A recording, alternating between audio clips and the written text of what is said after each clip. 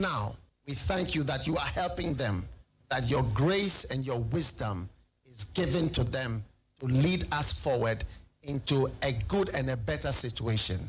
We give you thanks for your great wisdom that is now released into this nation. In Jesus' name, amen. Ghana Montie, Ghana Montie, Ghana Montie, Ghana Montie.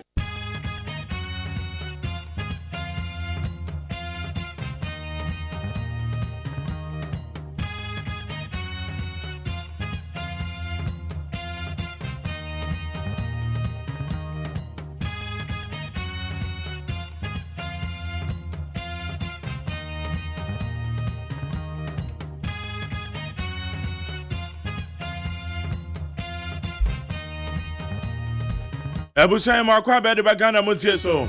Ene ya wadane the 12th day of December the year 2024. Ya the trade upon Yakopa so waboy ho ban de na cheyen. Countdown e koso. Aka 12 days. Na je say ya sorry. Na ya kone akwaji ya home. Ya de afena be na wie. That will be 24. Happy birthday to those of you who are celebrating your birthday today. No we do what happy birthday. Midin the McJerry OSEI AGYEMAN Jumedi and your friend Ghana Montie will need 100.9. Me pacho sorry. What that's what I'm pem sorry. And Kodano Bekwa Control exam so. And Kodano woman mark no. Or make Control exams why. Debian and say woman ban the timetable and we hear. It did to say one more chance okay. That one was subject to cry. Or Bekwa Control no. The next day. Oba do fear one man revision. Kokora me ba joy and time watch ra. What the watch be kokwan. What also the how? Hey, say na why late o. When no aduane ton, unse woman no aduane ton no. Say dey be out to me sorry time. Dokunura. Me ba joy kwasan. Nyame be kire twoba. Anto for sinamreku ma sorry ana. When I'm off as an anaya, and we intentem, so that's here. Now, what's so bad late to office and another day? And I'm meeting and over corner, obey late. The battle yen in Teme, my Yemen show, not sorry. Say, hey, will be you. Well, we near Juma ye. I did say, I now drink. And the HC I say, oh, it's a man for the crams and make quaba. Won't be doing so much. I'm saying that it's saying, Yanko Pomo, Jumayawati. Yanko Pomo, Jumayanea. Oh, yeah, you want to put you to our year 400 cities and 500 cities. I know one for so chance of Tiffy. Oko Pelun cried, remember. It's in Yanko Pon home. Ebusia Ghana Montie Sunie in Samagodo and Ecoson. I bet for the town, but so you better the trending stories I got some. The Obancrat almost some of the Hama Sancha make up the mouth for Bebuame. There the Obancrat almost some of the bro. Now you're free the Obancrat almost some of this one here, him. Then the Sakaka share the major news, and then so what the Abbey for the town, man, so. A Abbey for the town, man, so. The trending news. Now, when him say, Yamra Sam the Kwane, because the police will follow you and make you arrest. And MP before your press conference. Hey, now MPP, move Friday so crowd and Masha say complaining. Ghana police won't come, won't make you arrest. That's a Ghana police won't make you arrest, Dada. But with him, power as saying, any about who want my air consistent. One may consistent, and this time you be who. I'm on your 4 years central for. You be who consistency, so you do mamu.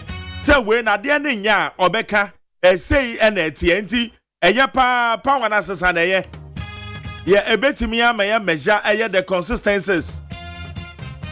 Regular texters, regular callers, ye baba behe, why they are consistent. And when I'm going to say, a binum ye nyachum. The binum so dear, one must say one more year, Juman said it here. We are going to measure our consistency level. ebra eye nei aban na sesa aya maame akua donko emfa Yakobon fa ne kransie or exhibit consistencies bi ema manage ne ho ebra na Electoral Commission say sem ne ba no emfa won tamana dis was no the Electoral Commission dey adenti na ye tete ne sa bre na PP fo e bo Electoral Commission achi ya maame Jemensa wo ho no the same way and ya maame Charlotte say ba ya say the oka o Jemensa bre no so no sa pepe no ka wo ye Charlotte say minister on the Electoral Commission di onwu di enti ese amanyoku ofuo bia no etata Electoral Commission no e don't say akura don ko some kama Jemensa no the same thing no kama Electoral Commission e wana me okatre ye some okatre Charlotte say no is the same way no okatre ye Jemensa am say yeah mama consistency say won kasemo enya say we dane a obeka dey say we dane a no obeka dey say until this time the power has changed. And the idea say benya banfufro. But this time the banfufro mufufro because enya ban not so na no ko breaki 8. That way banfufro ye NDC ban na ba. Until we're still checking the consistency level. Until ye hwemo. Yes so ye hwe ye ho. Okay, higher needs 100 points now to be your friend on Ghana Montie. Yambo remedy and chance some who do a course over Beverton Town and so. Now, William says, still now, no. Say, cried at Aquaban say, and this is 4 blame when people for say, woman I said now, one we are normal, one more a year to trust them. And round Quanta South, and Quanta South, your foreigners be one more young bro for years. And I'm a Saka videos via a chess, Nipper be suspected to be NDC supporters. One more brim one more pa, Adaya almost a drip machine, no maquia. But Charlie Nent is how. No, my name Timono. Hey, when him drip machine, no, mention phone, one with me rent it. It's all here, I'll bet my baby rent it. Now mentioning it to Mediska. Because that drip machine, no, and yes, a bit to Messi was a near you, my grand is you. 80 sabro for now, one more on Quantasa, no more quack rent you. One more quarantine, I had drip machine now, what could do with you, maybe. I want to Kadiama assembly, no. And Mabunubia is to some NDC for NDC supporters, Echo barricade, so one more Gia, a year drip machine. One more brim one papa. A year same who is on civilized and trendy beer, and Teto Quasem. So they are air question because, sir, oh, yes, civilian arrest a crana. Buramobudo Sabrofono, anything. Later, I cross-checked, and I'm finding out that send our Mako rent a year drip machines in the Mubako, and look at your machine now, a Mubako. And those are no Mako renty and one more could do with you maybe. Project to be our Moyawo a year, Sam Patamo. So sometimes, Massa Munabotre, I send some who know some Fumi and Ipabi didn't know. I don't even get it. You see, that the way, maybe I buy your kind, and this time, yeah, that is why we are measuring their consistency level. They don't get it. Police of Gusu make arrest. Menoka say there has been arrangement to make a statement in the amount. And yet the joint military and police and phone you see, there has been a joint military because normally cost on airtime. No airtime, yeah, stupidity, you don't get it. You see, we have to say it as it is. Say, Yatu a baby na a nipa be about the pabonophobic crowd will move rem. Nipa bonophobic won't be rem. Now one more fan who know with the yardie. You see, Nipa be a no on young people in DC. JD Makasa and this impending for statements I would do about. But it seems a Mabudu supporters and the Omutijai. Wamutijai, you don't get it. You see? Well, and I read these statements, you know.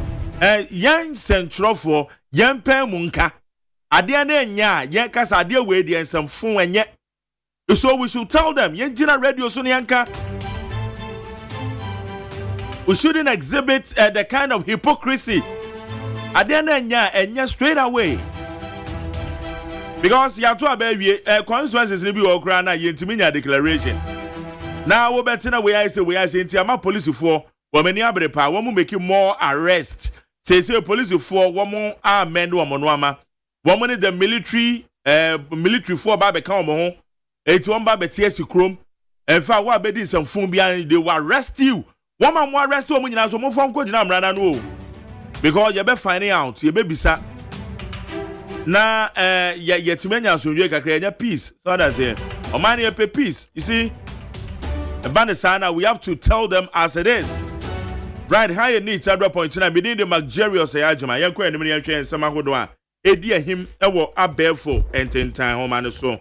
Na yen share and their echo. That's a more. Enra, Oshe Nanado, Ene John Dramani Mahama. As I know, Mokra no Jina campaign platforms so I know to Tomam Hono. And Enra, when with your cause? We are party supporter bia.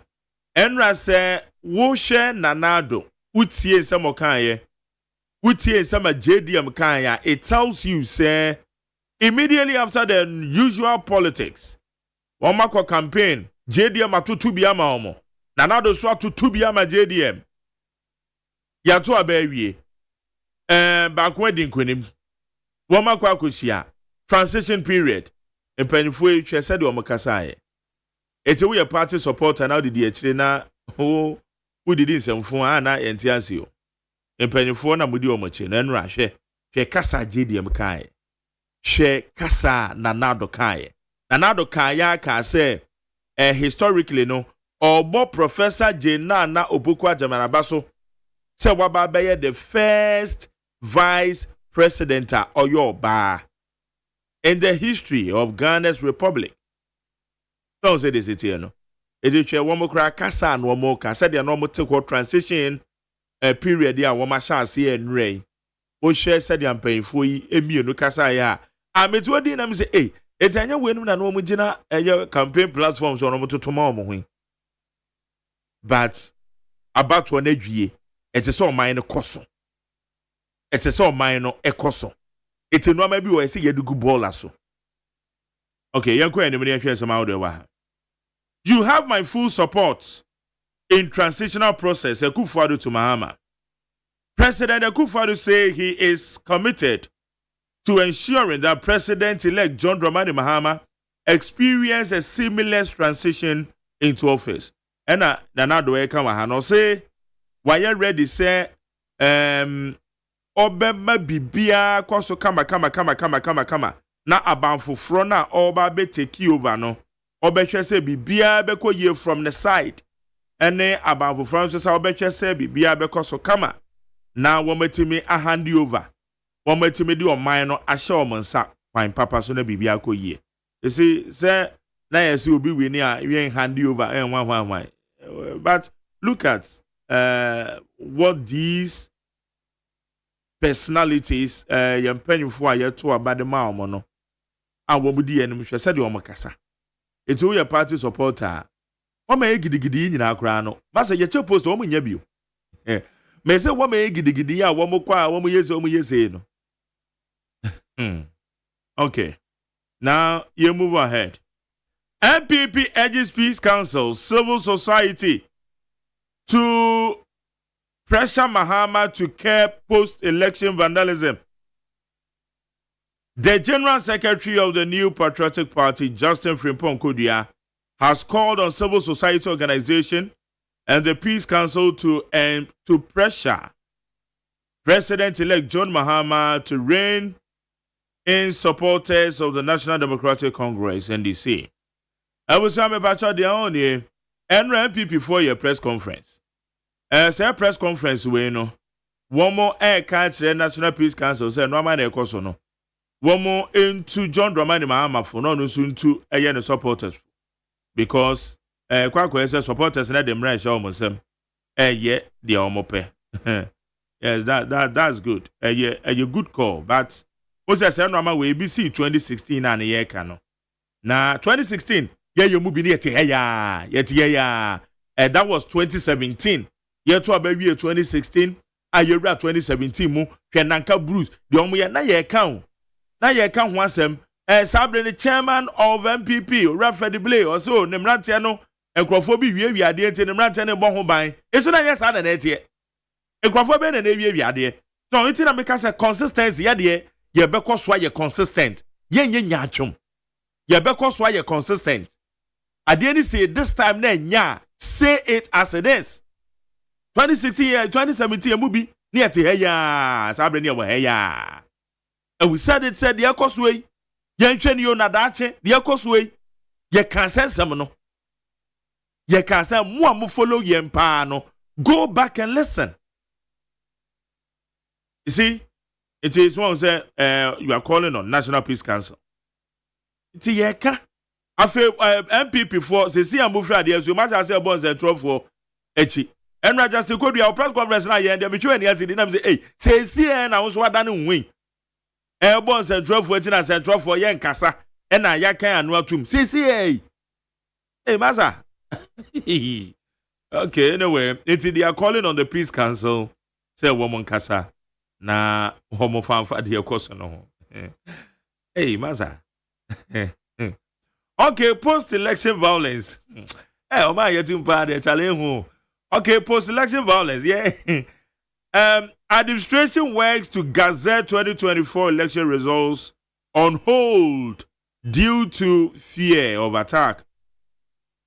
Some key administrative work towards the gazetting of the 2024 general election results is on hold as most electoral commission staff have decided to stay away from work for fear of attacks by thugs seeking to seize control of the commission.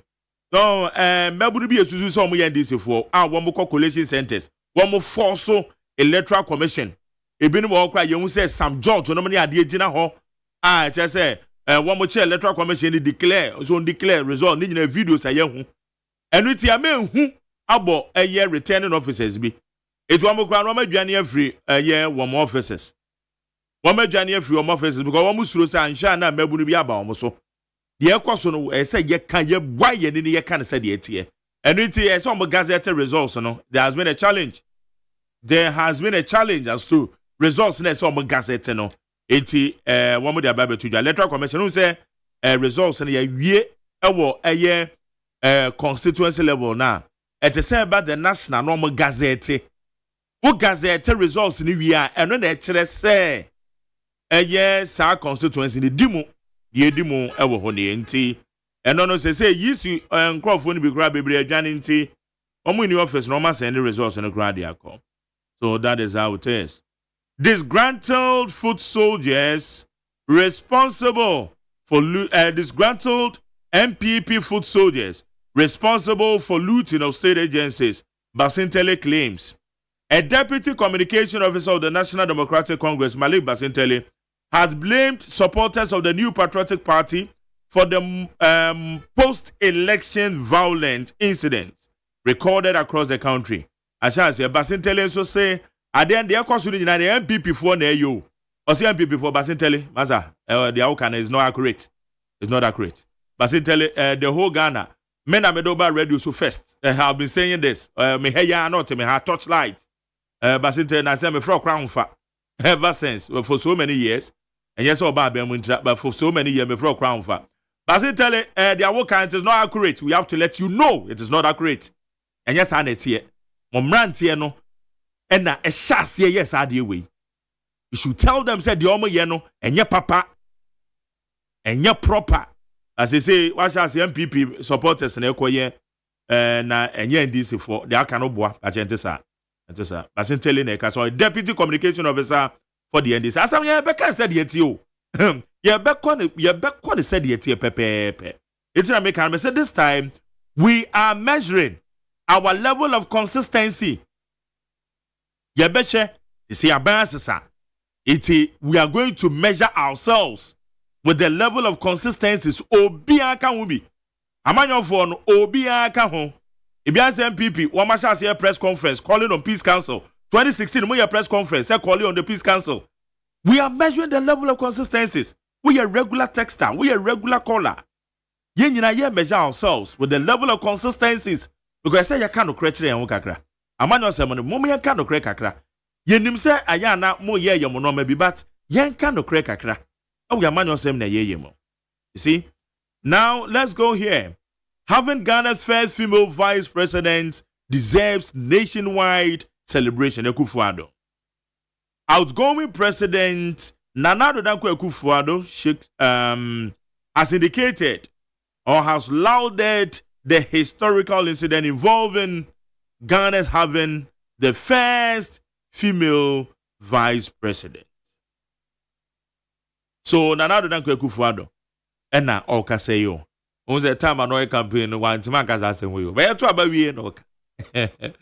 Because and this crowd we near you be historically be the first female vice president one count.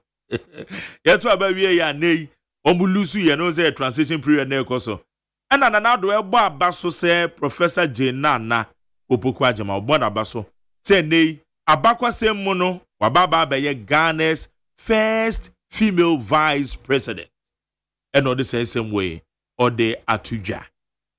It is one say, as on a campaign mood, and the two are baby, as soon as our mood, you know. That is it, as on a campaign mood, the two are baby, as on a mood, and so a war. Because which way cry now, now the above two more. Akufo-Addo reiterates ban on vehicle acquisition by outgoing appointees. The office of the president has reiterated its directive prohibiting outgoing ministers, deputy ministers, regional ministers, and other political opponents or appointees from acquiring official government vehicles as the administration concludes its term in office. So abayimu MPP abayimu why wadwen say car abayin no toma wono o beto e de ama ho de Nana Addo say emma so na emma so china. Now this is not the first time Nana Addo account. When you say 2020 elections, you no can the same thing. Say all man appointees and fa your manager padi amount say vehicles no many idea but when was saying studio. Say boy why do you say can out them no oh better the ani embacho Nana Addo say maso. Ebusia no zanabo enti ye koyenim ye kwa kofa kase bonaba ye ba beto aso na ye de nseme ho ye de abra.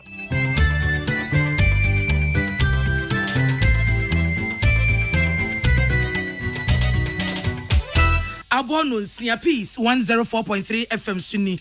Omai maya mamache. Anope kasia yensa kane bredua ya de bremui.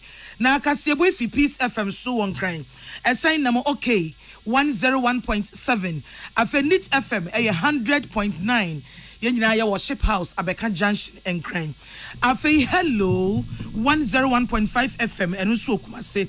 And what your radio stations are who energy kasie de peti adomo etie bi enanopai and semi na wo peacefmonline.com and GhanaToday.com na kasie boy de bremu anopai enwuma ko bi adaroma na wo mo aso ya sinema entie de kasie boy eba mama yentie won enwuma ko ene midimafo heba center no kwani nyankopon ne ye yade timani pa wo yam show hutimi dwiru no aposo tutu se wo de ko midimafo heba center Dr. Time that's Baba Bre, Albamo Nro, na Onwa Tow, Obebia and Krobata Bako and Kakropemu, Crow Ivan Pokwasamaira, is at the Quanoma Chasso, Tunamso Pro, on our chrono, drip machine.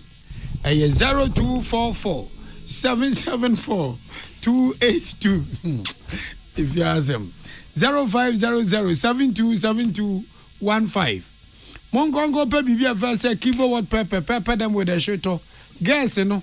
Unshare dam popo ma boy ne da into visa brofo keke and out here on sanwe duane nye de the only man here you know Mr. Sawu Yonkuma Froya Makivo hot pepper enkum Jesiwa enye da bia na bra wodi mpa cho yenko to yimro no bibra ne on sanwe de shito na ye froye anase enkwan unya kivo hot pepper them with the shito afa we ye onga osi ilele esu so be the hunger aduane a ene agyae obeka katrema bronya na eba no twoba maame ma hunger ni binkom restaurant agya wadwo utimi che wotini wasankwan ilele ebi wom munjere to sam fa no hia me babo na kase mama mo fa no kwan no mra me nche na we se no so man yom dia yam vita ampa akura wo be fe akura bi wo a no atrope there be obi huna no watwe ho small boy bia otaba piece of map obi agina no na bonobo nomne ne kabrofo say ma me di yan vita enema no tene ho ofe ne ho akono JA Bani Company Limited what did I say shepe wigi achechire wo de atu atiko me enko adwa enko hwe eho bon no okechenya akono abobo anu nyehwam ne nyina no JA Bani di ban 20 disinfectant di aba se wo di clean abobo anu a ebei enkaboni ni efin bia every water closet no so obi akwa se awrai udi hu ne ankasa sa nyuma kwa wemu na ebu echide ma no pay eri no si aka se bone ba ensem edi makotri ni bi ni o na poso Ghana mampani na nado dan kwa kufu ado edi atu Ghana fo no se oman na kwa nanim de nenso akadodo bebre wo yanim Dr. Patrick Kuma Abuaje edi atu dwa se yedi mfidie bia ba so obi nyim na watwempa ebe hu akra no se oye bema ana wo ba wadi atudwa se ebra na hobo ekoso eni abatuo ni mu ni abatuo na chi nyina no ensam anya no kwa ni yese edoso pa ababa dadwa se civil society ene IGP na bambofo mu mpanefo ahia ewo yeto abawie hia ye hye adan brim nipa pam nipa ehon nsem ni nyina amabɔ ne boa wa ha yebeko oman eye Syria mu akoti ehode oman eye Sudan mesrem ehoda asram da bia nsem afufuro efri hoba ampa we ni nsem bi na nopa we yesin konwa yede so mu se anopa no nsia kase boy ya wada de ene amuti asona ahofedua ode hye achenkwa na menum bremu wodi ankan kwa meyebo a ena afei ajuwa yebo a agye afei kase bon mu nsem eni Ghana mampani na nado dan kwa kufu ado de ato Ghana fo nyina nim se ye oman mai obi ampre enkabo mu ene ba koye na oman Ghana ebekọ so agina ho se odamufu a ewo wiase nyina wode sansem wo itudwa ebra transition team wo ye amane na wada na die badwaku a wo behwa toto niema maniema koto ote no wada ni aban anamamuo afri aban we nsam akwa aban foforo nsam no wode sa badwa na die ene wode nsem wo ye etu edwa mampani na nado kasa mu no ose ayomanfo nyina sadie se so bia ye biboa na oman Ghana ekoso a ye koyanim ewo empumtuo mu frise se ye wo asomdue ne ye wo ba koye ne adamufu no eye ahohoahoa edema oman na ebo oman dimpa ewo bibremu ane wiase nyina mampani so wogidi ana wogitum se oman na kwa nanim empumtuo mu de na so dodo no na aka esese oman no san enya eka ho etu wose Ghana se back democracy eba kabi mami kabi mu a Ghana aye ensroma waye nhweso ama ne fefo ewa bibiman mu na ne nyina so gina ho ma se omani mu nipa ne sabi wope asomdue sabi obi adwi mu do omani kwa nanim omani mu nwuma obi na sade se ne esafata ti ne nyina aka bomu a ema omai Ghana edanso enti esese nipa nyina ye adwumaden bo sa edimpa ne animonyamu a omai Ghana agye no ye bo eho eban wo ensamfu from no enu awukwei ena akuaku nso asabi wadi oni di abato etu yachi ena Inspector General of Police IGP Dr. Kufu Dampare National Election Security Task Force womno mukokoye nhyiamu na nhyiamu no trimpo nyina ne se yeto abawie ekire nsam yanom ebinya akono yetimi kotwaja ne ahye eye Electoral Commission Collating Center yesi atwaja tum adan a MPO se ya amawade amondin se ono di mu nkunimti wote ase a enyeye boy say na mpeze bi di account civic area reform initiatives no emperifo ekosa meeting bi a coalition of domestic election observers Star Ghana Foundation Institute for Democratic Governance Ghana Center for Democratic Development and Office of the National Chief Imam emperifo asema ko kache IGP ni emperifo ahwebambo so ewa bato ni na bato na chi ene nseseme benya ne se no kuranie enoma bi ekoso abato na chi na enya fe na nya akono emranche timi bowra coalition center say ayaba no yerimi say ye MP wani nkurim na nso ba bia dun de kaso no di nkurim nyaza ye de sika be yiwa so mbienu nyina gugo ewi asenso enkwane enchen de njohe osi yo we na di nkunim de maami ko ni say ampa enya no kure enya sa MP ne di nkunim na nso ya hye no sa chinchine twan onka sa asem no eno eno mo di tu dwa say abambofo ya de paabo ye ho ban ma ya to abawie masundua ba sabe de odi nkugo kra gyato se abano ankoya mame intimajem openi John Dramani Mahama ena wadi emunkunim intikachira sem din nanso the atete ni bi nyansempa ebi afa ho awu ebi afa ho aprepra pin sheet kwa de sabi ye huma biegu etimi chi ne atete no ne atwaja tum ne ahye no na nkontiba ne asekan street so ne de sekan platform saa nyoma we se nyina ne mpanfo so akasati se enya de papa nto mo se Ghana police service say abane ya to awie de na so kyensensem no omo nyine bambom ti center mpema do be na dwun so omeya so ndwo be na dane abutu no yema emra eni ni yet one some no so adwuma ko bia na se bedwa ko bia fra won se fast check Ghana di omo ni di abato na chi papa omo do omo ani atofo mo hwe ensem be na ye ka amanebo be na da bonten yesi be na ekoso fast check Ghana for pani oda woman no ori akwaku krobe asante onu wadi ani mo ne nsantwofo ekasai o se Ghana wo hwe da ubo adwuma no eniam ekoso wo bra na ye ahombo beto aba no abato no amu gina mu ani abato na chi a eniam bi ankoye yesi nsam anya no kre na edo pa almost said that bodwa friends and drefo nhyiamu and a Ghana fast check coalition omo de omo ne ba anaso omo mu ya omo nya ye e wo nhyiamu omo ye no omo de tu edwa na ochiamu a ebra na bato ni giramu no amane a enya no kre ensam ada ne yesi obari na bia no kre kakra bi ne wo mu de aka nyina ye ntro eye nada sabia ya kohwie eno na na edi ahimpa wasi dodo no na ne botaye na wo mo de ye no aye se ne be no obeda ne nipa bi adwen anaso obeda de nipa bi ama de bi aye kokon ya kase bi aye tuntum anase de aye fitampo ya dane no e wo nipa adwen mu eno ne botaye ntia na nipa bi ka ensam a enye nokure na ochiemu a no mu yesa de we nyina so de adane nipa adwen na wo mato aba ma obi a wo mo ankasa epe o se wo hwemu a won wadi akote wa manjosembu biti se Dr. Mamudu Baumia omampani ayato abayi no ora John Dramani Mahama wo mu na na omo ye omo target kese pa eti nsam ana anya no kure de ye yese wo behwe ne bia asem wo ka no emu no kure ye bia ohamu nchemu edu ohamu nchemu adwakuna kanya na ye dro saafo no na ne ye sa anema no ade tia wo mo osenya wo mo nko wo mo soso omagidi e wo manyosemu bebrebe na wo mo soso eka ho bi wo se so obi ka asem a anya no kure eye enada wono wanu se anya no kure so no wo ka ya na mpempi ne botaye esire ni so no ani se wabeka eniema bi adane nipa adwene nipa ntiase ama sabi ebuo ni nidia obi wo no atoto nase enimonyama obi wo wase no aseme eye ane wakase eye da bi obesan obedane nipa adwene wo ni timu eno ne botaye a na ewo wo mo ani so wase sa de akwa bi kwoti abato adwuma Electoral Commission ya na san fo no nyina botaye ne se obema wo mu die no ase ahwehwan enimonyama wo wo adwuma mo ye no obema emudie no akofom ewo nipa adwene mu eno hono bra wo kasa no sei eno kai yes Edman from December 4th ekusi ene due yehu atro ne noma bebrea enye nokre na trends na boni beka se patterns ayehu se ekwan na sinesi eda no hu adi no yehu se de edikan atro a efri amanyofo amanyoku na nkasa na afa amanyoku na nkasa so ye de eni esi omo so se ye de edi atro agu omo so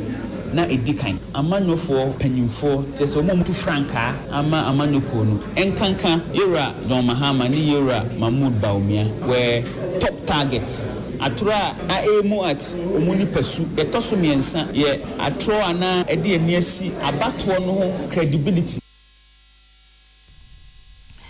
Enipa waka say eyora kwaku krobia asante ya oye pani da fast check Ghana ekuo no ano na se no san to aso wasi se wo share misinformation ekoso ensam a obi kana enya no kre na fe so de wadane ani kakra e bia ye no kre kakra na so de ntro dodo no a e de awon wo de afrem wasi bia na edodo no free papa e de afrem se social media platforms no wasi ho de na dodo no ho na free na tichu kra eye kana Twitter friend se X no e na na dodo na de entro ene na da asem no efia na ho de eba wasi eye Ghana fast check coalition ekuo no omaye ahoboasa san hwehwemu omaye empense mu omoye emu emuaye anase mu amanebo no omo edibegu nkrata so edi ama won a na sade yi ekotia won anase won a won nti na nipa ye sa abone no obedane edi ama won nyina eno ho bra wo kasa no sei no kai Disinformation, 85% of it there were social media. Now this way TV, so news websites and a radio station. So edit do so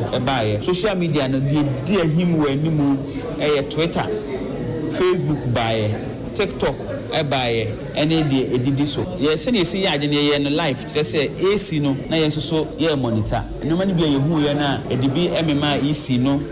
Boa mo medumane team here. Any police force so dinsa was so akwan bebre so. Election observers bebre bo buy no mu di dinsa was so the finance ni ma omo. Ye kwa animu no. Ye betena se na ye kunchine ye report ni nyina egu krata ba so. Na da chi bi ye say ekoto ababio a o mehu kwan a o mo beti afa so. Edia yese ne be ya nipa gidi ewo abatu mu no ebetintim na aboa yekabema minkabi we nipa yete ka say eye kwanchefo pani a woda Ghana Fast Check Coalition ko na no eye orura kwaku krobia asante yakọ ensemfu from wo apomdin nsemu a Ghana Health Service enya enfidie makumaku edunuma ninya mobile ultramodern ultrasound machines enfidie a yede ebe nipa da sane widiem na ehu say yes enwoma bi wanka unta hu entew popie na nso nei ewiase akuna nim na enfidie awodo abenti no yenya sai nimdie no na company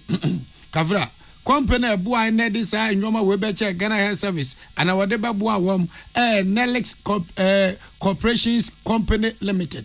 Nelix Corporations Company Limited. Say adwumakuo we na this video we abre Ghana ban. Na womo ya presentation na so mo dan kire edema Ghana Health Service o Kumasi Abonten Dr. Patrick Kuma Abuaje ono yo kwanchafo pani oda Ghana Health Service ano ono ogina ban na nam na oji sem video we nyina na asmo ka ne say osenu kwere nyamya ne mini eye video papa na ebeboa wa kwanya say nyina so sem video we say obi ni obi kwakwohiem na say nyinsen ba na edi na watwem pa e video ni timma hu ena so obi fa afuro na so person say akwada no oye oba na bema e video ni timma hu say wo fa afuro na abofra na ewa afuro mpo no e bia na chima bi ba abofra no ana sade nyinsen ne ba no emfa yi a evidence ma hu injona vani nyansabo akwafidie de ripa hu na fidie ndi otimi hu na ose ebebo amomadwuma omo ye awasantemam ni Ghana nyina no etima efe na ya akono na apomudin so etimi asipi asita yentie said the Dr. Patrick Kuma Abuaje ekire fidie mu nsem chensentwefo a na Samson kwam nyameche Say no, your percent, your your primary health care. That is hospitals, clinics, in cross here in districts. No, in nya abefu niema ubia here be a bit media who say yari we na yo, yari we na netimi ati nipa refer mobile regional hospital and teaching hospitals. No, we be boy ama yetimi move machine mum baby a patient in the bia so that hospital, so that chips compound. So war baby be a team scan or it's a machine I battery operated na the kokwe near a can hono say in fie ben nsiani e training midwives bebre e bi okumasia ene iron crasia omutimi so ultrasound enim say we no a bit me aboa mama otimi ayi so bia machine o so asay cry ne no omenya new machine a ombetimi aye e de aboa metimi ama apomuden so akoso say na enyina epe no nti da o masipi no maya mai. Eni amutie Dr. Patrick Kuma Abuaje Director General Ghana Health Service Abutrewura na enimu so te say na uwia Open Director of Legal and Corporate Affairs Emma Nellis Corporation Company Limited Eyowura Alex Oseiusu Ejawusu so echire mbutaya ntia etechira omudi mfidie makumaku edunum achesa ayahuntehu de besie nyinsemu akra ne ebe na bia naso ebe se mrekete akwa bozo yebawi na niso hyehyehye ka hwea wontie akwa bi so yebawi ne ebia manu susum na so na obedi dam bi woni pedia ho evidie timi ehu ni nyina akwa na wo beba no na ne ye hete eni epo ana odeda ne maame yam ni nyina no evidie timi ehu se akwa obese azikopoku ti wutimi ga se nyodia yentie se ne owura Alex Oseiusu aditudwa emse ye man mu nim se sabi oba kwa wo ya na chese akoye asema ehu ade a wo senkade ani December fie no na hwe ya na akoye awroho enti yen ye ankrakra eni edi dwuma enso sabi se no ankrakra odi dwuma na enye mfaso nko na wo se unya eduru bi a wo se wo mfaso no udi bi boa oman no anaasɛ wode bi boa aban adwumafoɔ a wonom yɛ no nti wei sei no ɛyɛ yɛn yɛ ahyɛdeɛ sɛ afe biara no ɛwɔ sɛ timi ɛde biribi ɛde kyɛ aban no nti gyidi sɛ saa mfidie wei ne ɛde ba no sɛbesɛbe yɛn nuanom mmaa titiri mu wɔ nkurase a ɛfa awoyɛ mu sɛm mu yɛfunu mu sɛm no a yɛ ana yɛ complicated no wei no ɛbɛboa nti gyidi sɛ saa ntuho akye wei ne ɛyɛ no ɛbɛboa aban ɛne Ghana Health Service na apɔmuden a yɛpɛ sɛ yɛde ba amanfoɔ no nyinaa no titiri mu akurase no ɛbɛma atumpɔn ɛno nti ne ɛyɛ saa akyɛdeɛ wei ɛne amuti yei ɛyɛ owura ne din de Alex Osu OSEI Usu Samson Kwame Nyameche ɛna egyina santimantem agye nsɛm wonya de ma ne yɛn ɛwɔ nkrankropɔn mu Omadi Shemuti Kasebo fi Peace FM so on crying. Yeah, home Sonia to Gratel, Yabasamba.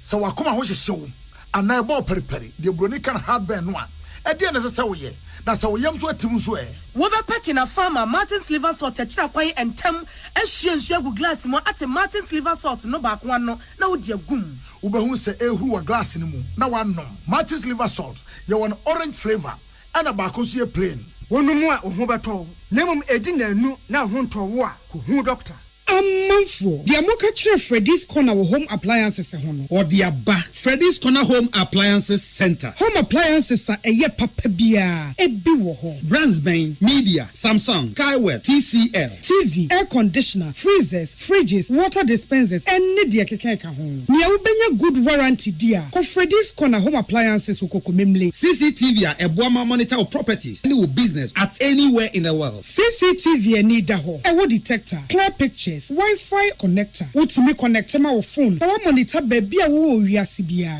Freddy's Corner Home Appliances Abeka Freddy's Corner Ejosua Hodwa or ton phones any a home accessories no. Fresh 0544 959195 and 02079373323 and now so Brako Komemle City Light in Chehwa. Na ya can discounts any achadia. Ubetiasie. Freddy's Corner. Home of authentic home appliances, phones, and its accessories. Herbal and Alternative Medical Hospital Bena Black History and the War America, China, Africa, Ghana, and Penifua Bonabaso say, or say a real moment for Tiapopa.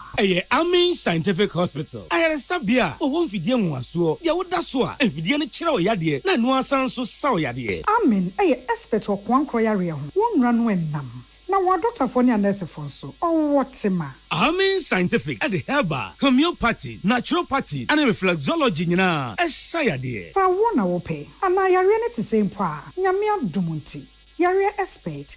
Amen Scientific Ebabwama inshallah uwato. Na wonswe dia dance said the Ghana for near brochure for be dia dance no. Accra, Amen Scientific ewo dome, Obersnet Flat, and a Lashibinso, our Klagon, Eben Shaman Road, Underbridge Ope. Our Krabata P. Fre, non sure dear Benwo 0245-275254. Ama 020-722-9505. Amen Scientific Herbal and Alternative Medical Hospital. Allow Shafi, Nyamene Yaresafo. Tune it in, turn it up, Peace FM, and rip off the knob. We are Busia for a mamo akwaba. O maya e Sudan de e kamia se o momra ne de dasram. Just obeti Sudan dim predu na nipa ne yakum na se de nipa yakunkum Sudan no amanfo enye anu bidie. Onipa dasani e moja wonu mutisa me ne wa. Da bia no ase ni kum nipa se to. Sense aye kasai enipa bes o hadro no adiosunum 175 en yakum won e wo Sudan e man emu. O man ko na no dwada ene na de chie ebradai. Na wo se adwuma ekuo bi a ya from say rapid support forces wo mo ena edi sa adwuma no na wo ni Sudan na aye abana sojafo ena di asiani a wo makonto akon na sonom ye nuku a ensensa na ehuna mane timemufo na esese de ye de wo mo etwa so wo mo wo ekuro kese bi ya from say Kapkabiya no omu wo edwa kese te se bi akọ kumase wo dwa kese mu market kese pa na no mo de topo yakogu o manipa wuwu obekwa na akoda ba koda yakoni yakofo baba ko ha ni akofo bema ba ko ha sei ya bobo nipa wuo ni nyina no mo nam nipa oha nipa 100 civilian for nko yakuma mu nyina na emma ne nkoda na na wo market wo do point wo mo na wo mu wuye eno eda nchen ya na no bus bi twam o passenger fo timu ya lodu edi passenger fo ko no da sani amatuma tuo so pay bus ni mpa nyina wuye ya ka mo nipa aduonu mienu nipa 22 omu nyina yam se eso enye no nko ade achi bi ayekum nipa ade achi bi ayekum nipa eti o se so ko Sudan memu dia eni enipa kum no se de eya ye dada ade ye be free Sudan kura fen kabiya na ya benkran benkran de boli bi anyansi ha engraba ya be ya de Ghana nyina ball bo ho amane na ebo mo Ghana Premier League no na watwa wi yesu ebi beto theater form Accra Lions ebetan Very Nations FC edia yem ebe ha de besie Brekum Chelsea so ene Aduana Stars ba Premiership mu wo mo chikotoko bi atodwe na zemo nso kotoko ba bi ani ahye na coach Ogumo se na taches na nya adwuma na se coach Tobo ebefa na no kotoko chi Aduana wo magaza krom etodwe mienu atiaka ya ne ekro no nti Brekum Chelsea so trevia twa Aduana Stars no mo de ayem Holy Stars and Young Apostles and the boom. Kala United any Bibiani Gold Stars so the Bayan Tam so be free maba. Lagos City's Tenfie Ayabechem United a war 2. Jambom Ensua Tramani Dreams FC and the Bayan Tam so hon and the busy. Samantha and baby doing the Heart of Lions. A certain message at Tadabi. We don't even say from Antem here. Almost the bomb. Vision FC enemy diama and a big boom na apaya na se ba ku bedi nkunim afemunte game na nkasa Clasico Republic of Ghana Kumasi Sante Kotoko wenya bedu Kumasi go promaso we free obuase woni house of phobia Masters ebeye dwo ho Kotoko se ba bia hazi jana nyina ye no mbeche hazo for zampa sabe sika e wukwenya nkontombre hazo for zamundwama no ode mobete Kumasi de ya ye home ye beche ma hyemo Kotoko fo ho enti ya bomb matches ni nyina memene da na adechi kwasi ada na Kumasi Asante Kotoko ni house of phobia eri aboso ye nyina be go Kumasi amele mko Kumasi full fame ele koma Kotoko ami ache hatfo agyamo mba miensa hatfo ze Kotoko fo ombesa nwagu ebo nim na ese bibia akwete afemu mianko amanfo ball bo ene efe ne say Europa Champions League edio Lily Metropole womu bomadi trafie kire eye Storm Grass ejoma kamiensa ema omutimu mienu nti Lily Metropole womo ya de papa AC Milan so echre Red Star Belgrade se momo ya star but you are not shining munyi mienu bill omtwoma kamienu omutimu ba ko pe Arsenal de Ghana Sanchez ampa Fifi Manse enijabo abrabom utimi afanse Arsenal echi Monaco ebom kamiensa Monaco fo antimi ante Benfica etre fie hedi omni bo no bo omni Bologna enye boli eye Bologna enti tim no tin se abolofo wo mu papa obia entima nche ne nyonko Borussia Dortmund enso tena fie ema Barcelona tim ya efefe bei ekwohye Borussia Dortmund fo ekamiensa ema mutimu mienu Feyenoord first name we Ghana how no mbobo papa Saturday mo radio biak be kwa commentary mo ne Swedro All Star Swedro All Blast na mo kwa commentary no Feyenoord fo trafie Spartakra ajo meka makko nan mo mutimu mienu na Stuttgart enso bomade to Safra Young Boys say DJ Young Boy tingra hand do man be twa the team Young Boys yes o meka makko enum na Young Boys ete ba ko pe Juventus ama Man City fo we say Man City fo yi say say ama entebe obi achi mapan nye yan Juventus fo ana be jalu mo ye be hemo Juventus fo team achi Man City fo dwo maka mienu Pep odini so fa kire ho oloni ho no kono Atletico Madrid enso she kada makuma miensa editia Slovan Bratislava we mu nyina ye team aje se dokotwafo nyina beti team na akwaburekire na nso ma bodokotwa na ya hwenti eno a Champions League nsunsuanso no ɛna no pay ye de amam ne match ade ne ma Kumase Asante Kotoko ɛne Hasofo kwasi adai muhumi nkra ha ye Kumase we abusianfo kase bono asi yani amote yani anope ya joa ye boa agye ɛna nana ahofedua asona de hye kronkron achenkwa nana menum bremu wodi ankan kwame ye boa muntie na munhye ne so se onga ilele bidimafo eba oginam yam vita afa Kivo what pepe them with the shito J.A. Bani Company Limited asu say you we na boy chido na no pedi no siaka se bone bremu ya wada na posumi awa hede enen krata no obekan dodo na mata na chi e obuo ni ani de ni asomdwem ami ye twen ho abo. Welcome to Thursday morning. Ghana Montie. Ghana Montie. Ghana Montie. Ghana Montie. Ghana Montie. Ghana Montie. Na mansanya so. Adawro Kofi Aman homene so ejiji tonton sansan ewo neat 100.9 FM.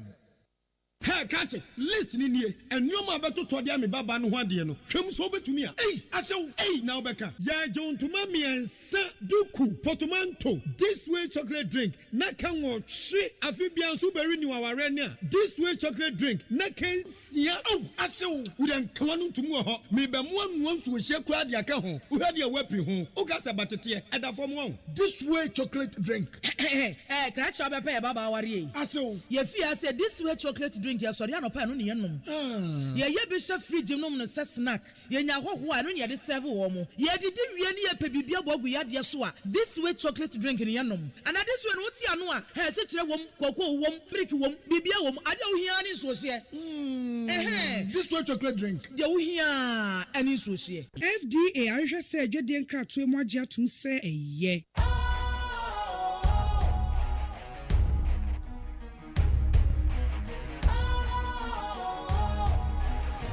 What's cool, fresh and trendy with a new look? Makes you feel real good, that refreshing vibe. Satisfies you right just the way you like. Do you know? Do you know? Do you know? Ain't gotta do it alone. Specialized makes you flow. Anytime, anywhere. Specialized, feel different. Always think specialized. Special Ice Natural Mineral Water. Feel different. Think special. This advertisement has been vetted and approved by the FDA.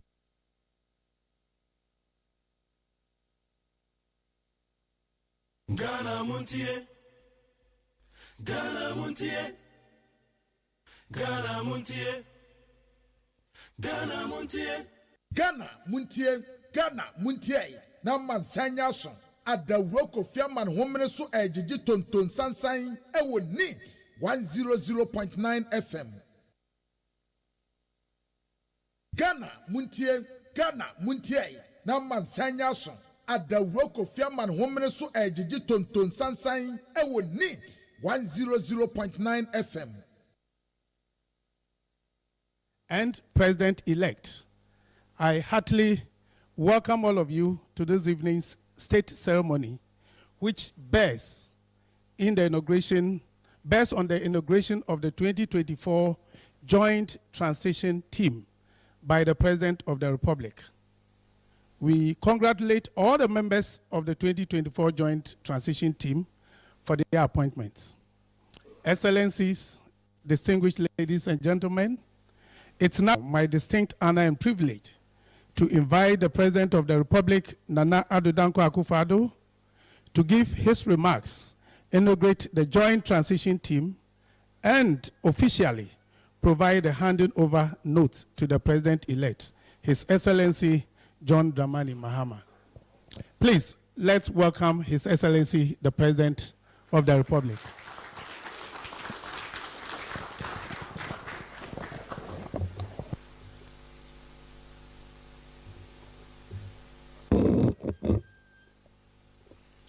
President-elect, Vice President-elect, Chief of Staff of the Office of the President and officials of the Presidency, Ministers of State, members of the transition team, the chairman and members of the Peace Council, fellow Ghanaians, ladies and gentlemen.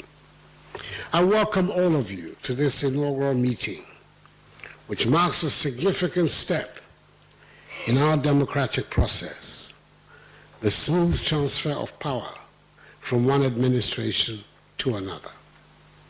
This meeting and the processes we're about to undertake are firmly grounded in the Presidential Act of 2012, Act 845, which provides the legal framework for an orderly and transparent transition.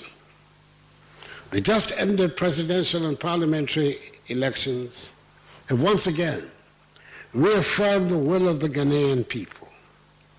On behalf of the government and people of Ghana, I extend warm congratulations to His Excellency John Dramani Mahama on his decisive election as the next president of the Republic.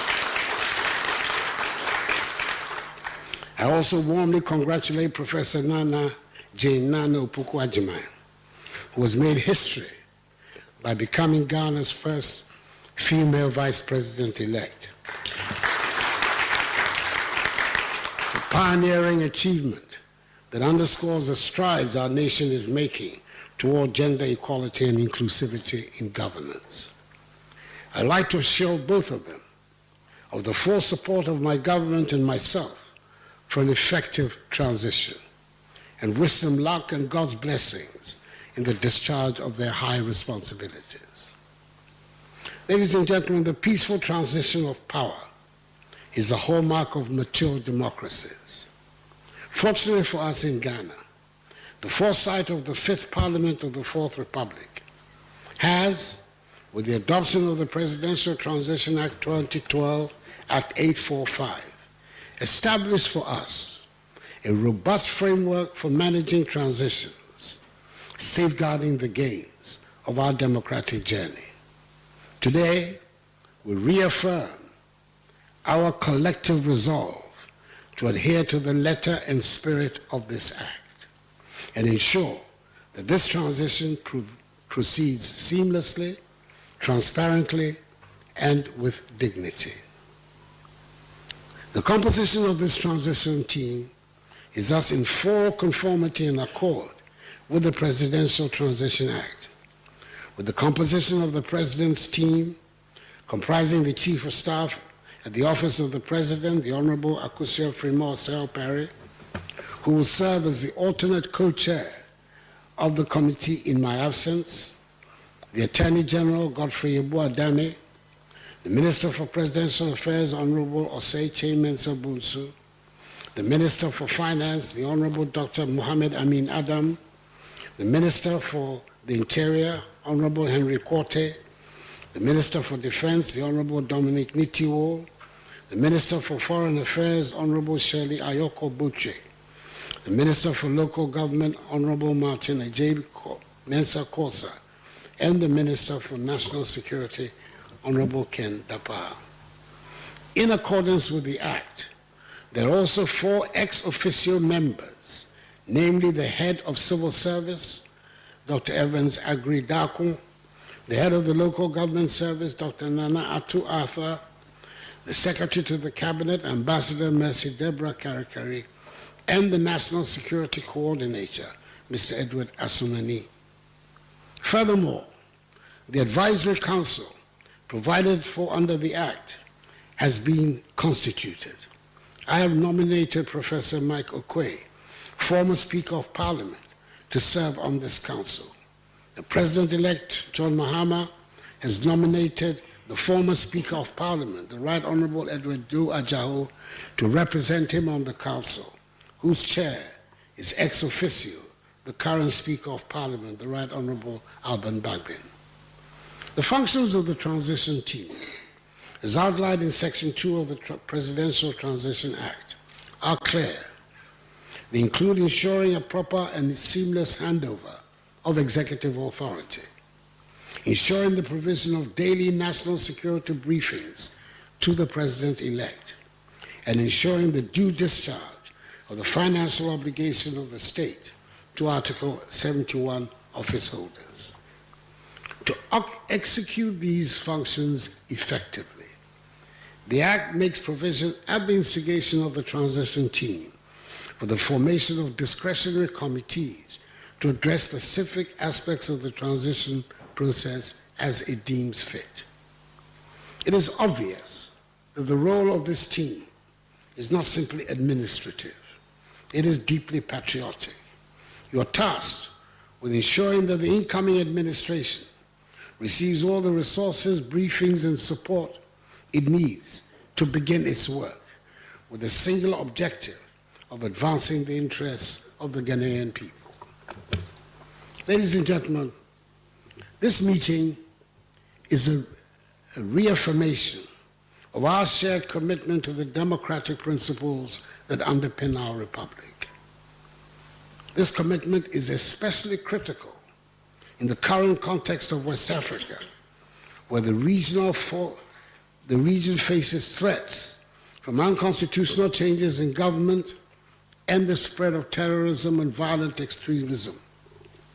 Ghana stands out as a beacon of democracy and stability, showcasing the strength of our institutions and the maturity of our people. It is imperative that we continue to consolidate this hard-earned reputation.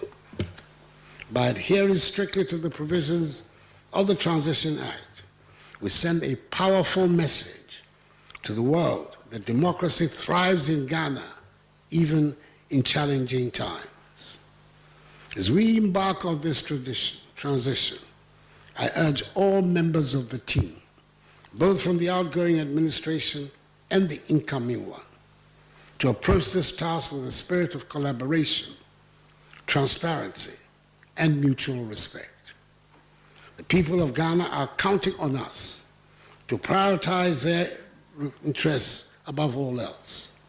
Let us not lose sight of our shared goal, safeguarding the freedom, the peace, progress, and stability of our beloved nation. This transition is not an end, but a continuation of the democratic journey, which serves as a model for our region and beyond. I call on all Ghanaians to support this process with patience, understanding, and faith in the institutions that underpin our republic. The strength of our democracy lies not just in the conduct of elections, but also in the respect for the outcomes and the orderly handing over of power.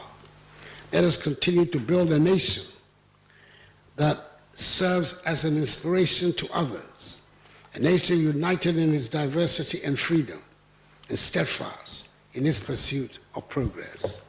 President-elect, Your Excellency, you'll be happy to learn that the Minister of Finance has just informed me on my way here that the third quarter results of the economy has been established at a growth of 7.2%, making an average rate of the growth of the first 3 quarters at 6.3%.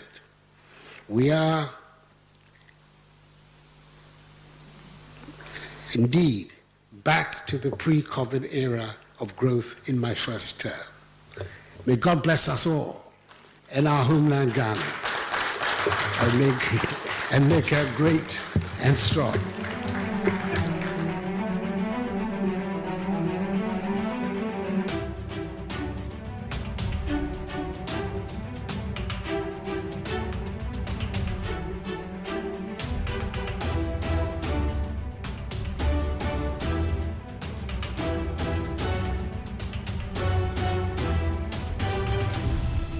It is now my distinct honor and privilege to invite the President-elect, His Excellency John Dramani Mahama, to the podium for his response statement. Please, a louder round of applause. Let's welcome the President-elect.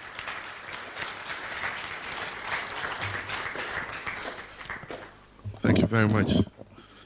His Excellency, the President of the Republic of Ghana, Her Excellency, the Vice President-elect, Jane Nana Opoku Agyeman, the Chief of Staff, indeed, let me say, distinguished guests, and stand on existing protocol.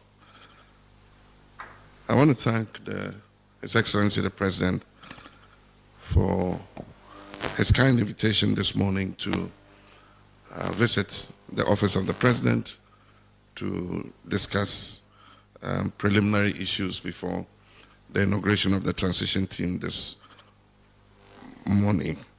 I also want to thank him for the early briefing he gave me on issues of critical national importance in respect of national security and the economy.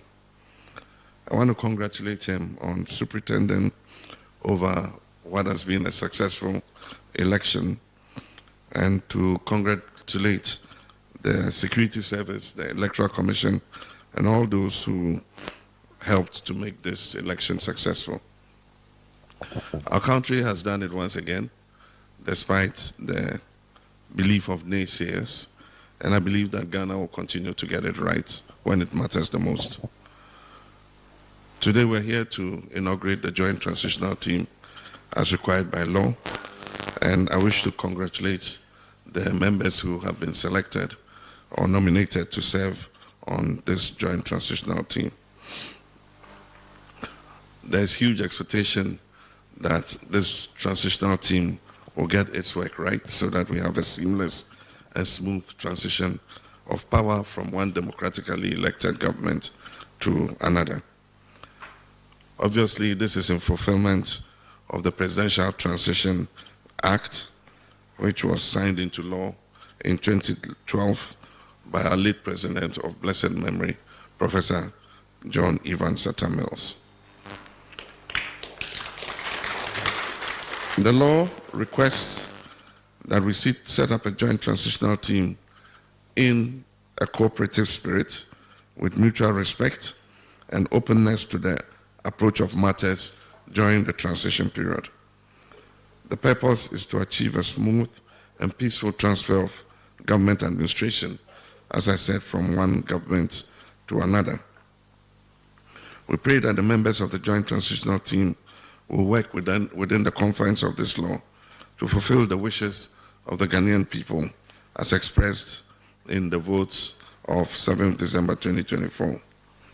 In accordance with law, I have nominated members of my side of the Joint Transitional Team and nominated Honorable Julius Deborah, former Chief of Staff, to represent me as Joint Chair of the Transition Team. I've also nominated, on the basis of experience and institutional memory, several other people, including Johnson Asiedu Nketia, who is the chairman of our party, but also served as a long-standing member of parliament and also as Deputy Minister of Agriculture. Honorable Fifi Fiavikwete, who's General Secretary of our party and served as Minister of Transport and Minister of Agriculture. Mr. Kalistus Mahama, who was head of the Ghana Local Government Service and also has been the administrator in my office these past 8 years. Professor Kwamina Ahoy, who is a doyen of local government, and if I want to talk about his credentials, we probably would not leave here today. Mr. Atuforsen MP, who is our majority leader. Ready for school? Yes!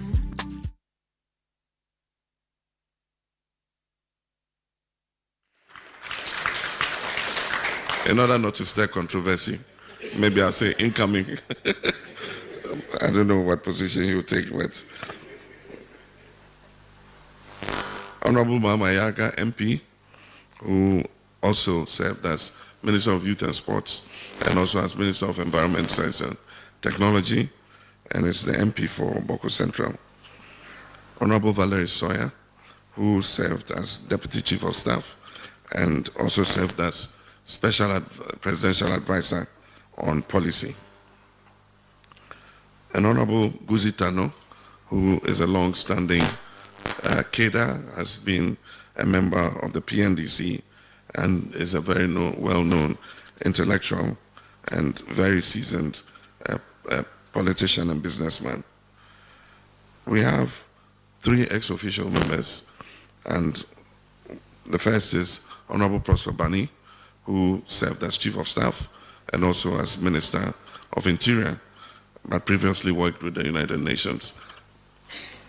We have Honorable Marita Brew Apia-Opong, who was Attorney General when I was President. And then we have the Doyen of Transitions, Honorable Nana Tudazi, who is a UN consultant on transitions and has worked on transitions in many countries.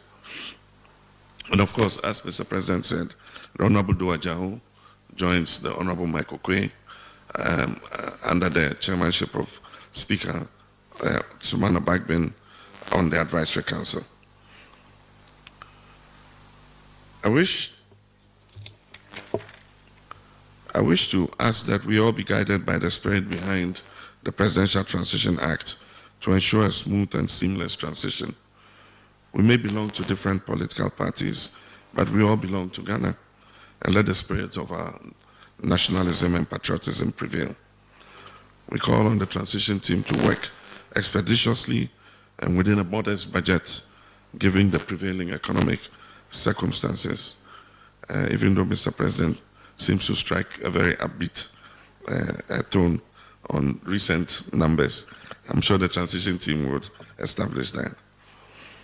Mr. President, you can count on my respect and cooperation during and even after this transition. We must demonstrate to the world that despite the adversity we face, Ghana remains the beacon of democracy in Africa. Now more than ever, destiny requires us as countrymen and women to close our ranks and stand in solidarity with each other.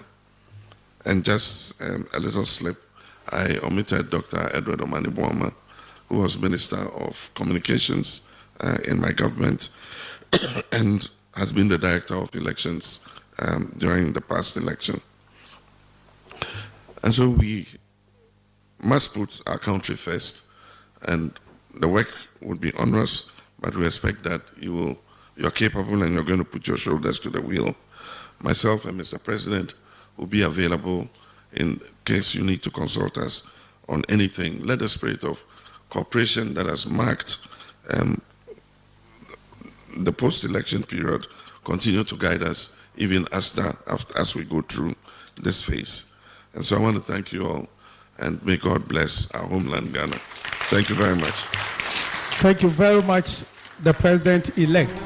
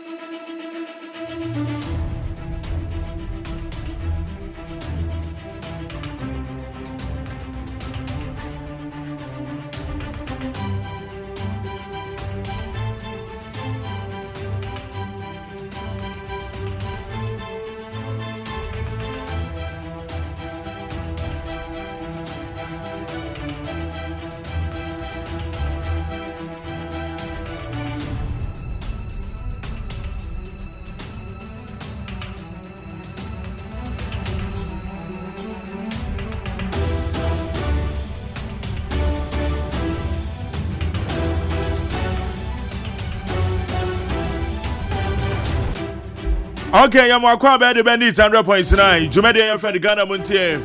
And now you're 12, 24. But and then so Kwamna, I don't know because 12 plus 12 is 24. And our net days and then so I 12, 24. Hey, okay, more money Loto Hono. And the date 12, 24. 12 plus 12 and then so 24. It was over to me a year 20 single 4. Over to me single, there be any single 12. Over to me 12. Okay, intended date, no. All right. Na mabona na do danko ekufuado. A year name some of the two, a year transition joint transition team name. And a mabo a year John Dramani Mahama name some on so the two ja.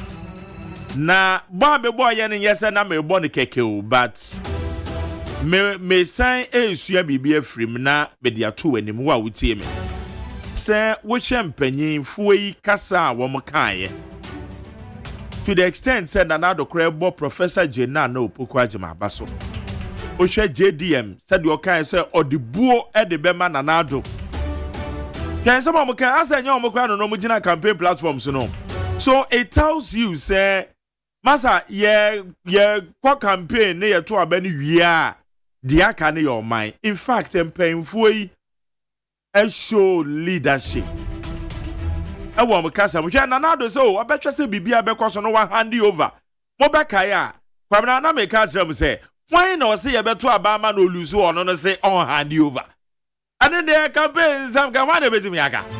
Na nado ankasa na ekase yo ano de campaign we ya omo kekasa geke eti dabia na me share Ghana fom crying say obi ka sampo a even categorically obi entime nyina baby say ye lusu kra me hand over obi ankasa but say tetemumpo no because o me pese me hand over dia ma MPP president sabre no gina campaign platforms o iti na obeso nka de say Ghana for to abamba wawie walu so we say we hand over no make say easy and abana so do win no kama de obelusu kama you can't complain iti zone the AC enra e Jubilee House empenyufo ikasa womaka no because womako campaign we are to ama way so anti woma wie ato abawi o man na say kwa nanim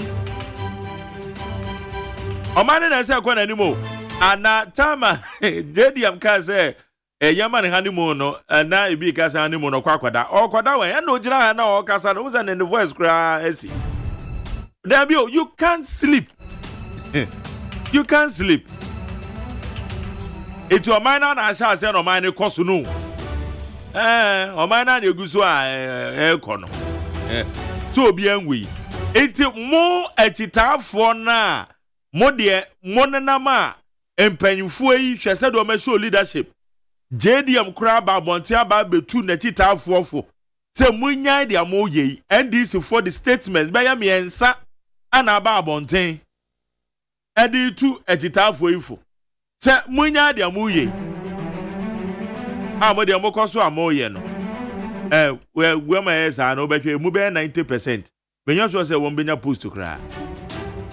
Mu 90% and try you fa bibia gran show omsa. Later they will be complaining after 1 year.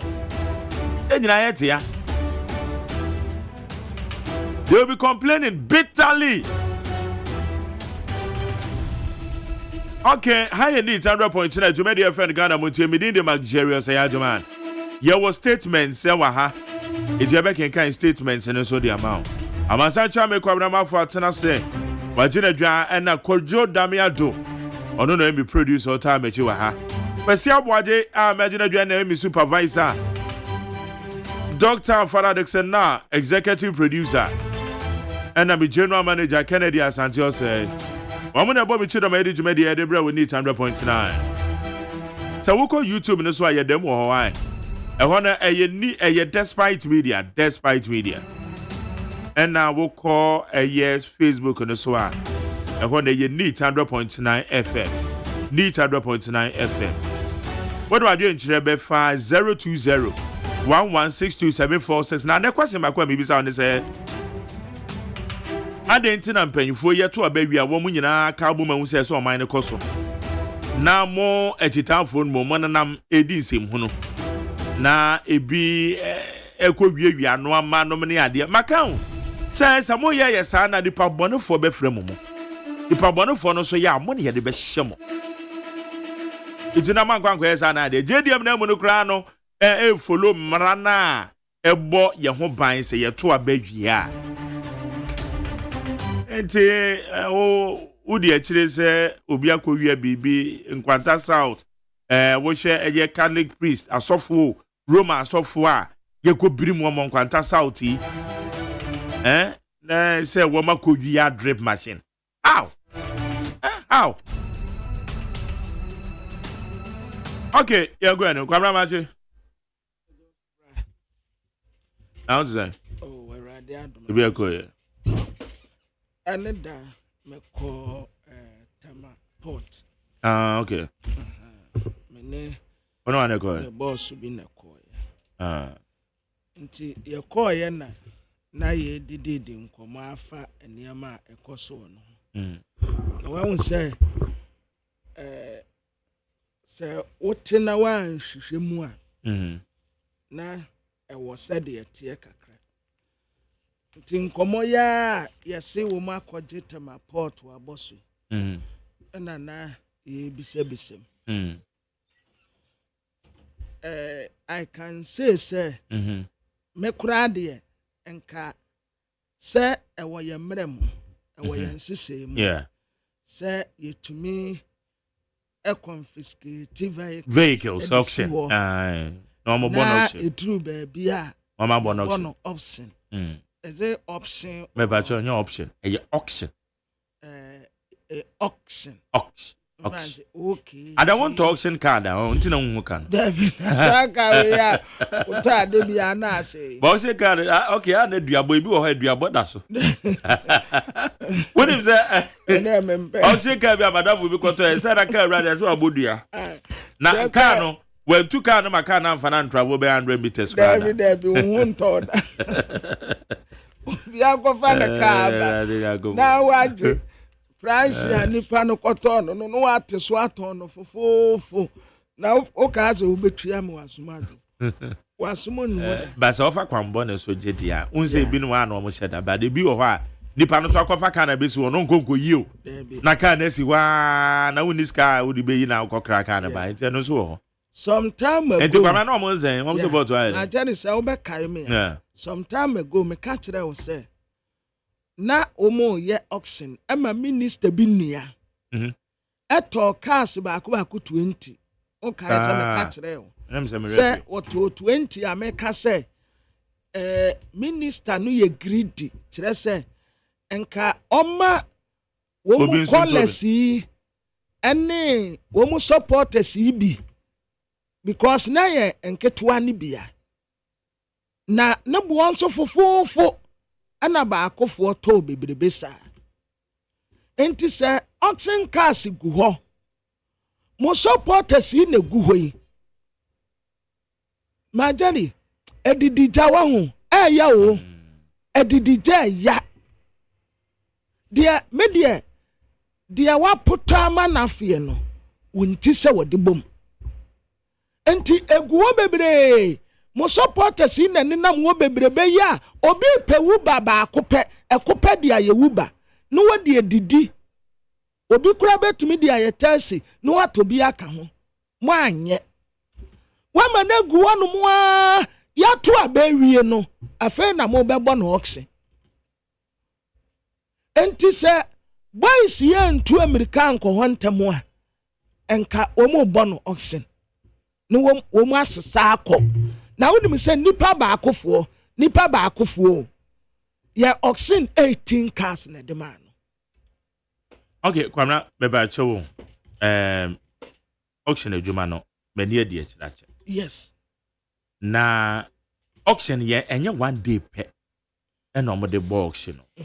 Mo auction na your process. Mo agiarefo na initiate mo sa process. Mo enti te said ya wo kan say eye ne mani me no mo mfa say because wo bo with the ro. Sa process no kura ma jere make no.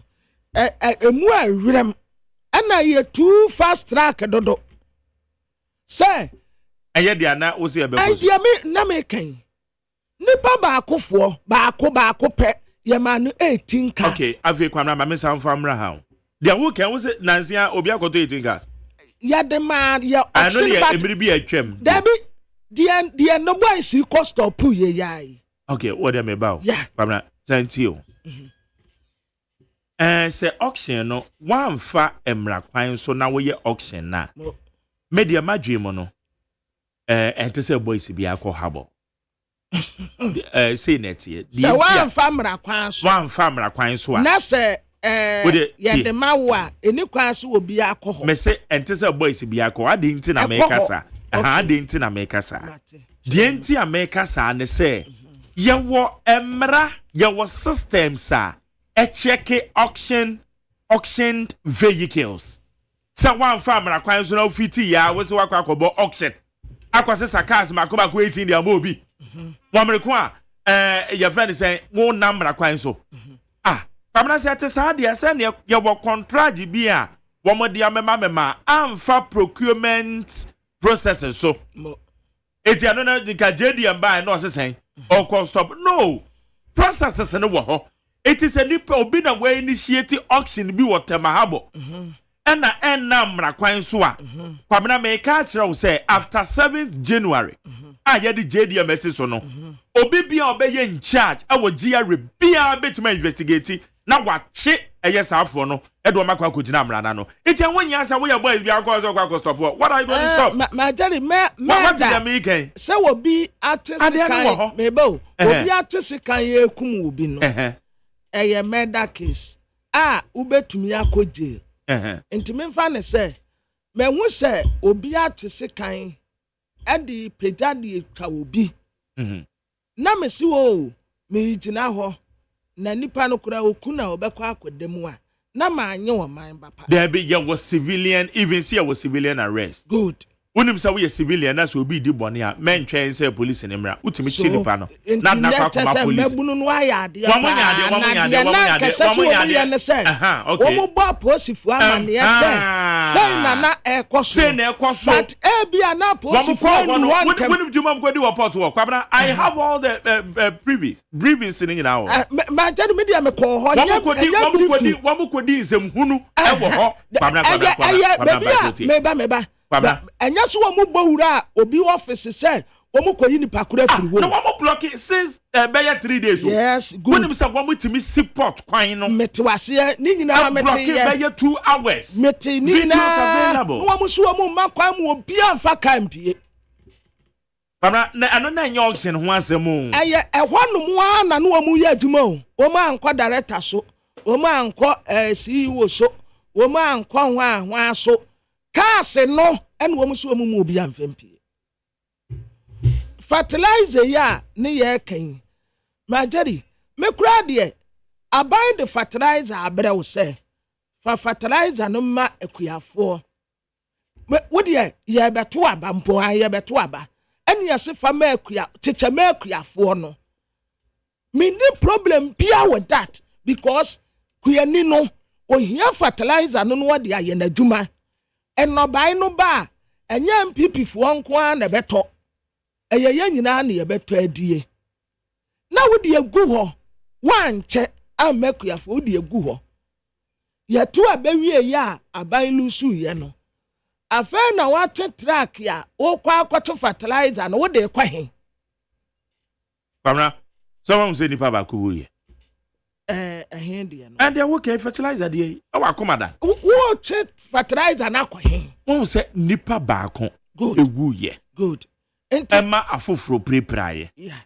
Yehwe mogya ato ago. Irreversible. Enti sa wo de wo say waban aba. Enu nti wo check aban institutions a.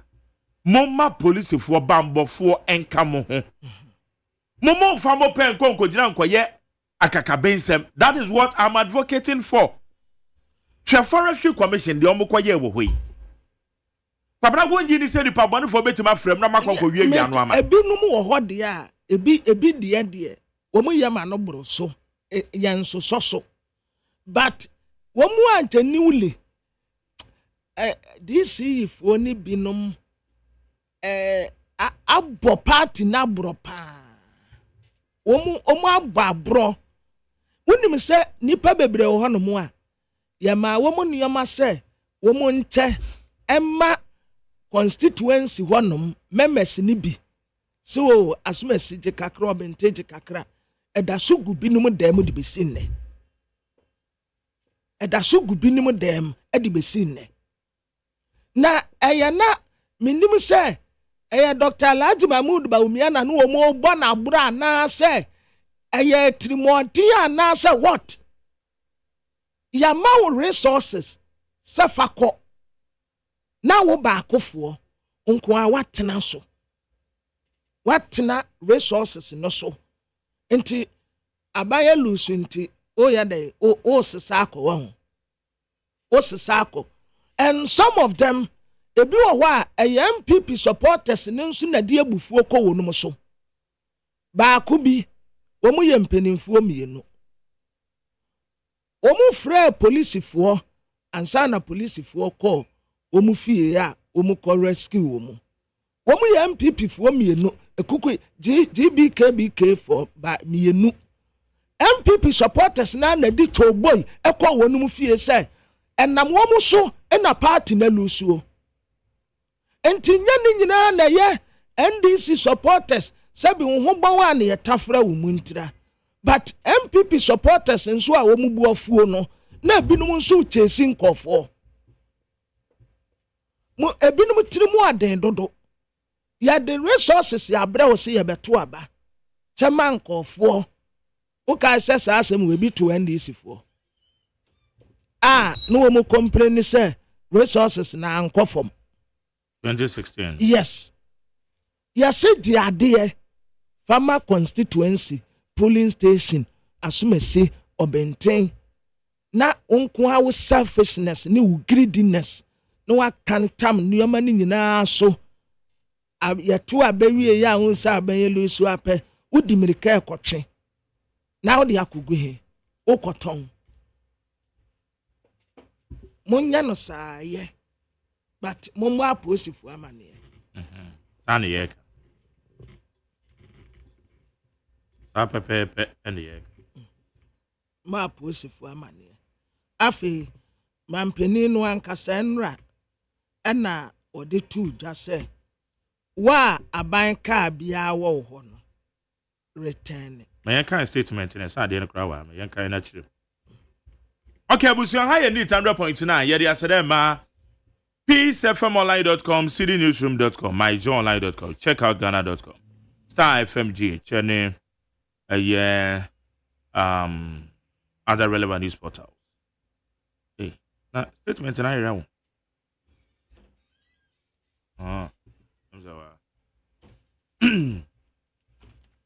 Okay, yeah, the aya befonte town man so any various statements I work I never can police for the and never kind Guta for the no yabekan Guta police and na Electoral Commission for Eddie so waha. Okay. Enti ma young kind the statement from the Jubilee House. I say for immediate release, reiteration of policy on the acquisition of official vehicles by outgoing ministers and appointees. The office of the president reiterates the directive regarding the acquisition of official government vehicles by outgoing ministers, deputy ministers, regional ministers, and other political appointees at the end of the current administration's term in office. At the conclusion of President Nana Dankwa Akufo-Addo's first term in 2020, a directive was issued prohibiting ministers, deputy ministers, regional ministers, special assistants, special aides to the president and vice president, and all other political appointees under the Presidential Office Act 1993, Act 463, from acquiring government vehicles.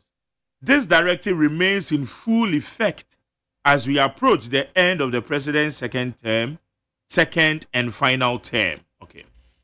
While past administrations have adhered to a convention allowing appointees to acquire one official saloon vehicle through valuation by the State Transport Company Limited, President Akufo-Addo has reiterated that this practice will not be applicable under his administration. No official vehicle shall be acquired by any appointee of the current administration as the term concludes. For clarity, all ministers of state, deputy ministers, regional ministers, special assistants, special aides to the president and vice president, and other political appointees, including those serving as chairpersons or members of statutory boards and corporations, are required to comply strictly with this directive. All government vehicles in the possession of these appointees must be returned to the chief director of the relevant ministries no later than Friday, 3rd January 2025. This directive underscores the president's commitment to accountability and the responsible management of state resources, and the office of the president anticipates the cooperation of all appointees in adhering to this important measure. We a statement about Chirma. Abusiafo every abankasiem na ebaye.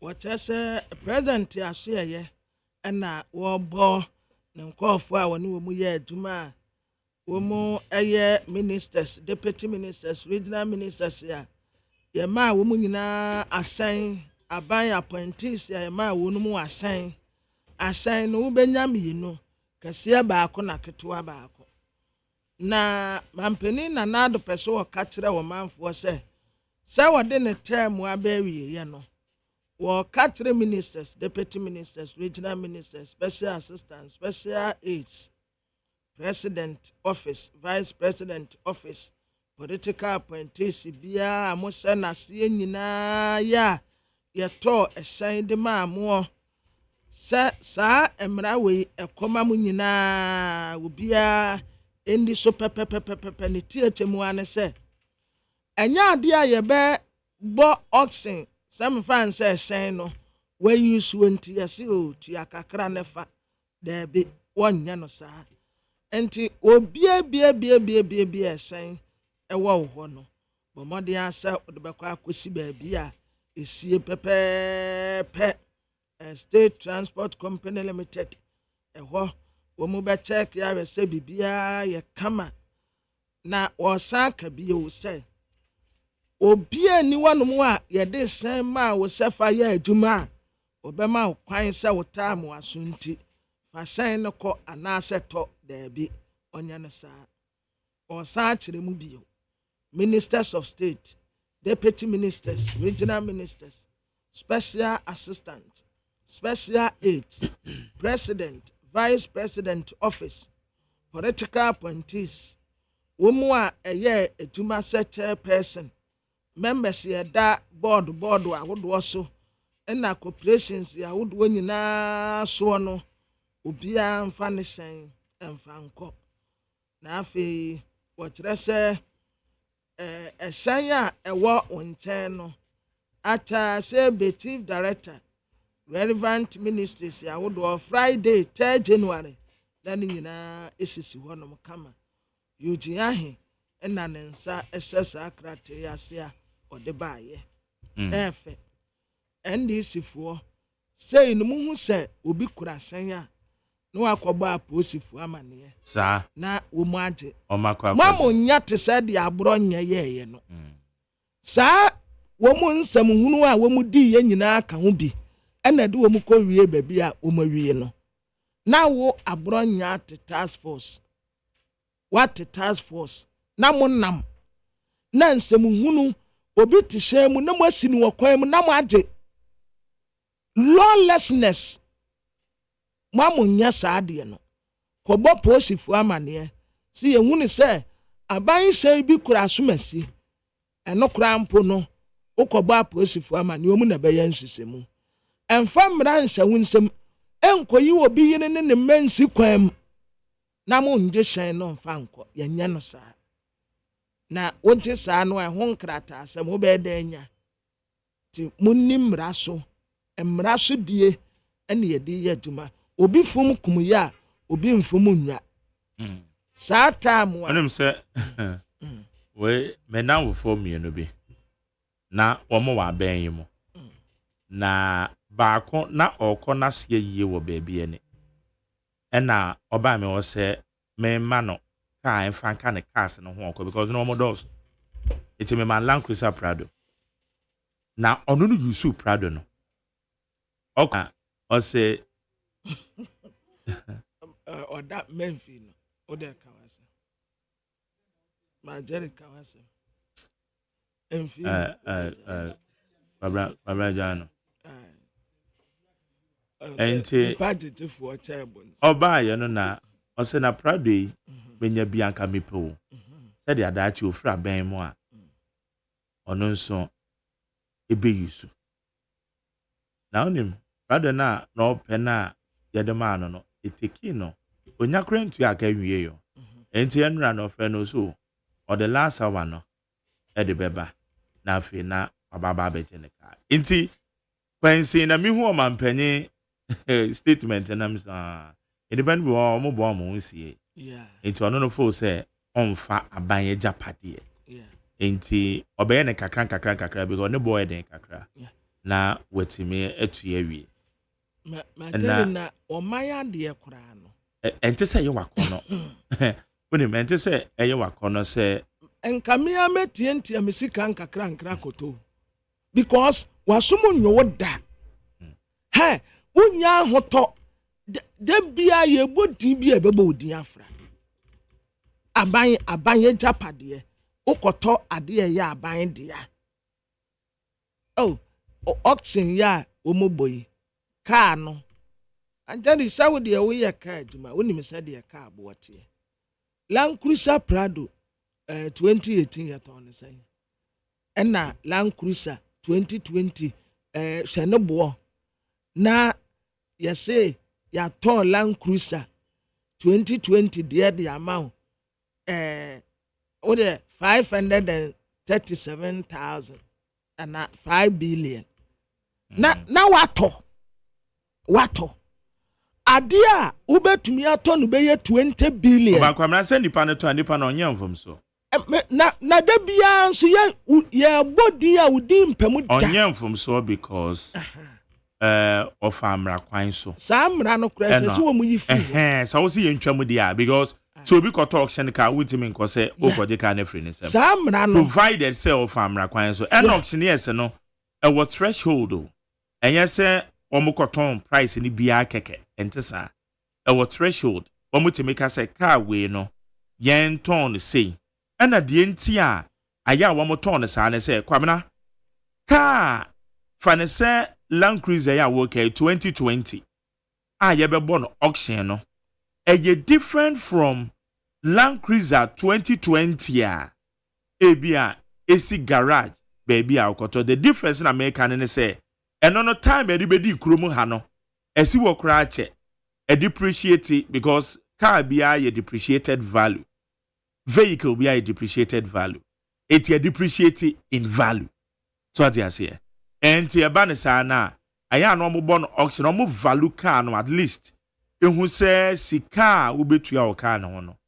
e betuma tuatua car ne duties no me ade so that say no ma yi car ne de free Enti ana enye se wo moto no te se ntos sa enye sa na eti. Eda no a omo ye is it omo ekọ rounds kubu akonta omo ne aban crash mpanimfo na yefre omo sempo. Is it other service for na public account? Our public accounts. Voter rate no baby. Unim aban pick up price omo ton 1,007. 1,700. Aye. Ya ne ye ka say nti wa wonabo. Wo se nyame anim ton aban pick up 1,007. Enti wenum nyina na make say audit service kra wo ho. Yesi etwam. Won be yen hwehwemu. Enti one ton car ne kwan papa so a they can recall. Na sika se wutua no, watua ne yie, ebia no man value car ne kra ye to valuation report no ho. Na okwabena ne kra. Na checks and balances ne wo ho kwabena. Okwabena ne kra car ya. No ode taa wo na asan nchen a. Baby a ahwehwe ba ko no atu. Nti ode dasta no a ye tower traffic mu no. Eno ode ahye that side no krampo. Boy ya no wo ya ha ya. Macho damede no wo ye cameraman ya no wo ton krama no. O kai no. Na ni akase no. Wono mpo okwabena ne ton car no ma no 1,001. 1,001. Na boy no a free bra talk and me hu si wo twida. Ma jeri de bia no wo pia. Oton car 1,001 man. Oton 1,001. Eda no me hu no. Kingsby na we pia de abo obofo asore wo. Eda no so me hu no tantra. No we pia ononko a o. Sasa me hu se bra ne tika animu a wo twida. De bia no wo pia. Na wa so hwe nyame anim toka 1,001. 1,001. Otia 700 na ka 400. 400 na bamzi wentia. Masa mayeka next statement today. Wentia di besin. Okay, yemfa police for them. Into when you see your police statement. Police evening brief on the post-election happening in the country. Distinguished ladies and gents, we are pleased to announce to you that Ghana, our beloved country, continues to be at peace with itself during this post-election period. This is as a result of the effective security measures implemented by the police and other security agencies under the auspices of the National Election Security Task Force, with the support of the good people of Ghana to maintain peace and security in the country. In spite of this, we don't want to complacent with our work. So, want to assure the public that we will continue to do what is necessary in order to ensure a peaceful country. We would like to once again highlight some of the measures put in place towards ensuring the safety and security of everyone and their property, including those belonging to the state. Increased day and night visibility through joint patrols with the military, that is A. B. Ongoing intelligence-led operations within communities to identify and arrest perpetrators of any acts that affect the peace and security of this country. C. Deployment of static security personnel at targeted state facilities across the country, including the residents of district and municipal authorities. D. Continuous engagement with all stakeholders through active outreach efforts to identify and address their unique security concerns.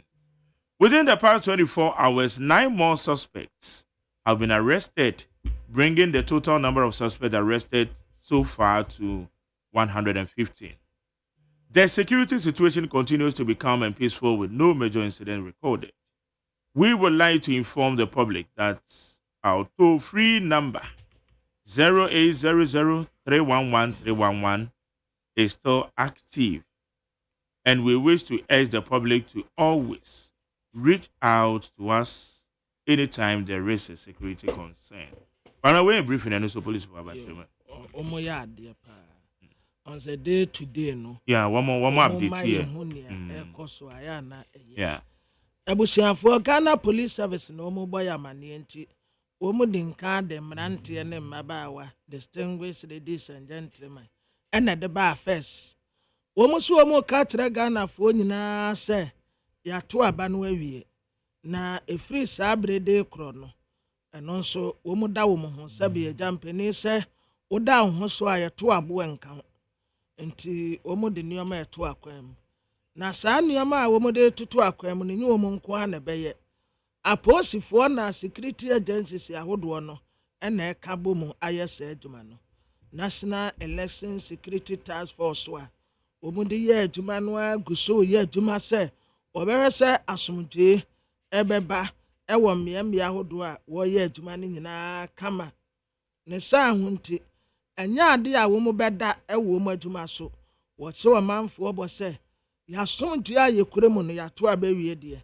nanso ye bekọ so akurekure mu saa enti wo mu pese wo mu de nioma to akwan mu a ebehyem kena yante basabasa ye bia ebebo japade ne adese nyina ho ban titiri wo nioma ayi wo man no dia no wantena mo manfo nkose no nti de di kan ne se de bia da aposifo ebe pasre empotem mmea hodoa chese kam abaho no basabasa ebia nkoso a na saa pasapasa no wo beye no enyo wo nko a wo mu ni asojafo na be ka bom na wo mu aya pasapasa no pasapasa mfantofo ka na pasapasa wo ban nam potem no wa chaade de bonofo sembia nkodo wo ha afi saa tumedie ya wo mu tie no wo mbesa afa saa konya no so na nipa bonefo a wo mu edi nsemo ne wo potem no ya tetechi wonum nyina wo mbesa mabamofo akọ ejapade ayi wo man no dia akọ ho ban a baabi kura mpa eka ho bie ayi baabi a ban kra timpanimfo district na municipal authorities no wo mutitie ne nyina wo mbebo ho ban wo mbekọ so anu wo manfo di nkita ho firi bre kọ bre na ohaw bi a ekoso no mama aposifo aso ate yeso pa adomo chiro mo koyende cheme hu ayi mama nkan mede me nyam pay attention to it, but that is what unso ahu me hu say wa na was 24 hours ni ya sat nipa enkron e de aka ho asisi a wo makoye wo ha ne dunum 115 na security bambo ya ekoso ni nyina wo pesa asomje benti se bibi koso mpotemu a no afre 0800311 0800311 na wo mu bejeson tempa na wo mu aba boban e wo ba bibia basabasa yebi e be koso no. Okay, update on collation. Easy for then. Update on collation of results in Ablekuma North. The Electoral Commission has taken a note of misleading statements regarding its decision to temporarily hold the collation of results for the Ablekuma North constituency, scheduled to take place in the Greater Accra Regional Office today. Okay, date also is on the 10th. The Commission wishes the public to note that more than any institution, it would like to bring an end to all collation in outstanding constituencies.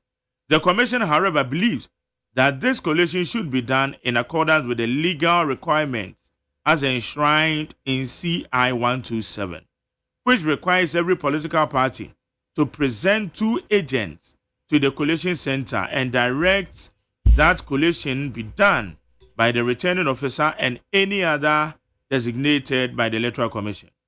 Contrary to legal requirements, what is currently transpiring is that political party supporters continue to besiege some collation centers, threaten and physically abuse our staff and destroy property. Additionally, these supporters order our staff under duress to declare results which are not reflected on the pink sheets. The Commission is desirous of upholding the laws which govern its operation. It is for this reason that the Commission earlier ordered that collation of results for the Ablekuma North constituency be halted temporarily until the proper legal and security structures are restored. Images of these threats in other collation centers have been captured on TV. They show party supporters burning and vandalizing property, destroying ballot papers and pink sheets, and physically abusing our staff. This has happened in the Dome Kwabenya, Okankwe Central, Tema Central, and Yensuano constituencies. In all these places, the modus operandi has been to besiege our collation centers and destroy everything in sight, including pink sheets and ballots, which are important to establish the outcome of the election. The question is, why should documents that confirm the outcome of the elections be destroyed? We call on the political parties to withdraw their supporters from the collation centers. We are currently working with the leadership of the security agencies and the political parties to ensure that the laid down legal procedures are in place. The Commission is confident that voting in Ablekuma North will commence in the next few hours. Meaning, say, no person can say collation will commence and answer the vote. And it might be the collation. The Commission assures the public that it will in no way hinder the collation of results in the outstanding constituencies. It is, however, committed to ensure that the legal processes are followed in a way that guarantees that the choice of the citizens at the polls is upheld. Sir, my journey in the theatre, Moana, sir, Ablekuma North, what they call EC office. Regional office. No more to say, yeah, Bambo Musamne, no, maybe a course on Wama attack, yeast staff of the idea, and sudden, yeah, Omako Kano. Okay. A high need 100.9 to media friend Ghana Muntie, after a bubble rat and crater anymore. Now you're the interviews, that's also. Ghana Muntie. Ghana Muntie. Ghana Muntie. Ghana Muntie. Okay, Ghana Muntie Sunia will need 100.9. From Kratana, Yansha some audio. I was here for the background time a day, Mamma, Mamma Quaba, a telegraphic ya. Na wadi kuku dami yenu foni abatua. His Excellency John Dramani Mahama wadamen saben kumuso. His Excellency Nanado Danko Akufo Adonso wadamen senim faso. Eye tumia ye dane diama aban fufra wobano. Ana mampeni Nanado Danko Akufo Ado se Ghana fo bose. Obere se bibia ebekoso asumjemu. Na His Excellency John Dramani Mahama and Walker say, "One IMF and a World Bank for a negotiation for cry. Afe abanya shenya a war and call for one taino. Was say at January there tosumiansa. Obianfa a shino and co. Obianfa conquisiwo. Pe abudinake can be an one ton sense will be into go and pack. You see economy negro third quarter, a cost 7.2. MPP as stakeholders yahodo, National Peace Council, National House of Chiefs, say a nearma and this Yamanuku Manoyeno. Okay. Fenti 1 for 1 to be. Right, Yanko our manusona yene aye Solomon Kuma. Solomon Kuma ye Youth Council organizer the Maja Sekai Kali Diocese ewo ho ye nkwanta Saudi a esi ye no eni komo. One of the statements, one of the about bonten krafa eye attacks a call eye Roman asofo ya omufri wo ama ahodo bi so aba ho. Solo ya mo ache Mejo Zuminia ma won so achi na mbema matiefo so achi ibani FM. Okay. Na edia na ekọ so yete sems enene nansa na Roman asophobia mebunu bi ekọ wo so because wo mo akọ high drip machine si bi e de kwa akodi dwuma And I'm some of the statement at the about. At the end, of course, support boy amane. Yo, madam was me. Near this seminar by and sending a big campaign. I'm said drip machines nearby, and the various municipal assemblies, district assemblies, they use the Juma. And the South of every India. Now, it's say a young fashion go down just the kind houses. Any South of your missionaries, Muntino.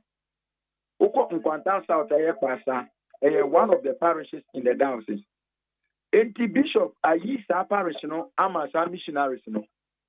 Enti missionaries no we bia no omo de pasa parish no mo ye adwuma as parish priest ni na associate.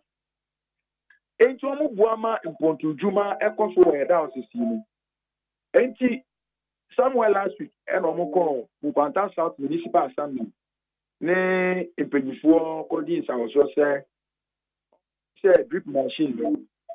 Omo eyusu di eduma omo to asase bi wo Nkwanta South chair so junction eto pese machine ko ye eduma kakra wo mu eto omo ni mpanyifo edinsa wo so ama mpanyifo kwa charge omo of an amount of 9,700 omo tiama mpanyifo wo assembly wo enti nra dai na mpanyifo ye say any omugbeko akofa machine akodi sa adwumai omunam kwa no so omuko no omudu the last filling station ewo krono aja eno omu yeso omuto fuel di agu machine ewa na a magnet from nowhere eko atake omu say omu di machines no edwano.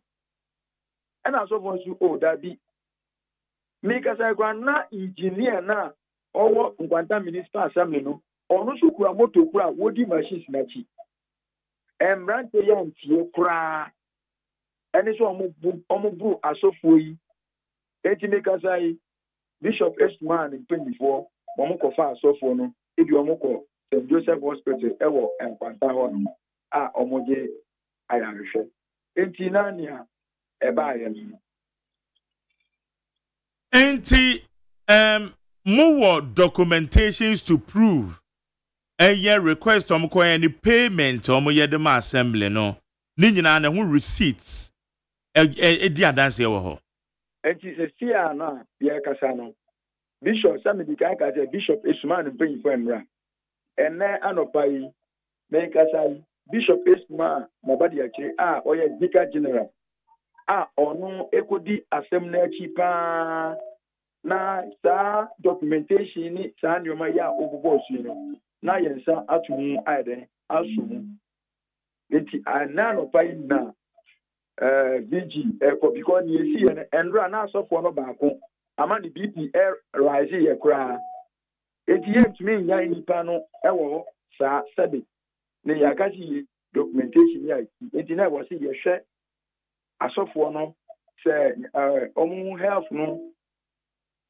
stable na afi ni ewo hono na yaye enti na ni ewo hono officially malology complaint that the ama police enrant ya nya ne say police for eba ho enti ya nya ne police for eba ho na omu ba ho no omu antimi anye arrest say na any police ejuma no peaceful, so they rather talk to the boys. Monya ni ade. Sa ntia enya officially, more diocese and more lodge official complaint there my police. Enti anopa yi na doctor Emma medical form na yedi acquire official complaint. Ewo police for Akachi. What's it? One move free here, a software. One move free. O man be so na ba. O move free India. Bachwani. Okay. It's not just a when you are there na wamutai ya dada. Yadu wamutai ya yenu wamuneti. Still the creation of Pasa Parish. Bibini sofobi enkotra as parish priest da. Down to the Eli Pasa Parish Agyeman sa abofui. It is a transfer bisukra kosokrana. dada no wo no beko ba bi foforo na India for no asa di foforo aba asam no esi e fan poten esi nkwanta south eya nkwanta krom ankasa na esi ye mpatwane na boys no matimi find out say one matimi identify bi ba say police effect arrest a man for the beboa na safu because videos are available wo papa so for yasome mpatwane ye youth ye mabunu ewo nkwanta south no with the help of the video no o matimi aboa na ya hunu sankrofo. So moving forward, about where chi ni sensem eba no. One amonto be na motu say saafo ya awon back pasa parish way. Maybe a bibi fufuro enkonko trigger. Emma eye obi enkodina bebe enkoto nche omo so. Measures be na modi agu akwan mu e form bambo mu nsem. Enti afena mekasa mo mekase Vigi eye bishop abadi akire oko onkwanta south wo enti yen so yene ne kwa akohia na yene asori mpanyifo no aye nhihie sononko sane be ya ahomabo nyina bekototi na sane amekanye no yanyanya document bia yanyanya omumbadeka forms so yedi be make official case enti yetumi wie sane omawi afena asori no be ya nhihie sane be ya omapomudin ni omu bambo no bekototi iti ni nyina no ye twen mpanyifo na mbom ye gusu ye ni mpanyifo so edi ensawoso. Okay, so who can se dua se sa ade ne yehu ya na de eteye no enye obi na ekowia drip machine na mom eya asofo yo mu free India eno mujumedi o mudi ewo kpasa petemu ho no no mo ko han etu ya ho ka na omode kwakwa ye adwuma sa ne pepepe net sa na me ka kiro asofo no bakudi ni Father Robinson bakudi Father Henry and bakudi Father Maurice ye ni mo intie mu kwa ye tie ne se omo buru omo no peni no Father Henry no e ka say I'm a Catholic priest, we are priests now brother because you are priest, and so what Minia, are we going to hide under the umbrellas of politics to spoil our country? This is the only place we have. Enti about why you go ya aya suve amanfo for ebo Ghana yaba so no enyefe. Na adenti na ya to abawie the main contenders crown His Excellency the Vice President Dr. Mahmoud Bawumia and you the President elect John Dramani Mahama. I congratulate you and so consider defeat. So if these two people are living at peace, how much are we going to be paid for all these things? The person be bisa come back and say, John Dramani Mahama base moment so mko esa de nana. Ana Bawumia base moment so mko esa de nana. I mean, we are growing as a country. Our youth have been taken for granted. Obabuna was this was a wuko ye juma and what busiano. Now what they are wusi debi at the transam no obey. Now what at the transam in that you know would was akoka room so for. I saw for I say Ghana and Babunu lipi I imagine say omba attack just because politics. But the point is that you can say woman ya so for a woman ni mo ewo empatemu ho. Eti na ebe de ben wan say sempo say drip machine obi wi a sa asofu ya na brofu wo mu wi ade akọ he. Ese we ni na kwese san kana mabunu nya abotro. Omanya and my question is drip machine. Ye wi drip machine e ya wi akete. Daylight and ye wi drip machine. Eti ya de ya kan say we the Catholic youth in Jessica Davis.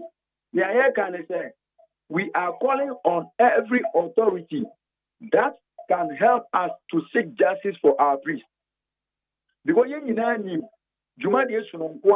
the Catholic Church, AD or my Ghana, and the Catholic Church in and sorry one kind in Akano, Obi a Digimadisunko.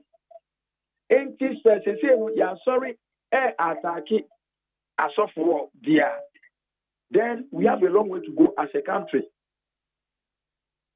We have a long way to go. And we are calling on the IGP, we are calling the presidency, and we are calling on our bishop, Most Reverend Gabriel Akwasiaba Biomantin. So,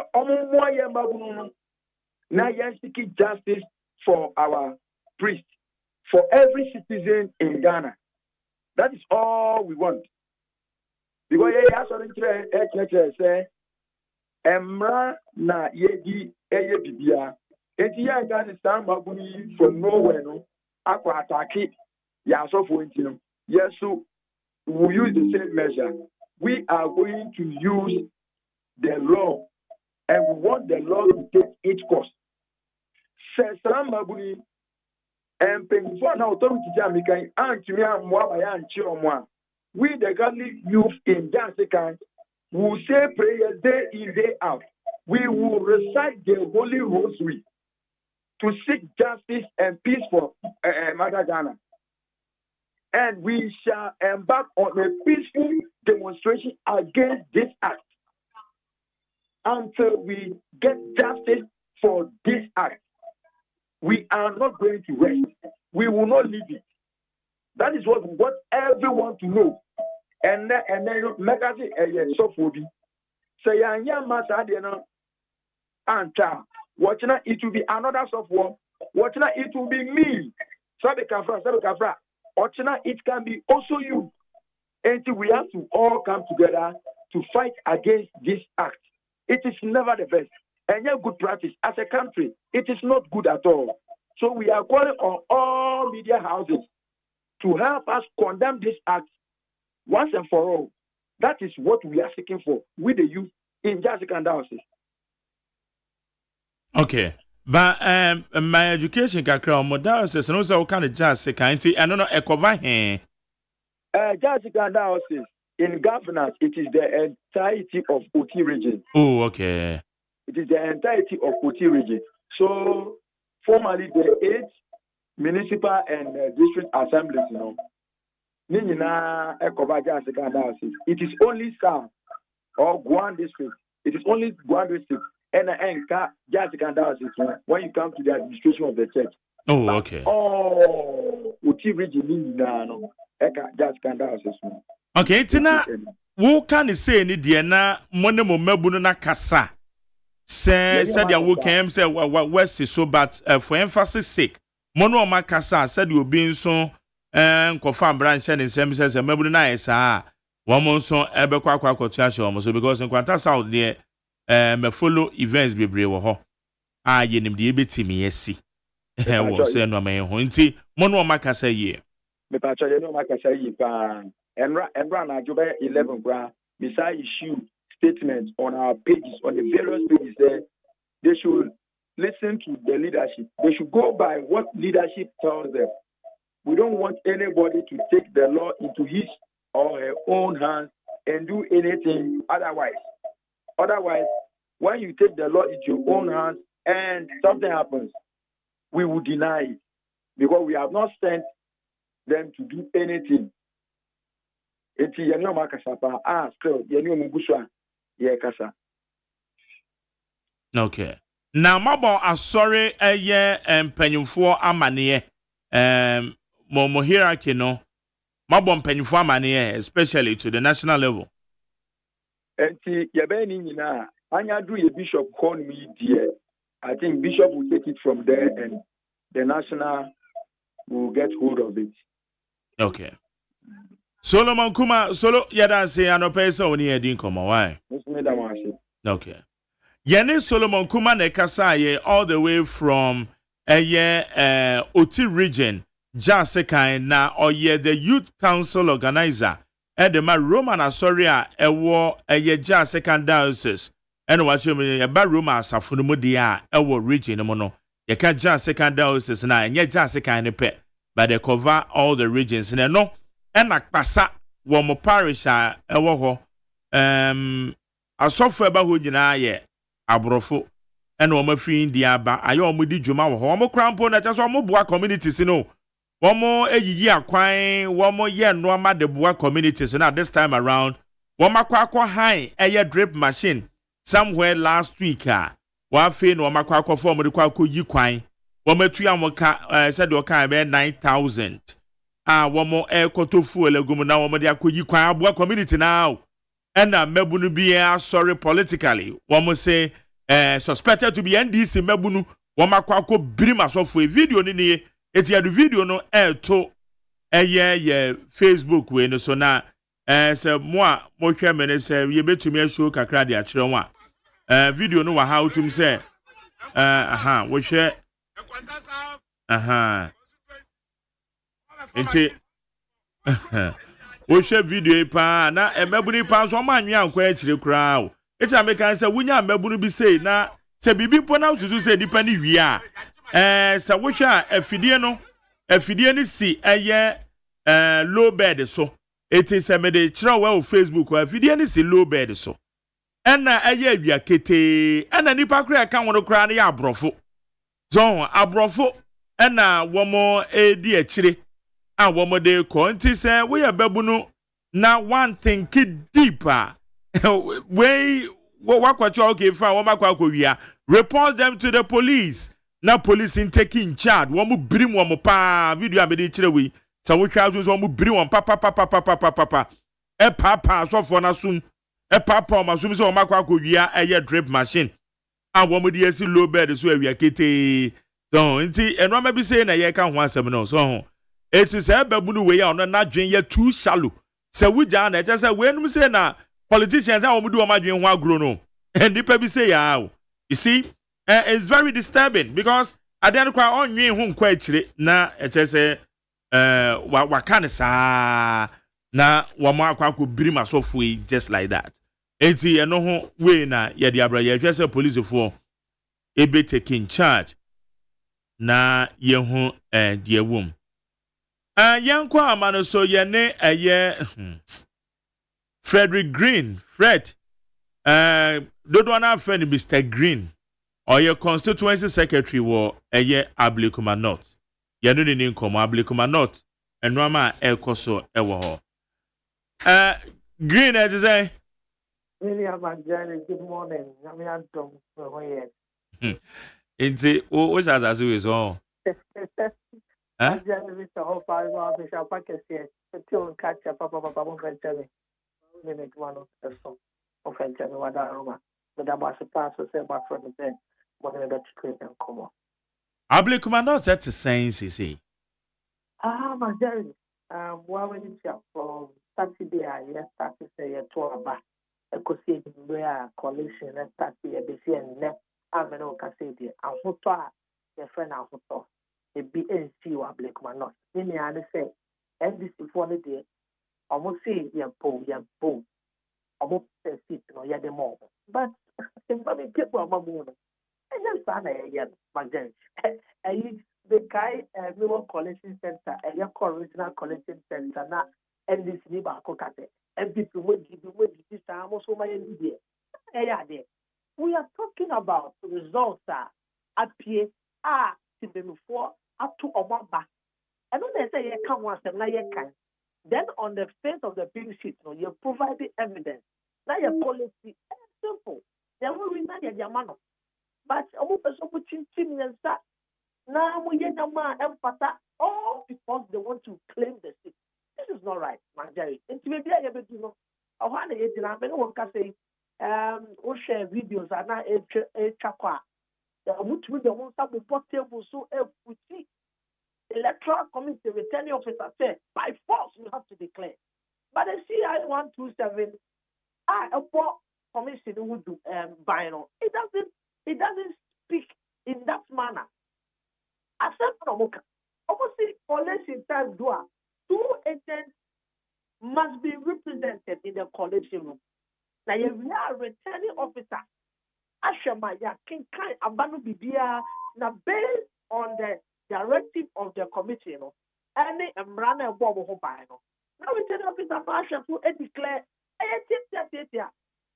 look at it, the illegal declaration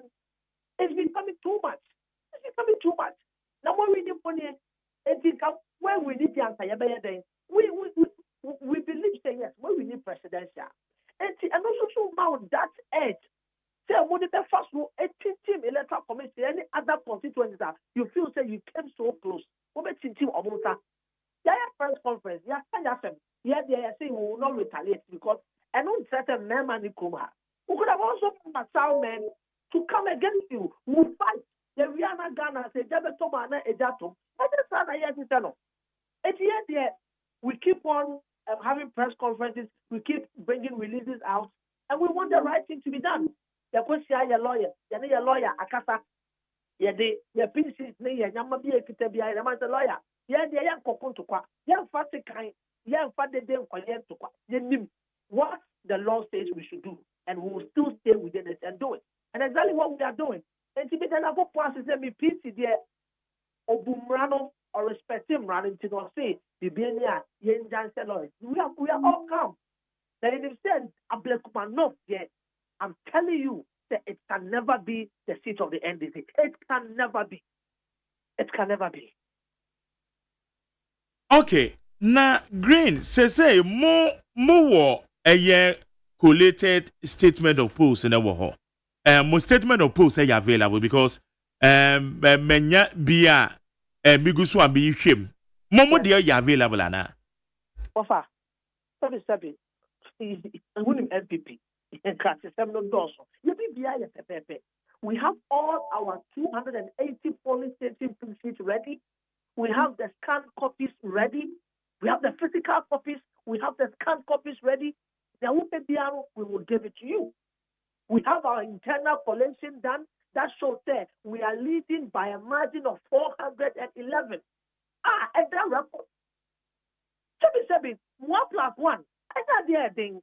But you see, a quite to say, yeah, quality, you do baby. Now, saying, for example, collation on Saturday evening, and to Kwaka because they didn't want anyone to get into the collation premise. And collation, 80 pink sheets were not accounted for. Now, EC officials were, I was already back collation center. And these hooligans think now get stop all those EC officials.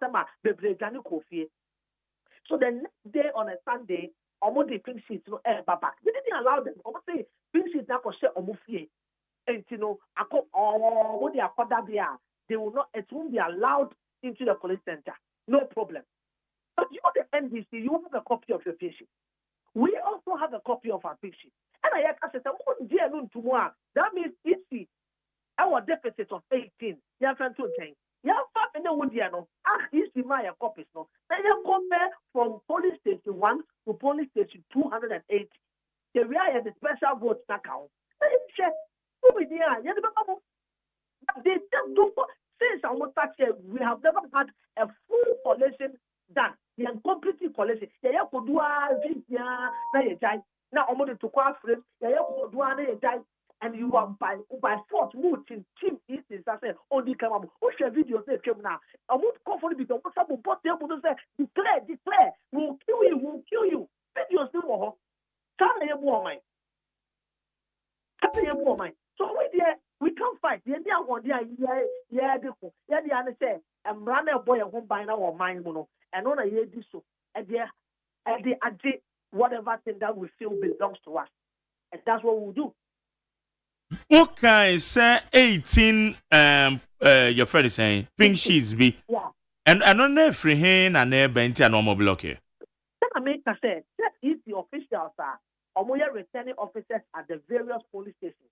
Almost maybe now almost every agent in your copies are. So almost also at the yes, one must keep copies, yeah. Exactly. Yeah. Na akata I want also call accounting Emma omu easy Emma committee na what district no but and conformana the gate no Ambosu said they will not allow them entry. So how do they account for this? And some were being beaten and they have to run for their life. Okay. And I know they put your mountain or the conda yeah. In conformana they will not allow them to take the things in because of their coffee. But who are not saying because they fear their life. And he said, if the one I want you to want, bring your peace sheet. Let me bring my peace sheet and let's do the collection. Boss, I think say Asema Yeke. But they just don't want to accept that. All right. Yemfa time na Sam George no mo ejina hwa na declaration e question. Mo na mo wen. Na yes now, but the question me say I can refer you to Joy News reporters, any other reporters, and I have the link here that I will send me studio. Now, come and do that. And you imagine say nobody had any declaration. And Jamaica said they are going outside the rules of engagement because a person will declare or be winner. And the one should say, yeah, the first way to declare. One, the media should be able to capture say the returning officer can say, okay, party A, so and so and so. Party B, so and so and so. What if you want? Now it's quality one. It's party A and party B. And that's how I am. But Jerry, you're changing a home. You're taking to qua. You see, and say, you see, yeah, NDC candidate, no, every need. Just reported it. And to be a ticket, yes, you because you want to say, you want to punish a police force and air garden or air returning officer because he feared his life. And one day, yes, you declare, Mameno. NDC Mameno as the winner of a black man. It is not supposed to be done that way. Okay.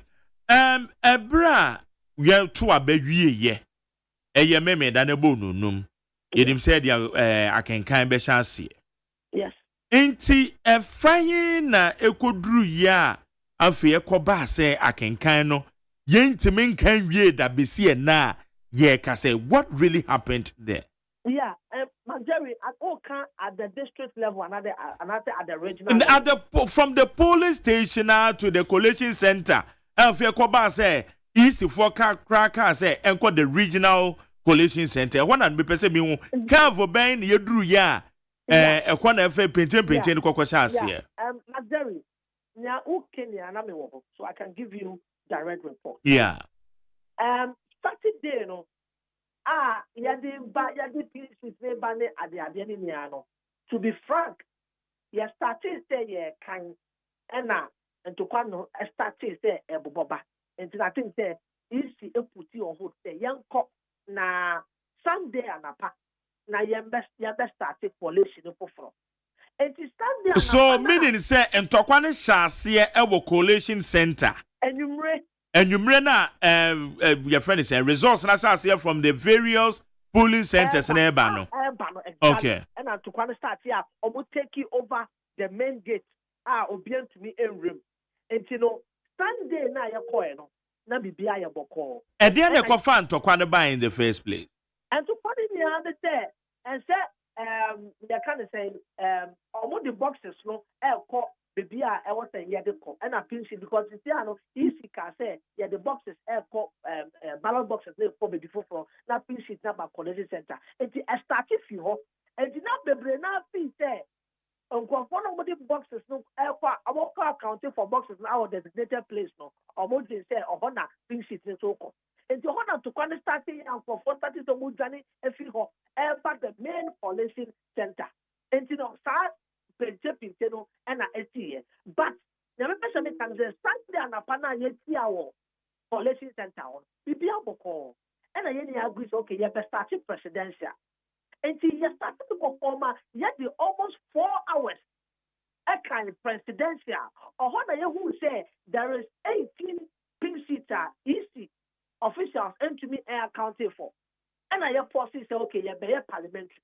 But young for your meeting, now, there is 18 pink sheets already missing in the presidential. There is a likelihood say the 18 pink sheets are to presidential pink sheets now. That means at the parliamentary level, you're and also a better by 18 or even a little less. It is there. What is the way forward? Can we use our pink sheets to do the coalition by comparing? Or what a problem is starting here? And one prayer, my young kind. And you go by 4 o'clock no more. They started coming to attack me. And my police let that fano, meno, because she may be a journey for my life. And Sana, I will break it through the set to the top. I am pollution.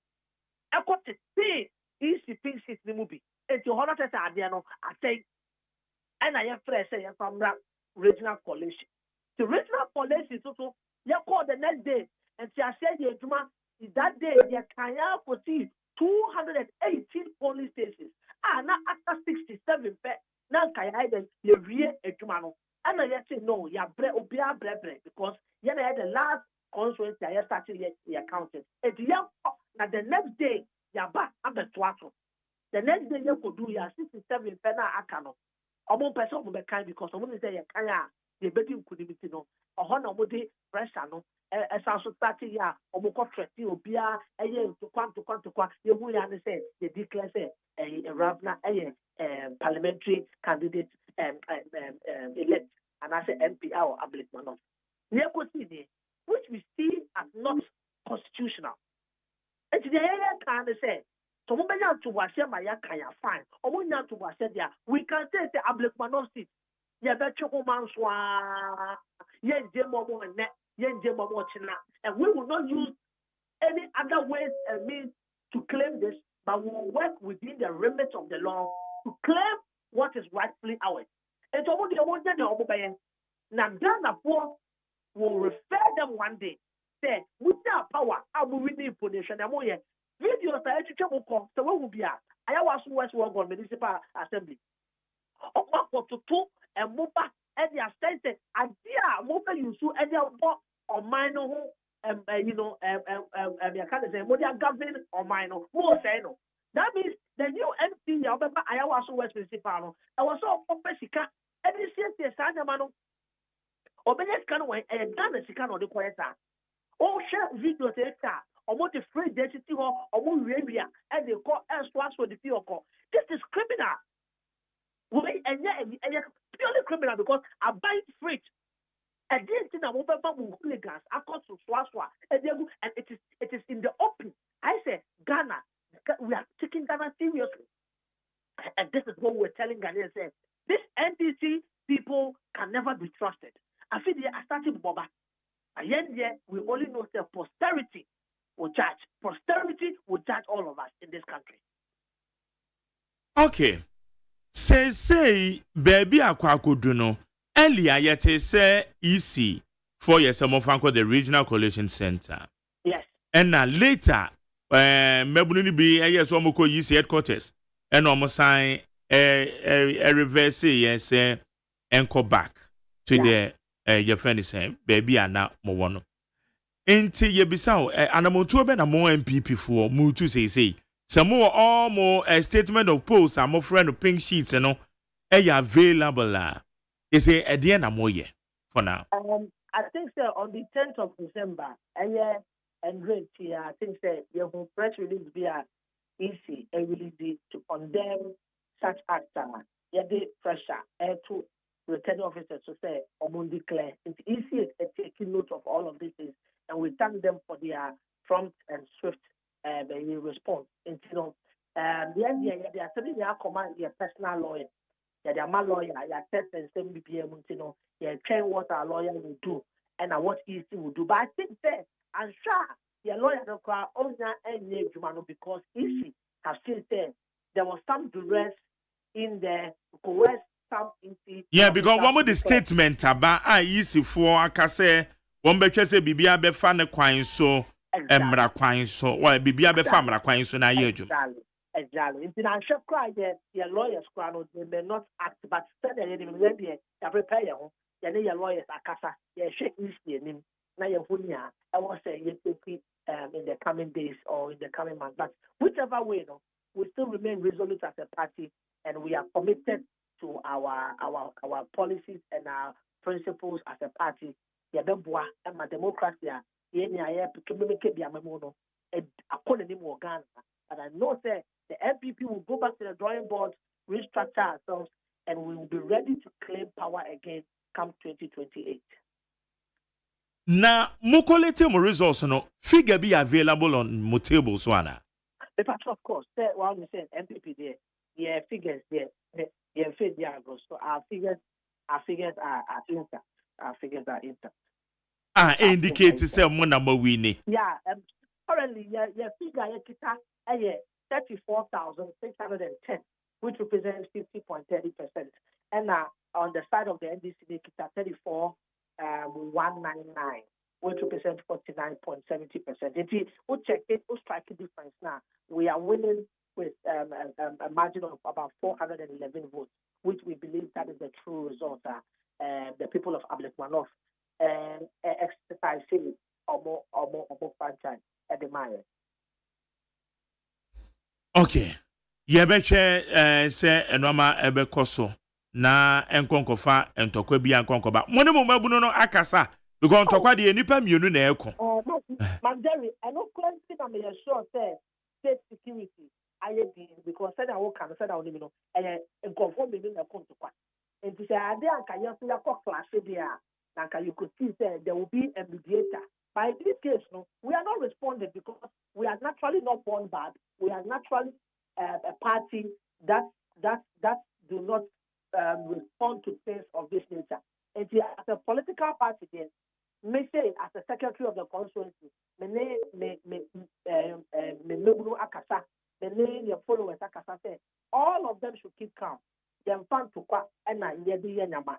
Biblia your democracy, democracy, you know, and I thank them so much. Say, omotie pafutuo, omotie chairman afutuo, omotie ye peace afutuo, omotie member of parliament afutuo, and omotie municipality executives also afutuo. And so our people are standing firm and not doing anything that will mar the peace that we are enjoying in Advertisement. Okay.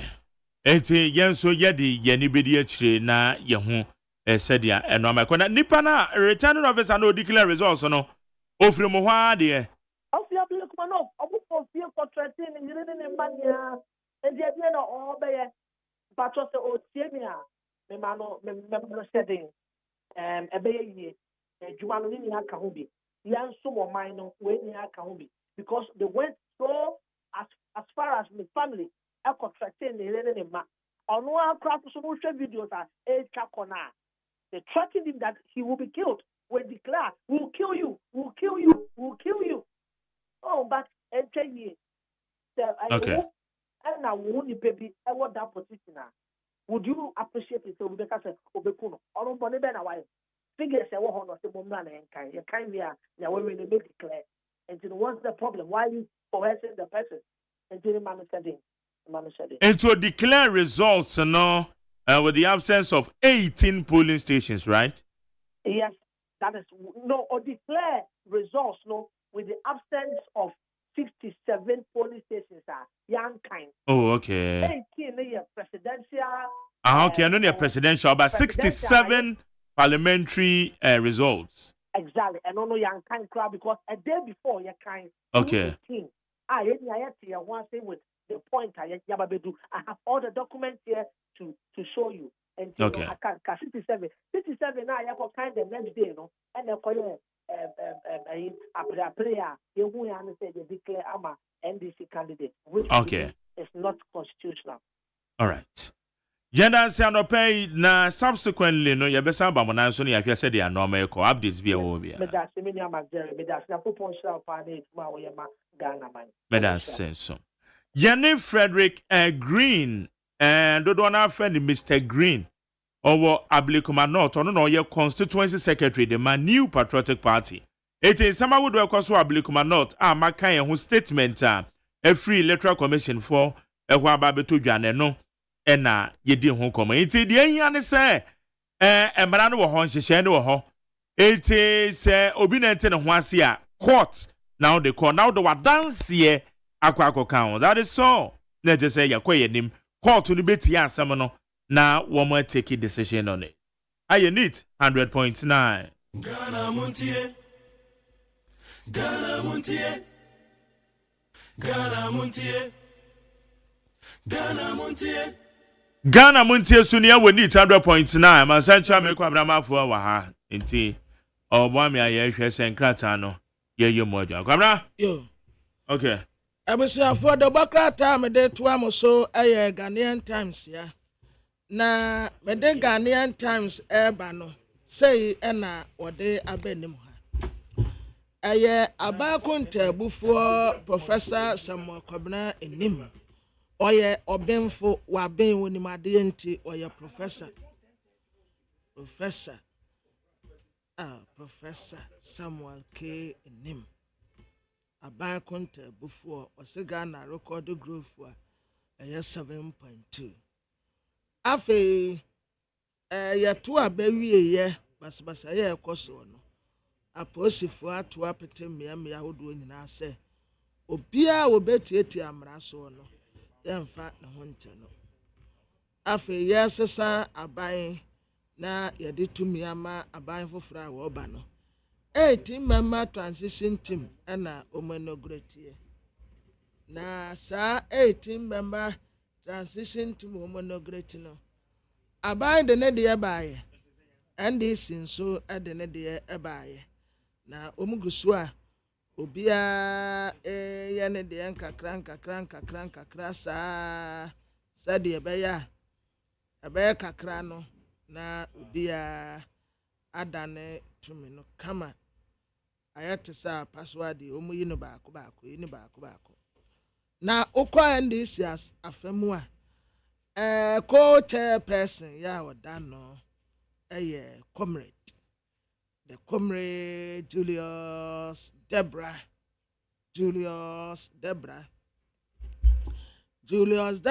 office ya nimu ho Mugabe Masi na betena ho Mugabe Masi ana obetena Julius Debra office ya nimu one day say the chief of staff ne dia ono ano to aso the chief of staff ne dia it is written already into ono ana wokro na se womo se duma ase no okotena office se chief of staff wa no office ya nim ho Mugabe Masi anope bia na ode na konya akosi ho na oteso tudu ona otia obebisa say ye hwan ansa na obema wakomu a amwakom chief metia o sabibia aboko menim sa pressure wo so pa antina ma tekakra no ma pressure no nkofom meba na wono na da no ntuo men kama akusisina ye official government vehicles asaya ya bandia say send ba kwa ya vehicle send me no vehicles sa asaya ni nyina obia mfane de enko mampeni na nado danko akufuado na okase yase 37-year-old ye just as wuram ema say amphitheater ewo fidai afede omo kwa akoye ebebo kete ye theater de ye niama bebre ewo ho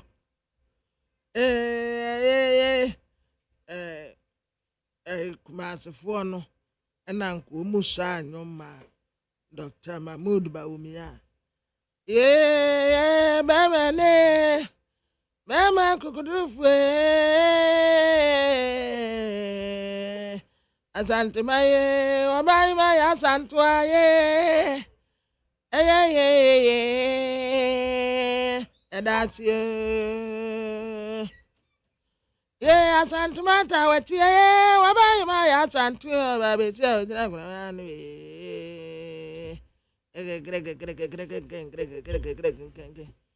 Bombay theater ewo ho na Daily Post wanimu ha NDC proforum ewo United States of America na all congratulate John Dramani Mahama na Professor Jina no Opoku Agyeman afi wo mo se diaspora fo nyina ta na chi Daily Post oda mamenka we NDC United Arab Emirates chapter ɛna wɔn nso congratulate na nipa a wɔn congratulate no ɛyɛ His Excellency John Dramani Mahama na NDC transition team no ɔno nso ɛwɔ hanom sɛ ya wɔn ɛyɛ wɔn adwuma kama na Daily Post ne wura yɛfrɛ no Mark Edokose Daily Post wura yi Mark Edokose wayɛ adeɛ pa hey akwapa no kwafoɔ Mark Edokose o loyalty to NDC amanyɔkuo deɛ is unquestionable ɛsɛ sɛ NDC amanyɔkuo mɔbɔ owura yaba so pa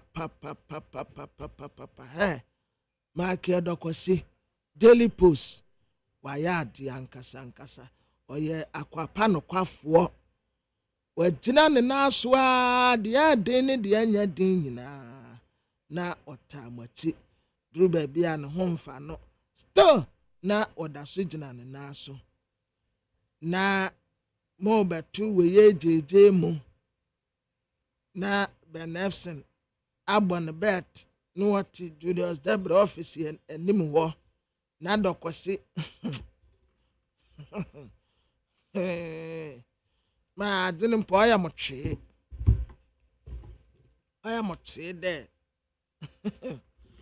na Daily Guide anim ha say Roman father and all congratulate you. Hey, Roman father, I'm say Roman father. Jamami am Roman father yana. Hey, I know Roman father aya ware obafo. Roman father and all congratulate you. Na abrantie no ne di ankasa o maame no papa de to no aya Philip Apia Kubi but Roman father ena yeta de friend no ono ena no ya flag bearer ema Ghana Freedom Party na what I say His Excellency John Dramani Mahama Her Excellency Professor Jena no Opoku Agyeman Uma ya ade papa nti ofasa akwanye so na wagbo wonu mu abaso na Roman father trese enkodin a saa ewura nom ekukudam JDM ena Professor Jena no Opoku Agyeman ekonye na nkunimdie no so kura de eso ayi overwhelming edoso papa nti wo na baso ewo nkodin a omo ekonye na Daily Guide anim civil society organizations and omobo IGP abaso Inspector General Police Dr. George Akufu Dampare wo ya dear papa in fact the so time okodu anu in America Dr. George Akufu Dampare what wo be mem and ne operation director no ana o kan ho no COP teteyo no what COP Christian tete yohono omo bo aduma pa wo mo hye basabasa ye bia emma ewo abatu no mu ampa wo mu tina wo mu naso ankasa nti Inspector General Police Dr. George Akufu Dampare onu abedi ekire COP Christian tete yohono mo gba atuma pa mo ya de mo mema ye de tumi amam mo ma mra so de anya duma mo nyine mo anya duma den ya wo bia ntumi mfa mra nse ne nsem na onye ne ya wo pe but yes wo tan wo kodu a no wa yin America mo ya de Dr. George Akufu Dampare na Christian tete yohono waya de pa ye boma baso obia ka bia won nten bia won fa nko mampani nanado na otumfuyi afi wase illegal declaration ya a course wono MPP catch Electoral Commission say one verse so wonim na so one verse ya ɛne yɛde ebesi ɛnyɛ papa wɔsemetaa wɔkyi mampanin Nana Addo Dankwa Akufo-Addo ɛna wɔka kyerɛ mampanin John Dramani Mahama abranteɛ Kylian Mbappe UEFA Champions League no wasɛ 50 goals wayɛ adeɛ paa TT Brothers na host South African Commissioner afei His Excellency John Dramani Mahama kyerɛ sɛ obey invest ɛwɔ youth football. I like that. Ɛmfa wasɛm kura nkɔ Black Stars foɔ no so. Black Stars ni GF no kura betumi agu no. Na FIFA foɔ de wɔn bɛka kyerɛ wɔn nka kyerɛ yɛ. Ne yɛn nkɔpa wɔn kyɛw sɛ wɔn ma yɛ 2 years pɛ yɛbɛyɛ nneɛma yie. Black Stars ne hwan ɛmu obi asɛmpo akapre. Na start free form no. Youth no kwadaa de no ɛwɔ ne yɛbɛnya prayers ya yɛbɛtumi de aba abɛhyɛ wɔn a wɔn kɔya nan mu Saudi Arabia ɛna bɛ host 2034 World Cup me say nkɔfoɔ bɛ host World Cup wɔ bi nsi wɔ wiase da 2034 Saudi Arabia Aita wajwa.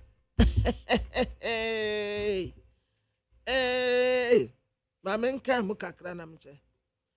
2024 Men's Football World Cup will be held in Saudi Arabia, while Spain, Portugal, and Morocco will be joint hosts for the 2030. Wow. So 2030 include miensa Spain, Portugal, Morocco nebeka na womo bobɔ ho saa ana womo emotwe minim se free Spain ɛkɔ Portugal no ɛnwa ho ɛne na ya se free Misiri mu kɔ Kenai ye wo kwati kwa wo ho enso ɛyɛ kwa ya ofa so obedu ntem na tese womo bobɔ ho okay into 2030 Spain, Portugal, and Morocco. Morocco ya Africa. Wamu be in Spain. Oh, and you can see anybody. But 2034, the young Kwan ye host to a Saudi Arabia. Hey, Alaji Musa, Mekobi. Na, Mako, Saudi Arabia, Mokomu Krum. Na, the Chronicle, the Democrat and anymore. Consolidated Bank of Ghana start foreign currency trade. Most of my be dollar down. Okay. JDM way. Wadawruma. Sa banks no womu gu no no. Se edanu ya womu tu abewie ya. MPP lusu ya na ma maybe frame wo water man potem wo. Oh kwabna. Cat NDC for radio so a cat mu say omuntai dede no omu ye no man na ya say no ye gunko fu adwuma ya say banks bebre ya say no me ye din o kasewie na me say nti ma me asemu a wo ka wo de wa no kanti eyema JDM Dr. Pakwesindom se dumewura branches ya no biebie wa Ghana bebre anya kura abosomeso a obi age na ketua nkakra safa na duma no mano na wonye no wonfa Ghana adehye no angum nya aduma ho beto wasum beto Beit Bank Capital Bank Kofi Amuaben de no kura de say UT Bank mo bia nya nadwuma kama na omu ba fa workers no bi agum na omu ne omu aye adwuma afi mampeni Nana Addo Dankwa Akufo-Addo na omu bo security matters ho nkomoyi election disturbances ye course on omu ka kire IGP say obia obedi abonofosem bia no wonhye na wonche no Afi Daniel chapter 2 verse 21. Mommy entie urade asem. Ade na ase. Ade emi hu ne ye. Was he changes times and seasons. He removed things and set up things. He gives platform in the wise. He ade no ami hu ne ye. O de mekoba. Na Andra UEFA Champions League ye course no. Manchester City yasa she wo mu. Manchester City yasa she wo mu 2-0. Juventus bo wo mu kamie no. O ma ante ba kokora. Pep Guardiola was one man coach ni keeper na Efra Edison no. Ona go bio. Anda ya osi Edison ba or bad dressing room and what the we aba. No wa mam rante ni bianom no mu nyira ni so hija nti wa man na bio.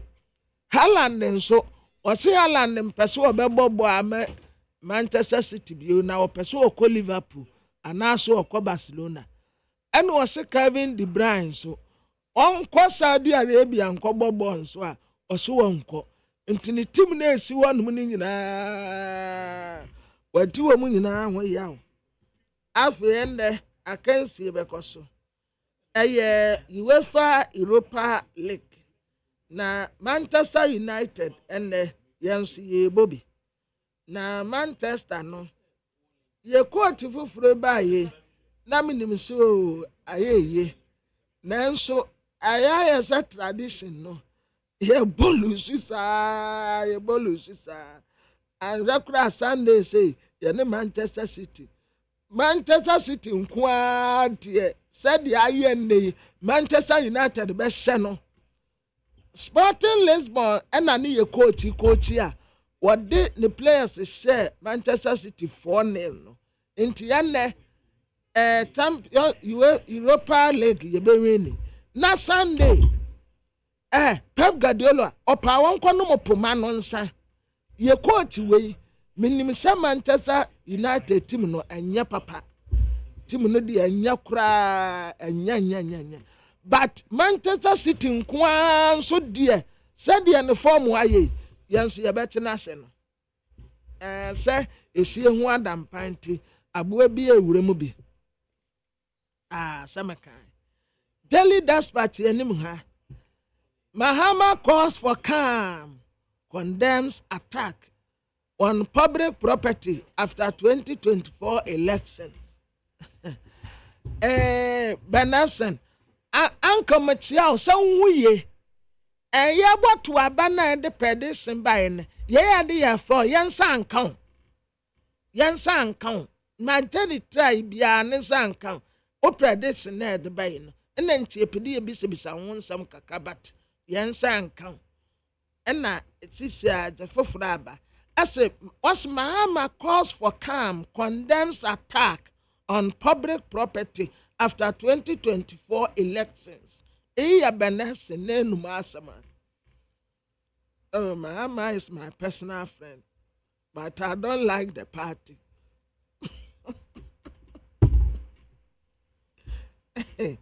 Strategy. Violence and theft recorded during 2024 elections. A bad Omi. Hey. Omi, you, calamity. Now, say bad woman. Ning I the same as well. Bad Omi. Just say, as some can see a baby. And now, monsieur, Omi, ye monsieur. Omi, monsieur. No, I see defeat ya MPP. A defeat ya Ghana, no. Yes, ye who nempeni samata. A big currency where Abako Sem that say political party belu support or say Benefsen and the album de Uro de ceremony.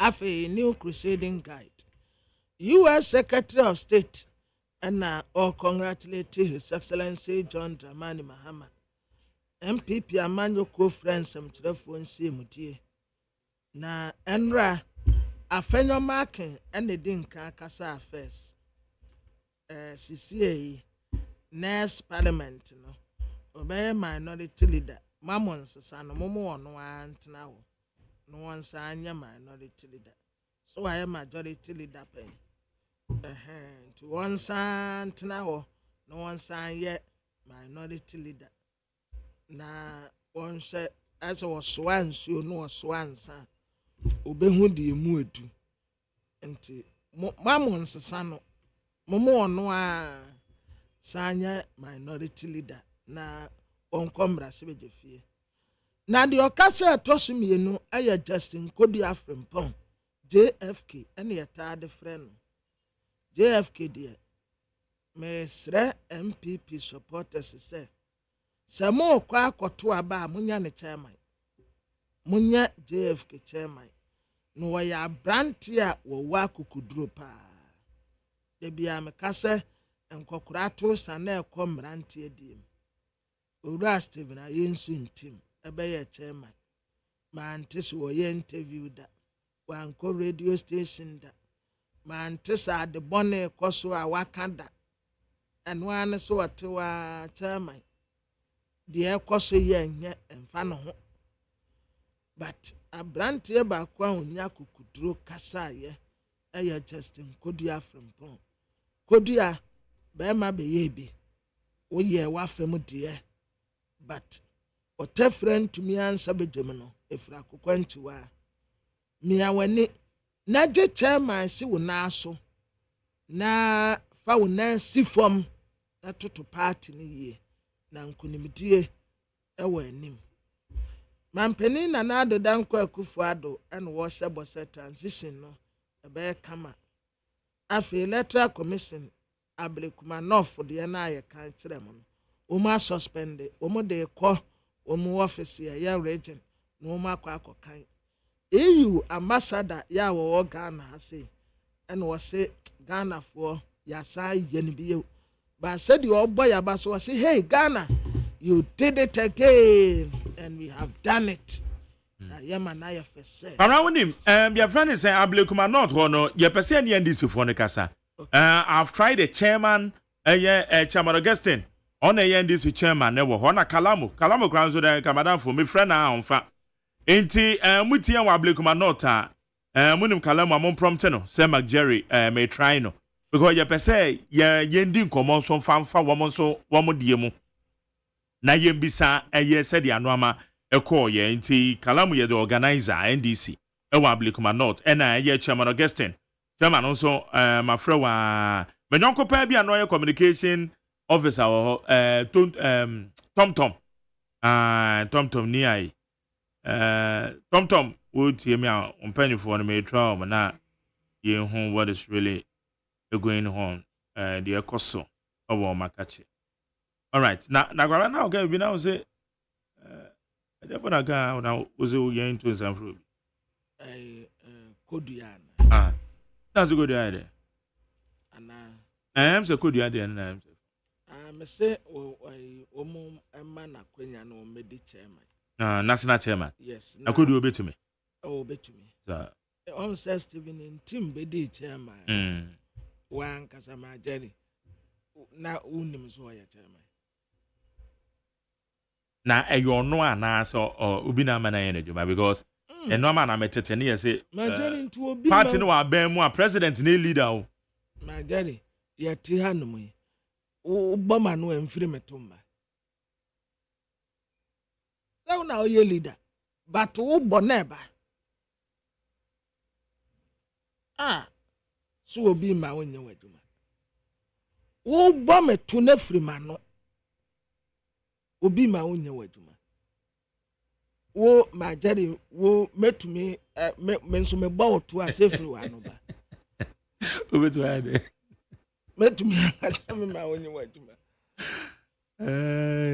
I know the any excuse, and just any excuse, yes. Then I like that word. Obi my only way to me. Could you can't say, Mampeni and ya resafra or no and chekurano. Then out the bano. Opa time no waka. Asamo ka yensu nyansunsanso. Wahu. Enti enya se bia beka se ena woye paninti untumi nkanase woye paninti untumi nkanase. Steven ayensu ntim pa as national chairman. Hey, obi a wa pre chairman to aso be se emprenum na ewurade ya adom na obeje chairman no a wa yira nsesem kura. Afe Obesima Foundation ena o congratulate Professor Jina no Poko Agyeman. Mama otden sanhuye yo.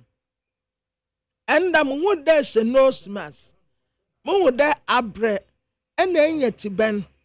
Je wa hom kakra ai. Je wa hom kakra na ade no ye bre. Se man to dunsia ekọ wanyum nya probo. Ko wanyum nya probo. Enti ewie na abre je wa hom kakra ai. Je wa hom no eduma no oye bre.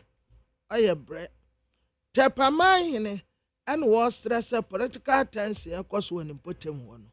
Omunsa na asomje mbra. Omu se obi di jemsie no.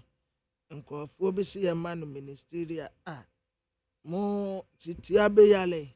No no ni ministers no as so mpa okese. O pa oketwe bi enti o ba be ministers sie.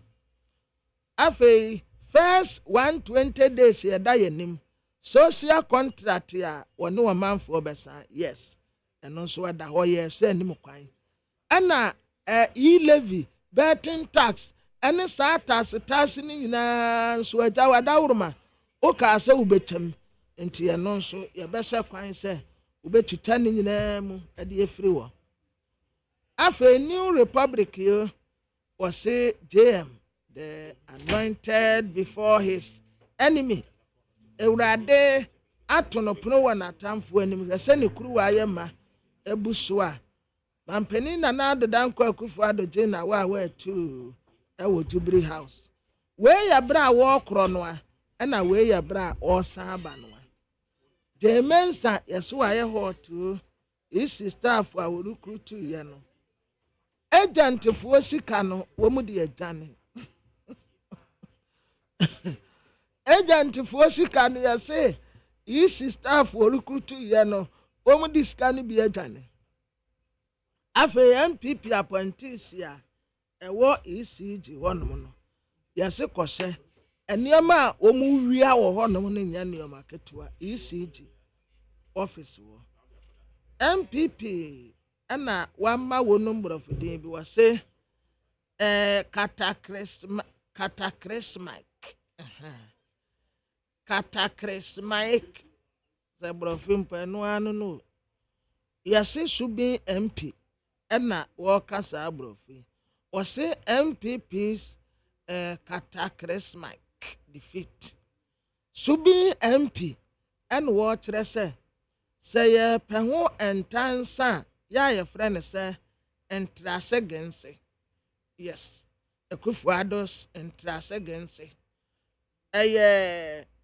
subi MP mamen kan ni nyina na monte ase MPP's cataclysmic defeat subi MP Brems Ekufuado entrasegense wase wono intransigence na kana na say e dey na say na say ade no won hwe ye nie fa kire me entrasegense we paper ben na jo na fa paper ni na wa say on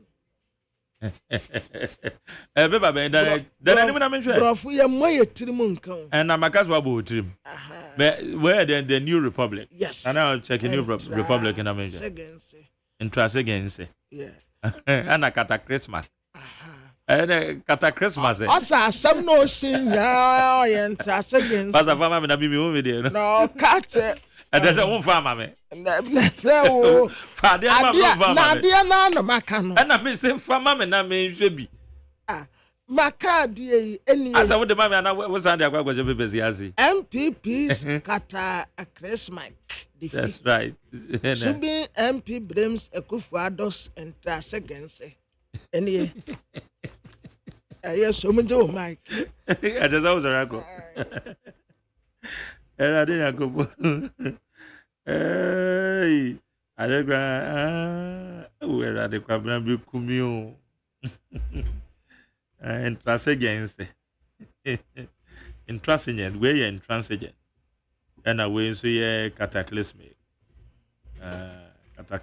defeat. I just said, Kugu a busy. You. Mama get messages, Kakre. I'm a such a make Quabram for that 10 and cano. I don't know we are 12 days. I need a debris. Aye. Hey, next week, yes, I'm bringing ideas. I but next week, Monday. And so I say, I'm at the end of you. I say, Yenyabi, and so Mampenin and Nado. Or quite yes, in here. One for bringing the umbrella.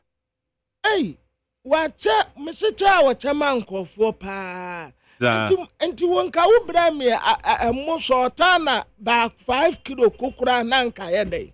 Hey nana. Ba ko pe menka asem pe bebre o. 5 kilos no ko eko na fa wo yire ko ka ho. Olale mama dogbe se menka nso so chia. O se na nkoko washroom ba wa mana kwa ko kitchen. Wa mana sra go kitchen. I didn't go for. Okay. At here for higher needs 100.9. Wasugu swa. Utie Ghana Muntie. Yampon yo yawa. Yawa. Yankoi. Ghana Muntie. Ghana Muntie. Ghana Muntie. Ghana Muntie. Ghana Muntie. Na mansanya son. Adawuro Kofiaman homene so ejiji tonton sansan ewo neat 100.9 FM. Hey, catch it. Listen in here. And you ma beto to dia me baba no hwade no. Hwem so betumi a. Hey, asew. Hey, now beka. Ya John to mami ensa duku portmanteau. This way chocolate drink. Na kan wo hwe afibia so beri ni waware ne a. This way chocolate drink. Na kan sia. Oh, asew. Wo den kan no ntumu ho. Me be mo anu nsu hye kura dia ka ho. Wo hwade wepi ho. O ka sa batete e da fom ho. This way chocolate drink. Kra cha be pe baba aware yi. Asew. Ye fi ase this way chocolate drink. Yes, sorry, I no pa no ne nom. Ye be chef fridge nom no se snack. Ye nya hoho a no ne de serve wo mo. Ye didi wie ne ye pe bibia bogu ya de so a. This way chocolate drink ne nom. And this way no ti ano a, he se kire wom, kwakwo wom, brick wom, bibia wom, ade wo hia ne so se.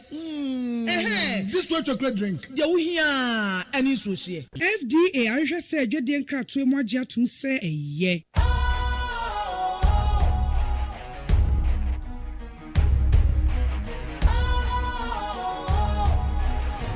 What's cool, fresh and trendy with a new look? Makes you feel real good, that refreshing vibe. Satisfies you right just the way you like. Do you know? Do you know? Do you know? Ain't gotta do it alone.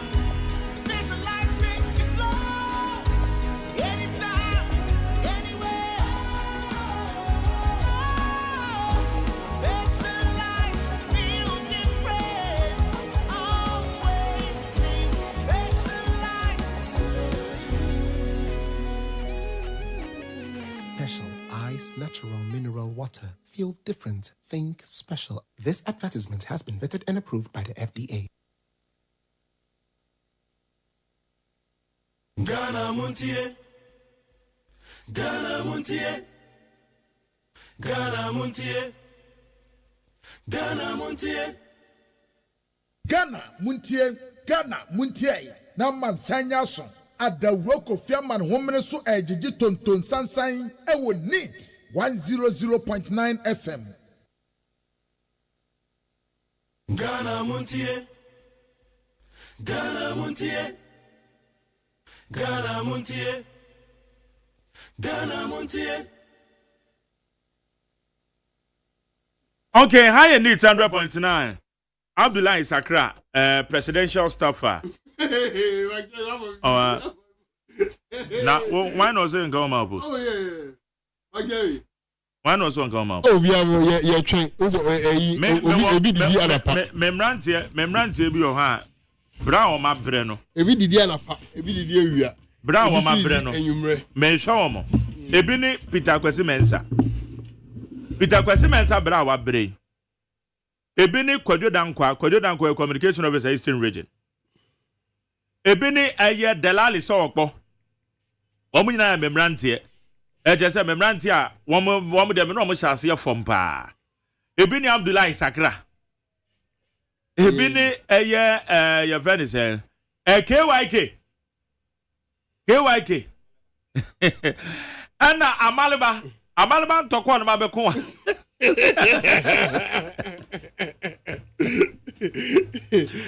Amaleba ntoko no mabeko na ne ndisi aba. Mo se mo mpe bibi ya ma Amaleba. Bra wa bre. Oni mi kuwie kura na me ametim kura san ma ne ka so fan kofi. Ne me amepe ka ma ne sa tenem na kofi. Oni ma kon wie no. Ni na for Managana. Eti bra wa bre na on va ti aba mo se mo mpe o mo nhwe. Mo po mo nhwe. Mo di ma ye ka kire mo. Na boys abre. Okay.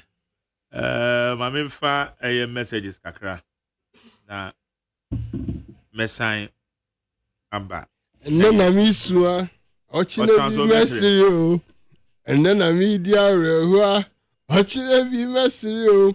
Ona mi nimye, onya mi nimye ansa na ye wini. We are coming into when who to cry. Yeah. We are Muslim. Yes. My Jerry. Yes. Urade ni edana se. Wotie fo no yedoma se. Wohwe fo no yedoma se. Gana fo akasa. Enije ewo krom. Me say am fast ati ehu sika wo fom. Obi frame me I say, "Hey, Zion, mo hu 50 Ghana wo fom be 8 years na ebi nti da. Obi 50 cities out of fom. Me say obi ento for man obi so na ba. Hey. Oh, my God, obi phone line sir. Ode mama for ene amon for ndi dance here. Jo mama wini ye no omo hu ni sei. Omo ko factory truck omo hu ni sei. Omo ko to fuel omo hu ni sei. Omo sorry no omo dan nyane hu se no Mahama na aba na na do kwa. How do they feel? Majority, ask your people, how do they feel? Ask them. Obia I happy e Ghana. Na majority na na pay me pa cho interview ahe no why na pa we. Ade. No, me pese me ka bibi ma no. No. O frɛ obi wo efen say baby a India for no or ye bo mo ho. E na wo sa frɛ Ablekuma. Na pa cho Ablekuma no nipa ba ko pɛ na wa frɛ no ho. Ente de alkanas. Nipa ba ko pɛ e na wa frɛ no ho. E na me say mente de alkanas. Nipa ba ko pɛ e na wa frɛ no ho. Mente de alkanas. Ablekuma nipa mienu e na anya asem. Me pa cho sa woka sa asem ya na je sa okra program no wo ba no wenti. Oh, tell me relax here. Ma shada akase se si ahwe. Je emunya san ka me me phone be ma. But let me give you the phone. Yes. I've called Ablekuma not chairman. Je wa je na call me call logs. Call me call logs no so. Yeah. Yes. My dinner one. Yes. And then this Ablekuma. Yes. And Ablekuma West to Ablekuma North. No, Mahu. Yes. Yes. Your friend chairman Augustine and it send him na group Ablekuma North. NDC one say was. And a Kamala Kalamu. Yes. Kalamu crowd there. Na menene so yeah. On the organizer. Question me bisa. I know approve actually me simple. And number 2, me friend, my former communication officer. Also, madam for pa. It's Tom no na was send them a number. It's now look at the number. Absolutely. Harry number. It's no me bisa watch him. And I said what kind of observation. That can we read. No, I have call. Auntie and the one. As our presidential staff. See, who said, my Jerry, one thing about you, and he said, no matter how, every single media person or every single political analyst, and every single politician, be or better now, we feed you so. And then, I believe we always like the way you are. And in this bisa question bibi nti ne ye bisa so what I say bibi nti ne bia because we know what you are and we know what you can do Inti Majari, bisa no enye bibia na we de Ghana for ejuma no de e form ya Ghana for enya ehu gidie say yen ejuma na so question bi wa wo said your name and just so ba bi Samuel oh Majari me betina akonya we so a na dia me se me bisa na se me bisa no sa akonya we nko an metina so nko ade a ese me bisa because me gina ha representing the NDC. And the interest of the NDC is the maximum. On pen for say baby sir. Obian sumami. Emia madwin. Into what's already an just say a different. Exactly. What's your idea? Miti how I represent the NDC. We say auntie na me boy Aisha man no. The Aisha onya butro woman what 24-hour economy no ebe kan so. Also we say owo area all otiti mbabun omo ye cake omo ye design those things no oya ade ohun ti o no church mbabun no maba no ye be make sure say ye be ma youth no aba ne nchen aba be ye ejuma John Dramani Mahama for policy be efe no ejuma wura policy eno ebi be ka no women's bank ebi be ka no nti John Mahama de nsem pebre awaka ye obebre o ha obeye mbabun no ma tu atese amu yeah, all this demonstration ejuma mu nintina side way na aircost no enuntina John Dramani Mahama say the 24-hour economy no or the aba ade amomo to menye ejuma ene aye komu ejuma komu njai omo ejuma enkoye nema omo ye no enu na che say Ghanaians were suffering, unemployment was at a rise ne ye ka amanfo nti ase no afi na ohu ehun susu aso ene obi si say ye chichimo musa agiden ye ti krom ha ana wa for catch say mama can message okay na Majari you have you said there ejumo pana na ba be you Majari ye obi eni asem bi asema ye wa ni say ye be ka the Jomama so ba be ye in the 120 days no first 120 days with the Jomama be ye no and what 120 days okay now say first am for obi sorry na or ham crown, they see the hope that people have alone. It has started. And which the transition team no or the other fast no, it has started. Recovery, it has started. Majari, ejumana chassie. Ejumano ashassie. Omo twabani na ejumano ashassie. Omo to your man to ejumana chassie. Beka omo obenye biaye. 24-hour economy obenye biaye. Bet tax no yet ye free hono obenye bi. Ebi beka no. Mobile money e-levy no ebeka Majari ede na ya say okwakoto ade ne 200 cedis o send scanner di pakono o say you send no 205 cedis and 210 cedis because charges no o tua charges no MTN so asa charges and nyema wo na MPPD ya come for 8 years Ghana for address yes untimi fa en konkwa so mu ye do ma say we thank Ghanaians. We are so much appreciative. Negana for no omodi adwuma na aswayen. We have no excuse because in there we share part 10 emu 7 to my NDC. Inti say no show obi ade ka say ezu obeje so. You say Ghana for me say o ka say ezu obi abeje so. Be kele wele na so beto amame no. Oh, maje usro. 24-hour economy me feel be say kele wele no. Oh yes, yeah talk say about for near ka kele wele. Say the 24-hour. Mama can messages me kwa ba. After we see 24-hour no we betum. Higher need 100.9 Abdullah Sakra no ba say set atena se dia mana kwa ba. One twaba. Ye mana kwa ba one twaba. What that's so one twaba. One two it's be mana kwa ba. Sa ko we say we call the woman say abane dey say wutu 1 2 yen yakwa Eti Ghana for ya to awie dey Majari mantu na migiri say enya me nko na matu wo hwe the apathy votes na ebaye na just mo amanto mo do bebre antu within all the regions all the sector of the regions bebre antu aba Majari we can go antu aba maintain 60% pass no bebre bounce what package general average and no crowd of the less than 65% and a etwaba, which is way below the expectations of the EC. Way below the expectations. You understand? Apathy. Me, I didn't vote, and I'm still saying it. I did not vote. That's a chew too. That's a didn't rubber. Yeah, we are 1 12 I need to 1 12 and the Mukochi Jawa witness one in our winner. And the Muncho down to Aba. Major Grab 1 12 and the Munchi. What's your to her? Share I go I would say, Yenina, Yahuya Danyamiasi, say peacefully, ya to me, Akotu Aba, Ewi, Yayi, Yakendini, and Meda, former president, the vice president. I say he came early. No, yes, because we share how he came to consider Emma, all the tensions. I work room no, Bibia, a subsidy. All right, what me ba be jama na what nya daddy actually. Okay. I am a Texas and so me normally do humanity ma me can come messages in the kakra. Richard Eddie Fiama Sama. Also yesterday about 70% of my messages was truncated. I was sharing my experience of what I witnessed on election day as party agent, how an official of the EC will follow a voter to the polling booth and direct the voter what to do. It is not Dr. Siribokweku who is the director of training.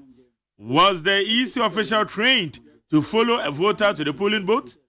I don't think I was wrong. If I'm accusing the head of the EC for the wrong thing the officials on the field were doing.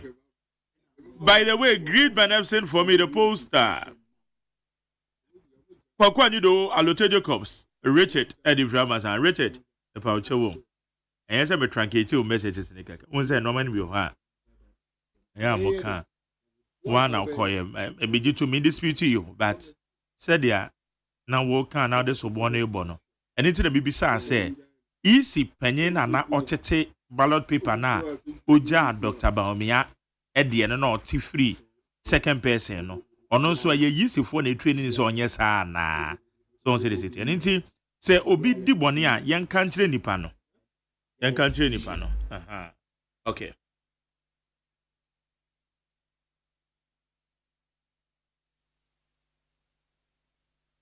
Okay. Enti Sanity, Meshaka Sante, Amasaman. Also, somebody should tell MPP to stop deceiving themselves that their people did not come out to vote. Which people are they talking about? Or do they have some people which they have assembled somewhere? Some of us have been saying that they always rigged in Ashanti region, but they couldn't succeed this time around because of the vigilance of the NDC. And I can tell them that margins could have been more if the turnout was high in all the regions, including Volta region. When NDC and President Mahama were busy campaigning based on issues, they were also on campaigning platforms singing and dancing. Sisifia. Also, ya MP elect Sedem Apenyo. Congratulations to Sedem Apenyo. Pa. When second David Adifrika so tame, so let me salute the youth in Kaswa for voting JM and Honorable Phyllis. Now call you. Kaswa need reset. We say hello, Mark Jerry. Good morning. I'm listening to you from Holland. God bless you for the good work you are doing. We say good morning, bro, Mark. Prosper from Afienia. Also, Master, please try to ask Ghana police for the killers within the election, those who were killed. Wednesday, Jerry, we thank God for successful elections. Any political party who claims they don't have their pink sheet when you play, means they have lost the parliamentary elections. Both NDC and MPP sent they sent the results from the collation centers. Eric Uzdada. Odifadoko. Wese McJerry, tell Afenyo Markin to be happy because he is coming to enjoy big time minority leadership. And on the other, Citizen Francis, the next minority caucus in Parliament will be the second best minority after the 1997-2001. Minority led by G.H. Mensah. The caucus is greatly motivated by recent discussions and youthful enthusiasm. Where your Citizen Francis. And so, Ediene. Where some disappointed of my party MPP executives for watching these attacks, causing disturbances in the country, and we are ready to counter them if our leaders gives us an order. Weguata. Oko kanto bin there. We say salam alaikum. Frank, another press. Stop deceiving your supporters and accept your defeat. Isa defense someone. Zongo. We say MPP, if you don't form a new party with a different name, unless 50 years before you come to power. George Edifree, Tema. We say good morning, McJerry and Kwabena. Please, I would like to know why NDC supporters will go and pack items from the Agenda 111 officers. And how do they know that there is a fertilizer? Okay, JT Casino. Hey, now Abdullah Sakra.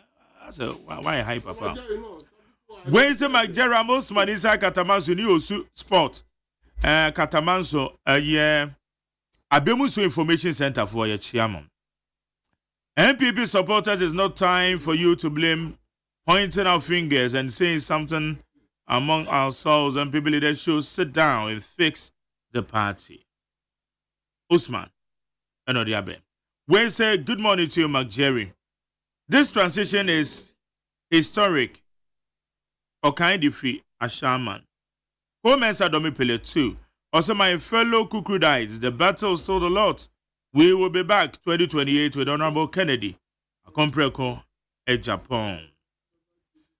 We say I talk about Amafo was being nationalistic, but it is clear that he is doing is not necessary. We say good morning, McJerry and Kwabena. In fact, you guys always make our morning laugh tapao. Buying a car for 1,100, Kwabena, you be Carlos Wilman, 1,100 goes to 700, a car 400. We say, can you check from the Indian High Commission in Accra whether they know about these bishops and their work? People are stealing our resources in the name of Christ. Or Kwame Australia see to Finland. Of which you don't have that evidence as well, please. We say MPP Kenken Kwain Kosiaga Wena Mawe Musika Noashi Tanko Difree Enyenem. Because the MPP was unable to add the staffing ballot papers, they have lost. Okay, Sagra, me baby. Yeah. I said, don't say me baby. Me just so many.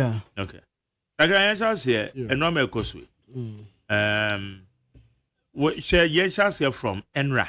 Sure. Champagne from Mudio Mochi, Nanado. Sure. Any JDM. Sure. She Cassa Coso Jubilee House. Sure. Me generate na me ti am say eh anya penfo na no mo ye campaign na mo toto mo mo ho. Okay.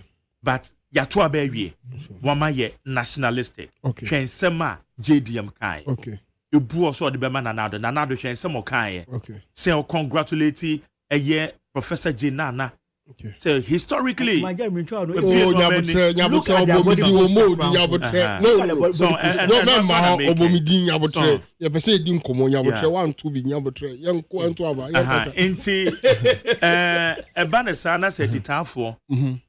Be different. But you be some question, Bill. McJerry. You and this in MPP in Tunche. The Pacho, Nanado, in there, or Boliga. And then, John Mama or Boliga. Nyama fertilizer na ma for air farm omukoton no omo Ghanaians na ese ebo ho ban asema o kana na pa me piti wase because mo pa jo McJerry me ti wase because one say ohun say bibi boni air koso a obetimi abo police fire dem amane so let us preach that and let the people understand say mo follow no nto omo say mo invite police that police no so omo trust you omo yehu ni ebi mu ye. We saw what the police also did. What I say, it should we trust them as well. McJerry, yent na say, man for Ghana niema, Ghana property yent na say, all in the name of peace. We have told the people say, omunye enne obisha t-shirt and just say o NDC new. And before I started sharing this for t-shirt, yeah, Juma was NDC ni. And you trying this in the people. You say Ghana, some Ghana property, and I'm out for who buy. So imagine, sir, now you saw India for our almost say, imagine, sir, the machine who knew what was the brain behind it. Imagine they were stealing it. So sometimes you say, yeah, Mama, my Russian Kase, or Muye to trust, they are protecting Ghana. You and I have slept, and the people are awake. Fertilizer omoko ina omode ko machine omuche fence pick up ya rapo ho air trap border. And yet vigilante in a general and sometimes in a sometimes no, let us know understand. Obieno Oscar say, Nyema no mo ye no eye. Nobody. But what about say amount for na Asha party Jesse? Gangs, anything you can say police for no any omundi. What I say, but I will tell Ghanaians, unim nyeko so obi ADBBC obi DBB Jania channel Faloko police station. This is the time to recover every single loot. And anything you say, operation recover all loot. It must continue for us to recover every single penny. Obianya Bemancha Obia Okrumha. We were here when people were doing so much. What happened? What is Obi Enfa Ghana property Enko. Yema Obi and Ghana property just because Olusu election. It will never happen. Bema Okrumha.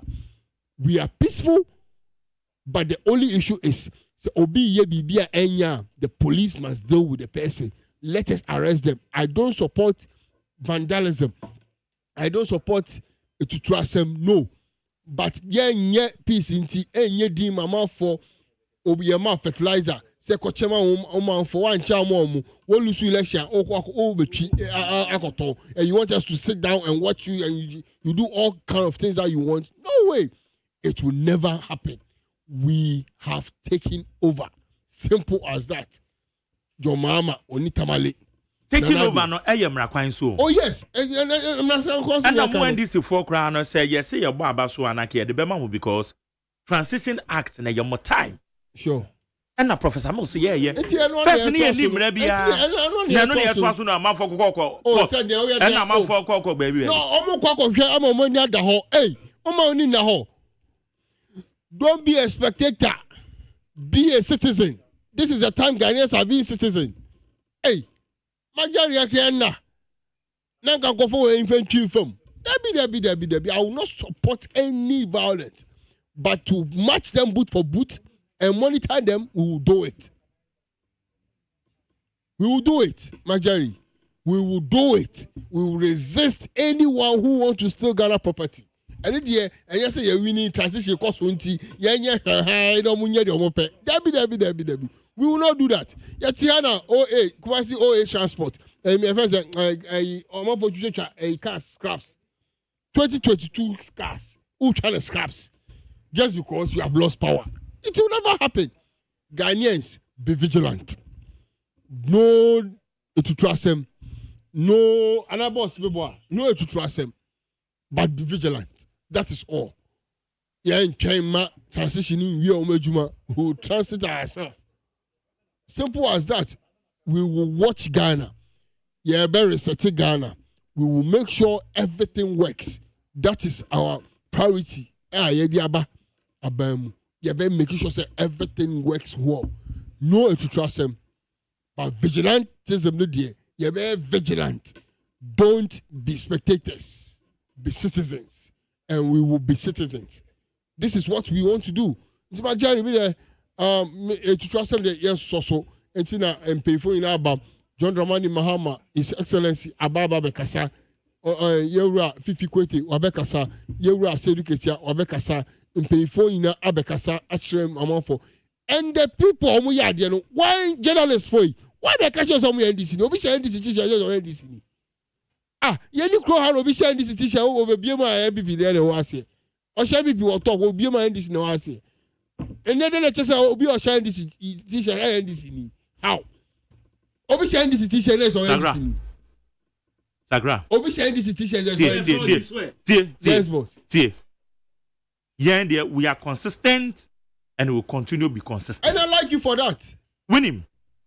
Diamoke can even passing tele. Asasam no kan be ne nya atwe. Asem no kan. Say wo ma yes ani MPP for. Munya sa. Journalist ka say Ghana for to ba ma mo wo ma ni animu ani agro. Journalist ka say NDC for no so e. Ana ka say NDC. Ghana for passing tele no mo e ono na fine no call ye. O say institution be mu no call ye. No, you think we don't have people evidences about play on our intelligence. Which intelligence? Which intelligence are you talking about? Because you see, Ghana Faba no Matuama. Master, we appreciate it and we will deliver. It is up to us to use it for 4 years. Okay. Nobody has to come and tell us what to do. Okay. We know what to do. Go ahead. We have done it and we show to the people what this is what we do. But more than we will do it. More to us now. We are watchdog. Yes. And we shall be consistent. He we are not hypocrite. Table before us. 2016 in the presence of our enemies. 2017. And we will deliver. Yo. He prepared a table before us in the presence of our enemies. If you pretend, we will deliver. No problem. Yes. No problem. Me see the ekosono. We will deliver. So, I'm not talking about delivery. Me can't want to. You will deliver. It's a hunu na ekoso na me. It's a humbi ankoso. It's a hunu ankoso ache. Some must say. It's a humbi ankoso. Say enye ndisi for na MPP for na ya. Yes. Fair enough. Exactly. Media say enye ndisi. Say MPP. Police for you, Jumo. I'm ensuring say police for Ghana police. Yes. Yeah, we deal with it. Say MPP. Say NDC. Bonnie nim Kalis. Oh yes. Ghana police will arrest you. They arrested them. So they will. They are arresting and they will keep arresting. John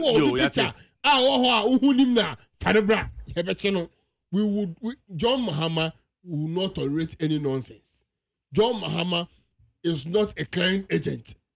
John Mahama yenim no waye bija yenim kofo omo die mpo omo dream of 1 million kra yi omadi what so hu die mpo. That is the same John Mahama. 4 years you fe ni agro yenim de 4 years e de ye and yenim 4 years de betimi de aye anything na ne heba betina ha say the first 120 days no okay. Now let me ask you this. We are learned though inti mo bisa no mo kasa ayana ye interrogate and be or baby am kasa ko na higher. Sure. Because momo ye learn it. Sure, we get and also editor.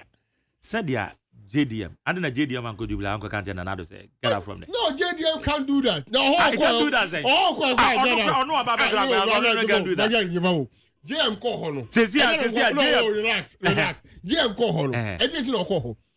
Prepare and go out. It's not call. I'm going to catch and say get out and go. And you say you are not. What's the meaning of transition? No, transition is just saying. Transition no. Me bomb about you. No, me say Professor Mills na de ba you. Yes, you. Professor Mills na tena se hu say. Magari. Kwan ye fa so a. Yeah, transition no. Na enye fe. Exactly. It Professor Mills apen so no de say mra yi ba you. Exactly. And I you tuma. And I may bomb about for that. Yes, and we appreciate it. It is JDM nim. Yes. We'll follow the suit. The question may be so say Magari. JDM call Holland no. Anything no call Flagstaff House or anything no call. No, call Holland. What's the purpose? Or call say or na Ghana for 2 hours. Inti na do nyede. It did not get out no go. And then I better work Ghana. Yes sir. No, we go. Inti call Holland. It na don't prepare no. Exactly. Ebra or exactly. Emra kwan so no di no. Oh yes. And I'm more to on. Now one man na port na dey Emra kwan. Okay, mama show. China ka. National security for FNMP. Me ba chotie. Say national security for the no MPA. It ye need details. Ye need records. A cover. You come here and a container sira. You track it. What are you talking about? As ye knew me. It is the cost of Faso. Me Faso. I don't. I tell you, say one way or the other. What's it? NDC supporters na airborne no ma ho ban wo habo. Exactly. After the other way no so what's the MP before na. We are there. Omo we are. One may we are the MP before. Men can so we MP before. They are gangs and tax. Of who? I don't know. You understand me? Intima and tag is a woman yes I know me NDC. Woman NDC for. Simple as that. NDC for near Brea. You ever say a research Ghana? You're going to trust him. You're going to trust him again. You're here to try for. Election, won't say here to trust him. Election, Ghana election and won't say you to trust him. No. Peaceful election. You know, yeah, to a bike as I have a train. We are to a bike as another one trouble. No issue, Master. I get it. The way I near here, sir, you better get your 4. I'm about to free in Kwasumi. Now get you one to. Na sa jeje foi a sa be wini na ojefo no akoda enu ti ne here obi on board no. You have to be part of the resetting of Ghana, and it is not surprise say yeah when instance Dr. Frejan Kraka so on to abampa so one to oh say no holiday so you say okoto a bibitia sabre no electoral commission because you say okoto a we ka say aha otuma we yet krom ha na ye nya vivid first eagle eye reporter e che say chada kra akoto mo bi but say video no great no can or no I say one your parliamentary oh parliamentary oh yeah first presidential a parliamentary wa my joy parliamentary wa presidential parliamentary wa na presidential wa be bia o na no okoto mo bi wa be bia it's a one rat yo bo wa he ni bo my joy oh nti ba jeri dey make any say yes amount for my politicize bibia say we ANDC ni we MPP ni no konfo ye tina aban ni ndi because John Dramani Mahama o leader no a man panyin no on so nyema we so NDC ni unim say NDC ni a onya sa nyema we but any NDC member who knows that something is going on somewhere should protect Ghana property. That one no, don't sleep. No. Because resetting Ghana no. By which means? By which means? Report to the police. Good. Monitor. That is what we are saying. But you can't go and report to the police. Mama no call. So Gina no so they report to. Oh yes. Mama no call. You to chrome her and there's a borders here. You're local borders. They've locked all the borders. Obian came through chrome her. Obian kasa. No journalist talk. We were in this country. I'm not from a catcher and say, they've locked all the borders. Nobody should go out. They'll come her and it'll be a fire in Mantie and the power shine in Sa. I go to the cast or stop cast daylight. See form I bind there. Nobody talks about it. Wow. Jaisa. I should give you the videos. Me say abronya sem na woka. Oh. And I want sem na woka. So I should give you the videos. Why not so one can one sem? Yentu kroma Jubilee House. Nanka burus kwa amade ne faso. Yentu kroma man for jeje toilet. Na muso obi anka wan. Mo muso obi anka wan sem. My Jerry, why? And dead here. Auntie Ankoso sa. Some punity in Nkoso. No, why is it special? Why some parents are special? Are some people better than some people? No, my Jerry, that is a fact. Yeah, transition. Smooth one. Muma smooth. The ever cost they are won't me and free ho. But the truth of the fact is that in the next 120 days, Ghana for better in Sempa, Ghana for Nibeje. In the next 4 years, we will go back to Ghanaians and tell them and give them account of what we have done in the next 4 years. And I hope, say, Meno, as I bet now, and about to tell BBC no Holland, no, I will be interview who say yes. Ghana for 4 years, I demand John Dramani Mahama. Nye no ye. But memo be a refi, memo be a linje. Memo be a refi say John Mahama ka send say 120 days. Ilevie tuano obe ye free ho. Ghanaians should be happy about that. COVID-19 tax I want to okoto aduane a utua, oko private a utua, obawa utua. John Dramani Mahama will take off it. It is part of our 120 days resetting agenda. Okay. All right. And we will deliver it. This is what Ghanaians voted for John Dramani Mahama for. And he will do it. I don't dare say focusing on. Those ones there, we should leave it to the police. We should leave it to the security men. But nobody will take Ghana property for free. We will not allow it. President Akufo-Addo akase appointed. This is not the first time. Yes. Obi an government official car. Do you need a letter for somebody to even tell you that? Do you need a letter? And what did you do? No, I'm asking you a question. No, it's all about Nanado. I'm not even talking about Nanado. Nanado remind them. No, you see, that's what we are talking about. And it is almost a citizen. And you have Bresser or Monitor. You should understand. You don't need. Some people are off his crowd. Why should you even go? What kind of the kind and what's his Yes. What does it tell you? Because he has an intel. He's having an intel. Penny, Yaman intel, no. They have given him intel. What is going on the ground? That is it. Jerry. Yes, so I wait. I call us no. We will also monitor you. Okay. Oh yes, you are checking the government. We the callers and the listeners and the watchers of you two will put you on your toe. This is the time to work for Mother Ghana. mum because we majority any minority be more your micro sectors by any minority we have the micro some that small groups you yes Ghanaians or say John Dramani Mahama should reset Ghana. All right. Maybe I don't know the Ghana first on fact, and I know for sure he is a nation builder. He will build Ghana. This 4 years. O video no so say your penny at the ato. Oh yeah. The obey one. Oh yeah, no problem. Your penny at 4 years. John Dramani Mahama, 4 years he will deliver. He is a nation builder. He is not ready for I'm for no mukase or ko hanimu. What is hanimu? He esi banyanso for yebuni yenkala sem. John Dramani Mahama will work and deliver. 4 years he will deliver. Okay. We are all here. Mamenko yes set Hammond. PPP. Ombenyamu Bank. Sorry. Ombenyamu Bank. PPP. Ombenyamu Bank. Sorry, the only party with vision in this country. Majari. Yes. Anope mechia na mechia with you for nyina. Mechia mia minyonku Felix Mante oko jina Ashaman but Mante couldn't win the seat as but he did well. Penny performance on your votes Mante was third. 300 no it wasn't third. I think it was fourth. It was fourth. It was fourth. But he did well. Try election there. Yes, he did well. One vote to crown and yes, he did well because he say or the heavyweights say Nogbe who has been an incumbent MP. I think the third time was and fourth time on in pray. I think say a tall order for him to unseat him.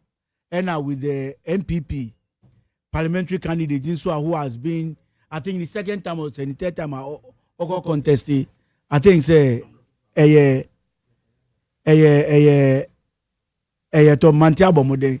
And I make sure Remy Swa Oko Jina or Domi Kwabenya. I think say I'll congratulate all the PPP parliamentary candidates. They've really done a yeoman's job. See the outcome, you know.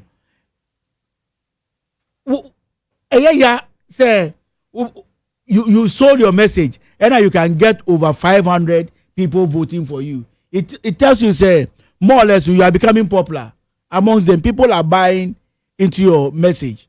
And I'll congratulate all PPP parliamentary candidates. Make sure Dr. Papa Kosindu maybe will be any PPP national executives. Make sure Minya Sakra, because and Oma winning and anticipate say obeshe white. Sana almost the easy for any year. The easy for any year and what black have trance. Make sure me mammy so over into aso stand or car nini kunu kwekwata. And a person that make last week no muti din and the majority say ochiapa. Majority. Yenda Nyankopon say he has led us through a smooth and a safe elections.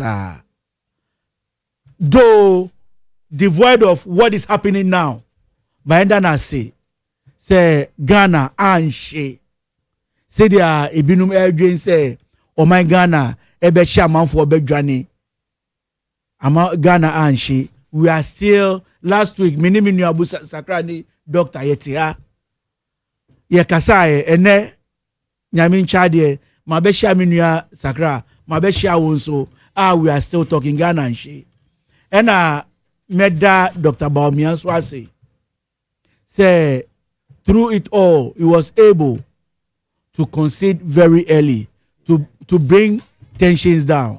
Why? Because he said due to their internal coalition, the figures they had no. They saw say they've lost the election. And mi wafa penyina na kumia also said say as at that Sunday, as at 11:30, that Saturday, as at between 11:30 p.m. per the answers they had no, they thought say they've lost the elections. And they already knew.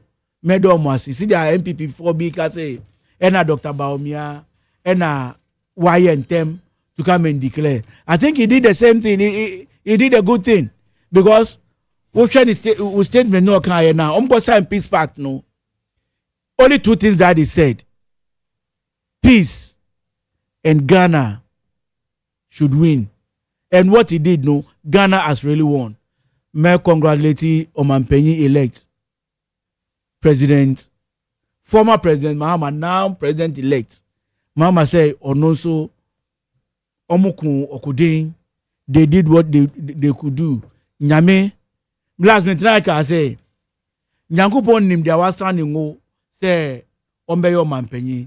What these Nede prophets are saying, and then Nyamia say, or China Nyamia say, and then Nyankupon say, Majeri and Ebedi president, or China Nyankupon say, Sakra and Ebe president, Nyankupon nim. Obia em say, Obia Asia Adie, Ewo ni prophecy ni mu. But Majeri, truth be told, Adia enye no, enye. Comments the bra minya Sakra amana, meaning in Yadrin. And Sakra should stop saying, say, MPP for na attacking.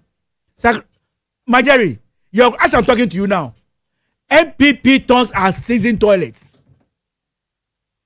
Or man instances. Sakra, Majeri, Omuko metro mass carnation. Omuko to pick up no MPP for. Are they not NDC members? On them, I can give you a number. You call the person. You call the person live. Now can tell me. And NDC for. They thought said they won. And they are here. NDC for she yisi office. Brown Hafu, Blue region. Because the results have not been collected. Why are NDC doing this? That's what I'm saying. Say Sakra should say what is not good. It's not good. And the same with Afrache. Say Obia be in 2016, 2020. Should you also repeat the same thing in 2024? What is not good is not good. What is not good is not good. After all, it is only one Ghana we have. Omo Mushi Yisi office. Omo Musi say Omo Fwadie. If President Mahama you great on 7th October. Senator Frache, say anyone want to come or the say no nyamano. E me no sika. Me no taxpayers money. And no na President Mama, Eddie ebe say nyama. What is not good? It's not good. It's not good. Because we are in Ghana, we knew Majari can baby. Bravo. President-elect Egoshia, President Akufo-Addo no. Majeri, look at the body chemistry of both statesmen. Look at President Akufo-Addo train Mahama Ewodo. She see the see bien in sama President Mahama edi ni satu ni sayem. Shaking each other and laughing, congratulating him for a hard-fought one. And look at the speeches that both presidents gave. Heartwarming speeches. Say omupe omani ye. Who can baby look? Professor Atamils, Nyankupon Shan baby obia. Transition at your Dubai, no. We've witnessed several in this country. When a new government is coming on, before they'll get into office, old government, met me instances under former President Rawlings. When President Kufuor was coming to take over, so many things happened. When ministers then were transporting cash front, left, right, center. When President Kufuor was coming, so I was not shocked when President Kufuor came and said he came to meet nothing at offices. Ministers were siphoning things left, right, center. Registering businesses in the names of others, whereas they are behind it. But do you know something? On say the SN Kosi still member Professor Mills. Oh yes, Professor Mills ebedi adiano. Oma district, municipal, metropolitan district chief executives. Yes. 3 months. Yes, to be in power. Said they should be in charge. Time now, Professor Mills in him say, baby. Some even what happened? Others even wait for 6 months. Yes. Others were even retained to be a. This is 3 months period now, Professor Mills. Edema district chief executive, me pamuchewo. Ghana say ya na sakra. You see, me say me mama baso or hopa. But if you encouraging, you see, my Jerry. If you encouraging, and I say, Mr. Professor Mills, me no can say some DCs. One man, Johnny, if you want. Oh yes, yes. You before be fair to us. But listen, you have be fair to us. Okay, I'll come back to you. You have be fair to us. And then maybe I'm speaking the truth, and the truth is piercing your heart. You have be fair to us. Me say, Professor Mills. Professor Mills said, "A job 3 months, you know." Baby Sasa Obi we are Ghana Kotondi. Masa, you before be fair. Masa, this guy should Mama Yanka can say more. Asa yan kwala bi dey Ghana. You see, what is no good is no good. Jam condemn me, my Jerry. Me a PPP ni. Oh, Masa. Imagine say PPP and Abba Power. And a PPP was leaving power. And I'm a better new studio. Wake up. My better new studio. Air commending what PPP for soldiers did. I'm telling you. I'm telling you, sir. What the NDC tax are doing? It's not NDC tax. Stop saying it's not good. It's not NDC tax. Stop it's using not that good. And they are not NDC. And NDC. It is not MPP for the okay, they are not NDC. Look. I agree. Sakra. They are not NDC. No. Sakra. They are not NDC. Let me tell you one thing. They are not NDC. NDC. Now the MPP supporters and their leaders are even licking their wounds. Which one? Which one? Yes, I don't even use and that word. They are not NDC members. They are not NDC members. They are not NDC members. What are you talking about? So, T-shirt on Mushan, I'm NDC. Sakra, please. Who's a PPP? Sakra, we are in Ghana. Let's call a spade. Master, they are not NDC. Let's call a spade. And then, I am in there, Majari. And I did the same. And I 13. And then, David. And then date, you know, me cry me so me try luto no. And 12, 24. Majeri. Was it 12 plus 12 is 24? I'll call you. 24-hour economy drama. Majeri. And the next significant day. Oh yeah. Majeri. Yes. I'll call you. I'll bring a pen drive. Today's show.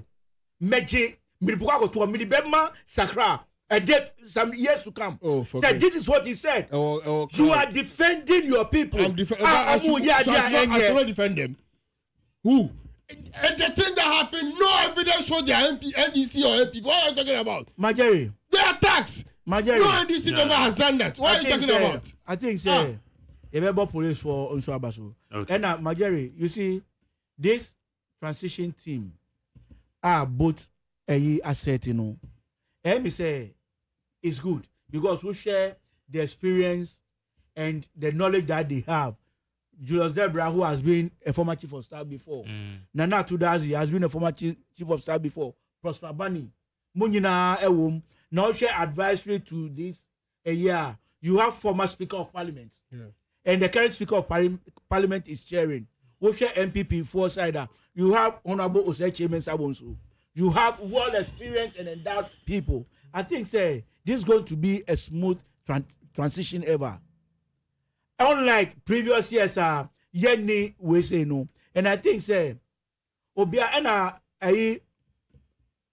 the president gave no say no appointee should sell a car and now offer something that belongs to the state. No, I think say something very which is good because when you have a car, baby, maybe when you're Intel, he has said it. Oh yes, he has already said it in one of his speeches.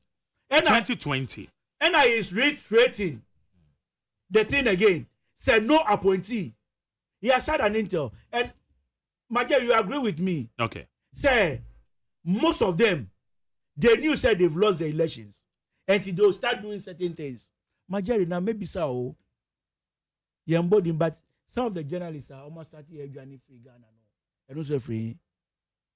Journalists be joining. Offer. I'll mention the name to you. Offer.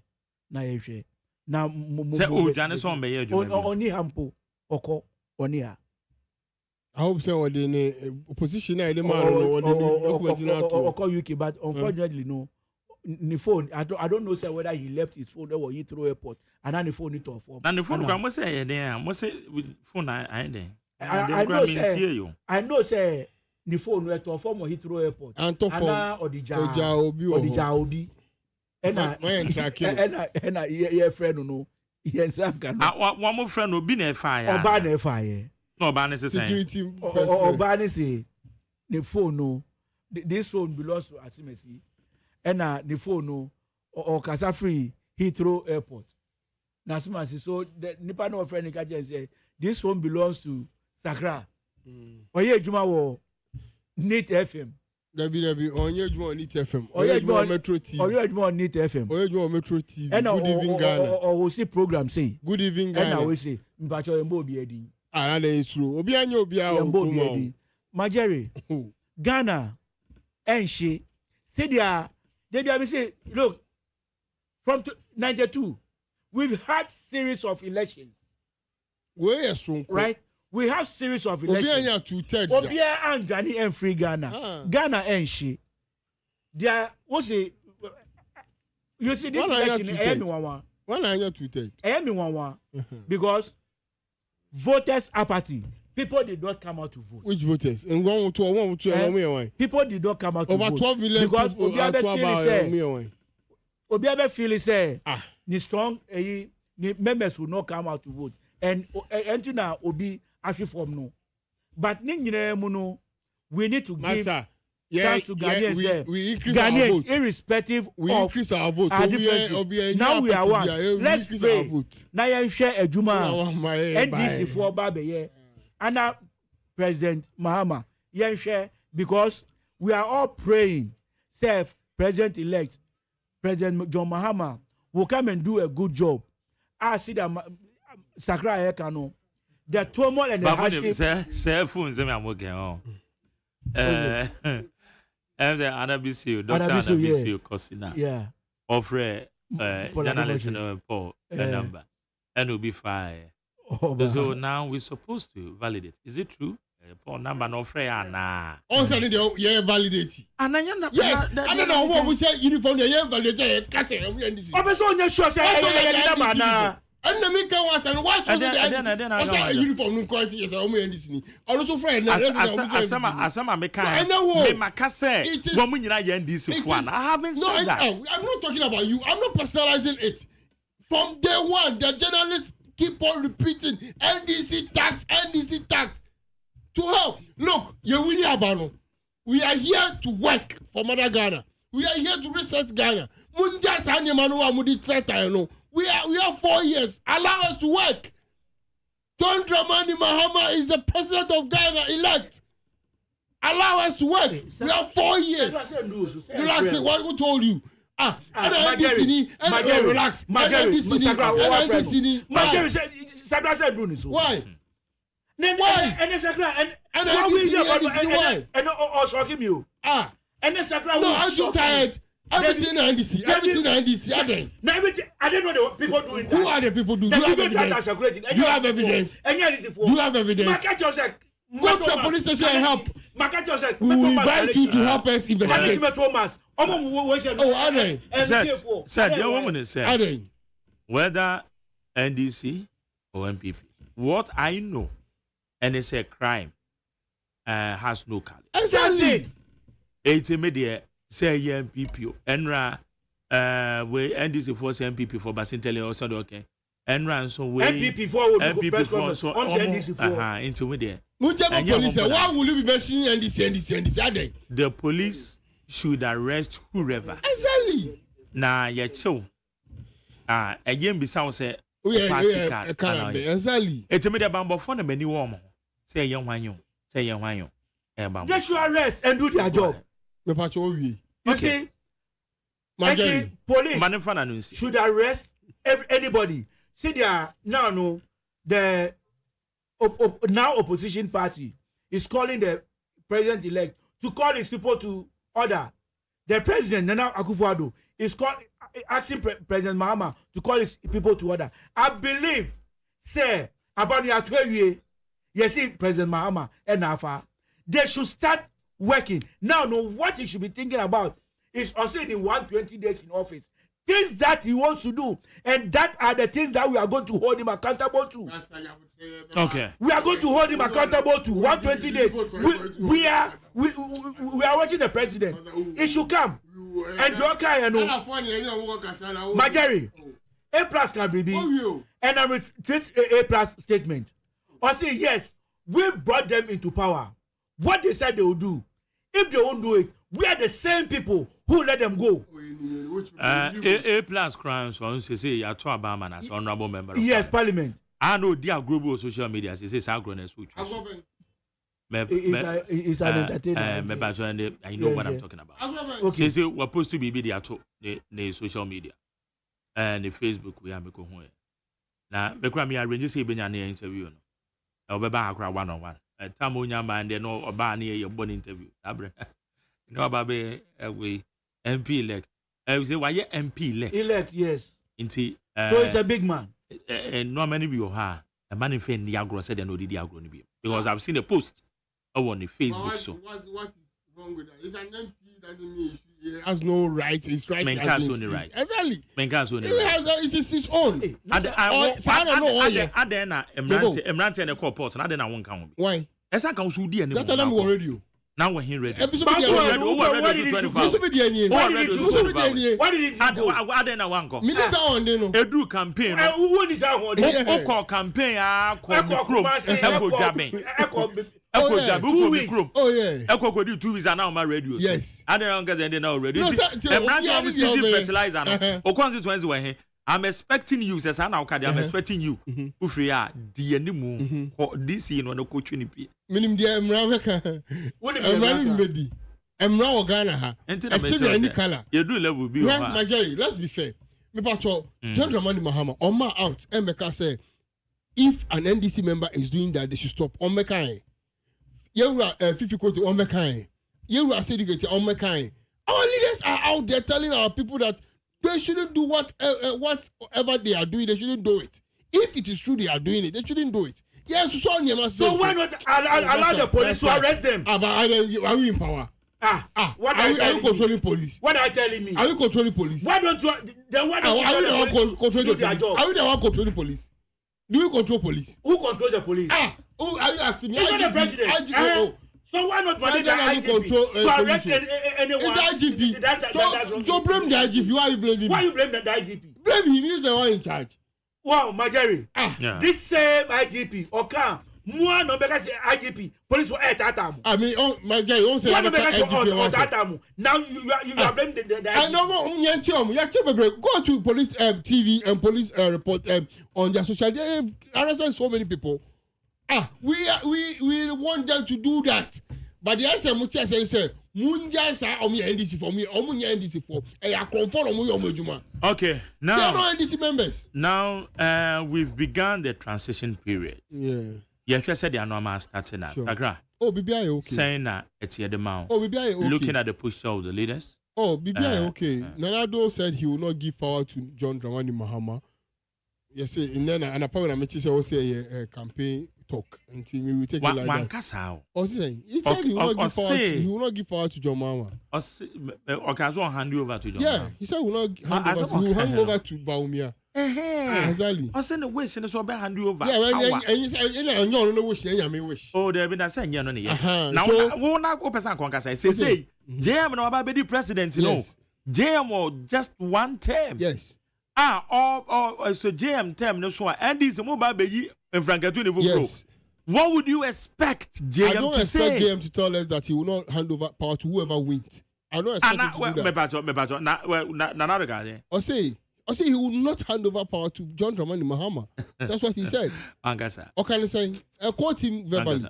No, quote him for me. Quote him. Even as at the time, one more to a baby. Yes. A Dr. Baumia, woman, ye no. Yeah. Or say, or bet trying the possible baby, their support. No. Exactly. Like a worst expectation. I'm not the Satan on Gadi. Oh no, I don't have a problem with that.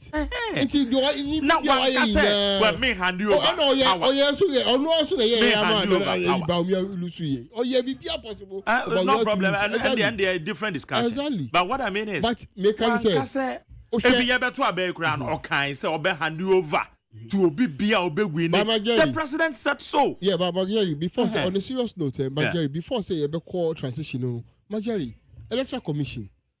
Ejuma ben omo ye mai. Majari. Electoral Commission ejuma ben omo ya mai. Say ye baby o ha ya declare. Electoral Commission say declare. Hey. A declaration papa. How do you determine your papa? Okay, and it's one more say one more ebe for the legal means. Oh, Chroma. What do you mean by Chroma? No, maybe so Chroma. Yes. What declare legal means. Oh, Chroma. Me say legal means. Bring it on. Bring it on. When himself Forestry Commission. So you are not. When them away, one more. But you are not there. Relax. Why? Just stop this. Zagra. Also, be say obey you so legal means, and what's it? Ogroma? I don't say Chroma. Hey. I'm not for real. Feel me, oh. I got your way. Got on your way, oh. Zagra, now withdraw. Now go betray. Now. I can't be coming. No, no, I'm asking you. No, I'm everything. The American piano. Many the whole of me come, Majeri. Oh, and I mean, so when it all because minister walk around, they wouldn't even sound for crown. Majeri, question. Minister when it all. But what I'm saying is, Majeri, question is say. Obi say, well, yeah, declaration. What they declare? Or the back court. No. Oh. Was it a many pan vanco? Majeri, maybe some question. What an evidence? Oh, the part of shows our evidence. You take it there. Majeri, yet you Chroma 2020 election. You catch and say, declare. Who declare we are? Untiasia court. Simple. And maybe just say, oh, Chroma. It is a declaration, of course, so fine. And not the Untiasia so about court. Majeri, Chroma Majeri, the 4 years wrong. Chroma 4 years, Chroma day. Oh, no, farewell. Me say you parliament emrane ye pe e dey make sure say you levy atwam ekransa ye be emra be che say dollar no be for ekransa ye be emra je say PPP for omo bank ya je free omo nsem no ye dey be ma omo biom no e wo ye nsem emra be ma Ghana for eni age ekran emra be ma Ghana for edi yie ekran emra be ma Ghana for afọ mo ntuma pa efra ekran emra be ma 266 banks in 120 days. This is what Ghanaians should be praying for John Dramani Mahama to do. This is why we voted for John Dramani Mahama. There's agenda among for setting police obia obedi to accept channel. Ochina dinase mano. It shouldn't even kept 3 days. I got by now court 10 years, 20 years, more of them. Now my phone will say yes. Ghana is serious. Look, Majari, Obieno Betucho Bien and Nyame, the power share John Dramani Mahama said, Upo, on a president. The only thing you have to do is to make sure you pray for John Dramani Mahama to deliver. The Akadia secondary matter. By maybe I say, Chrome how and your war. Chrome how your Chrome 60 70 50 80 90 your Chrome ha. Lot of phones, no more to almost see FB 10 numbers. And you'll be your friend is there. So I told you that the 2 are. So I didn't have it 2022. It's a possible service we are to. And this 60 50 justifiable.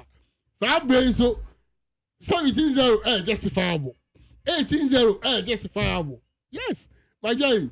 And 1 year from 1 year. Hey, Ghana, I pay dead because Ghana for Emre or my Breno or Mudia Tuaba Mobi. I'm not say about for Tuaba. My Jerry, talk about my 2020 election on your saying. On your 6 million. Yes, this year on your saying 6 million plus other. And they be so me count. Into be a more because I want me and this about 2 years. Ghana for 2 years. One have a problem with it. Ghanaians voted massively for John Dramani Mahama. and he will deliver. Jerry, again, Mahama also obey in 120 days. That is what we should sit there and be talking about. Don't let us talk about anything irrelevant. The relevant thing is what will John Dramani Mahama do in his 120 days. That is what we should be talking about. How do we help John Mahama to deliver? How do we help John Mahama to achieve all his goals? That is what we should be sitting here and be talking about. How Ghana will develop. How dollar rates will come down. How e-levy will be scrapped. How COVID-19 will be scrapped. How import duty will be scrapped. Those are the things we should be talking about. And yeah, my Jerry, you better bog Ghana Japadia ho buying. You better bog Ghana Japadia ho buying. You better bog Ghana Japadia ho buying. Yeah, case so. You better bog Ghana Japadia ho buying. Obedient me ye bibia okrom ha. We will do it legally. Wa obedi mmra be sha wonsa akoye mmra ni ubedi. Mmra eni ubedi. O mmra ni udi a memfa ndc panyin bia obia nsoma o. Wa na akodi ututu asem ma ya chew. Ma nyema eye real genuine our evidence. Report to the police. Stand there and make sure it is done. Yebe ye nyema okrumpa. Mark Jerry. John Dramani Mahama is the president of Ghana. And in 4 years, we will go back to Ghanaians and tell them what we have done for them. Yenim kwa yakbesum. Yenim meka ewoho. Yenim niema akoso. Yeah, we will account to the people in the next 4 years. The transition has been initiated. Transition has been initiated. Set. Yeah, so Mama Jerry, that means the transition team, no, I think is very good because Obi ena atna abemu. I say inventory, yeah, taking stock of whatever you came to meet and whatever would have become ena dia uja ena dia me babetu and he say me babe take you over as the host of NIT FM program a year. Majari, dia uja we chi console say ena ubetu ye console say ena uja amame. Me to say me kwa definitely no man is an island. Definitely my time will come. I'll also go.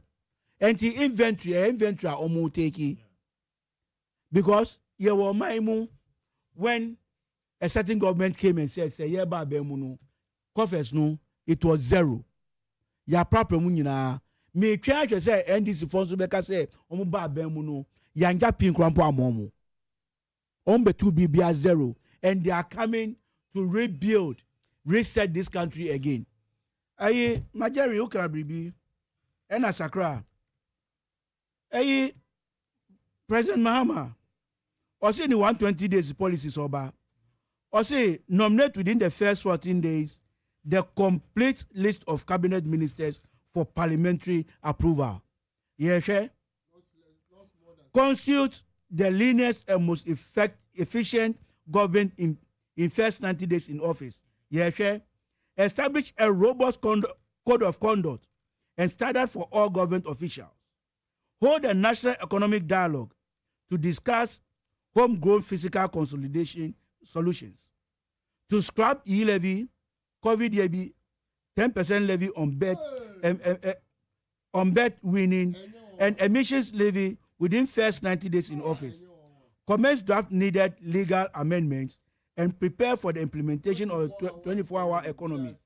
Implement a no academic fee policy for all first-year students in public tertiary institutions. Institute a government policy banning political appointees from purchasing state assets.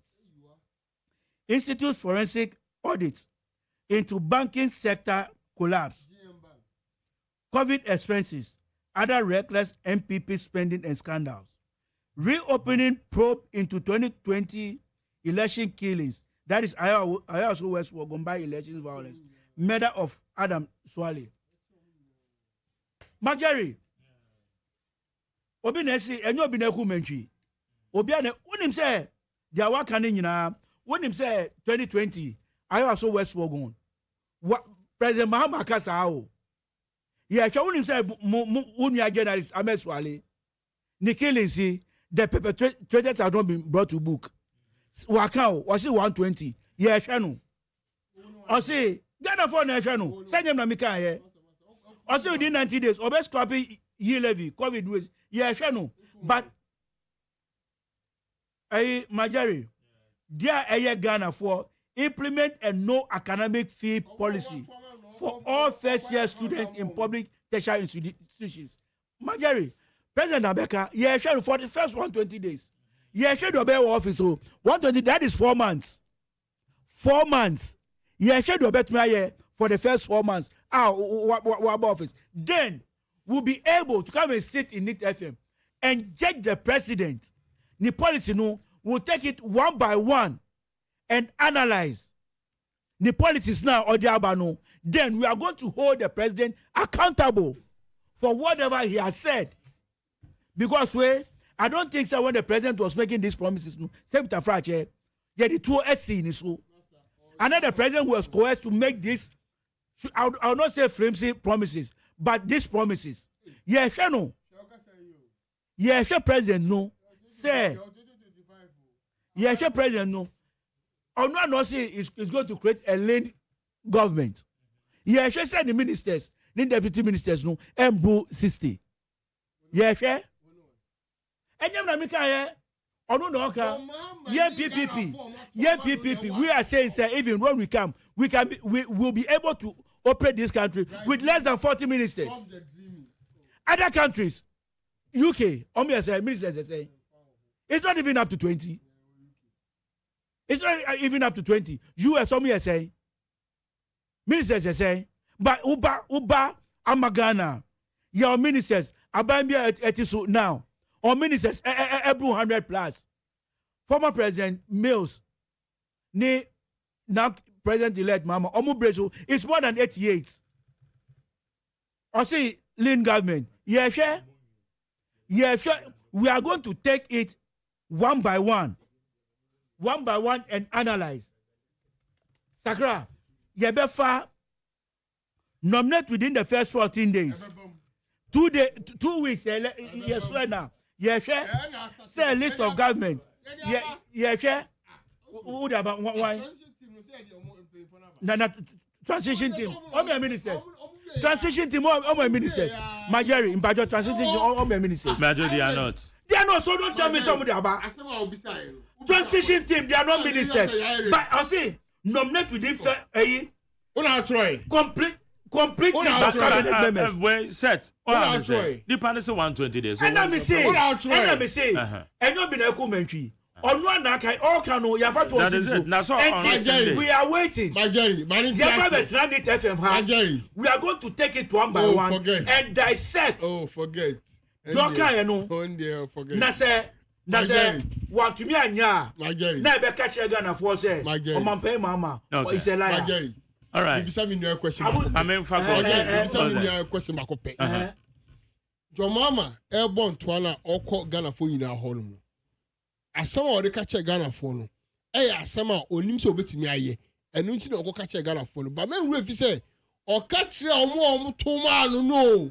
And all cocoa, I can't more relaxing. Wait, I'm asking you a question. My finish with my question. Tell my brother, once before Obama President Mahama, Matua Obama, no, me a Ghanaian. So you change national cake now. Every Ghanaian should have it. He should stop saying that. He should stop saying then you should just gather the supporters. Now I can't tomorrow. You should go and create his Ghana. The answer can say. What's the saying, sir? Repeat again. Me say, your mama. The promise on the man, woman, and better one man. And John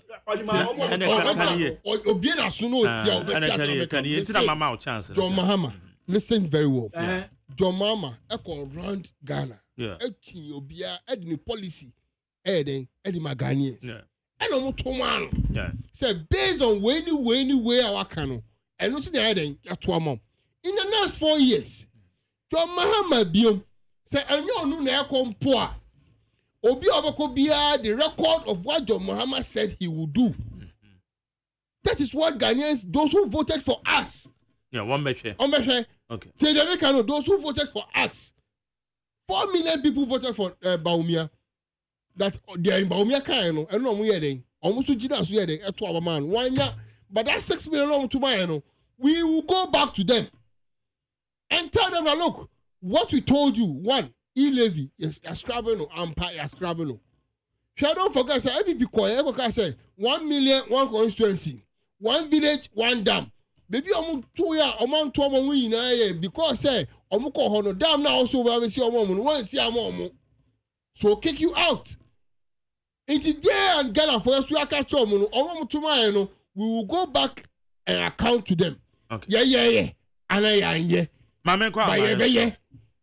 Higher need 100.9. Also, be sure what you na young kwe. Jumedi will come be. My young what you intre. 03022 43540. 03022 43540. And some of what I am broso. To trust some and be and when children so a transition period and penny for immunity to John Mahama and another than Kuku for Roma Shasi and a year and Roma who do I cause I can once. Ablicuma not. And yes, some constituencies, including Ablicuma not, are easy. Change. It has been declared. It has been declared. It has been declared. Okay. Mame kwa man, meba to mache. Champion McJerry and a penny Yasin in council. And council too. Naminja, our income, our MP elect, about Tampa Ida, address you our against the constituency. Nama gonna put there. About what's a gonna put there from as well is a commission done on one question. Yeah, a former MP honorable Teddy. Yes, sir. No, police for inviting him to the number of emphasize than on Washington hours where no because only movie. But the number second of all, you have 4 banner. It's a transition air possible. The best going to be a say, a very afternoon. The percent of man gonna a year in Tina and they have 2 a mail of the mama to maybe on my gun and the best to be a say, you have your support and tell you about your mama because. So utini ye ama enema ye for e Ghana for ene ho betoye ne dollar eba from ne eba be 10 club Ghana for ho ne betom me say enye nya ban ene wo so na se me ama me nya ban na wo be nya bi atwa aban na ama na bi egu ne ma se mebu so ye to class am ye so omunyai no o man France bi ye pise ni nten Medas because na Ghana. Okay. Beba cho memoache. Yes, sir. Yes, you. Jaffa, near me, the Wabakama refinery. Yeah. My money, my father, with your mom. I get it. Yeah, Casse, about Saba into youth, and I'm a Basabasa, near the Besha NDC for. My Jerry, Mr. Me, Bisa. You run Anka Bruce. You run another every year. You run Anka Bruce, your police near. Omoko Bono of Last Star House, a 15 police at Tadeno. My Jerry, if you can say MPP, you can vote our police in. And there's a pepper, and there's an engineer at Yakai. Yeah. And the okay, there's a pepper and Yakano. Straightforward. Yes. No, police near all security of Last Star House. Omoko poor make a chain at Tadia. I'm also more 37 military hospital. I'm going to get police, you know. And what you mean, I don't quite him. Every my Jerry, there are some situations MPP for. They should learn something about policy. They should not learn something about, say, under Rachel, be said, Nippo with dear no bad. Now, when you say the same before, the last meeting of Mokoya, and no matter before move from a catcher, almost a place of Modi, Yamami from a Buzia, ever be a vice, I fear my candidate, or Basse, or Mopesa or Mede, or Mobabi Yaba. Omuntu omobo abamu di omunye mbae ebi se di omuye ye no ye Rajon Dramani Mahama ehunu ntem akacho Ghana for say enye se muye mistake di oman we ko share Akufo-Addo ntem ama Akufo-Addo share wo man we be through sabri na ka mo ma ye Rajon Dramani Mahama to aso a ye betim the Ghana a compare abrochu mo fe say Akufo-Addo ne ba omi abe waste Ghana time abe waste time kwakwa ba Jeremy Dase bye. Okay, madam say. Beba jo be mo na and sakra de emzo hamwa. Mache. My daughter from the Yeah, me do it here. Was in favorite class central. But me more basso. Now, and this is also about to say what number 2 million. Every MP for them. Now, I mean, say on a ball, I could just Martin. Yes, but this is obey or better part.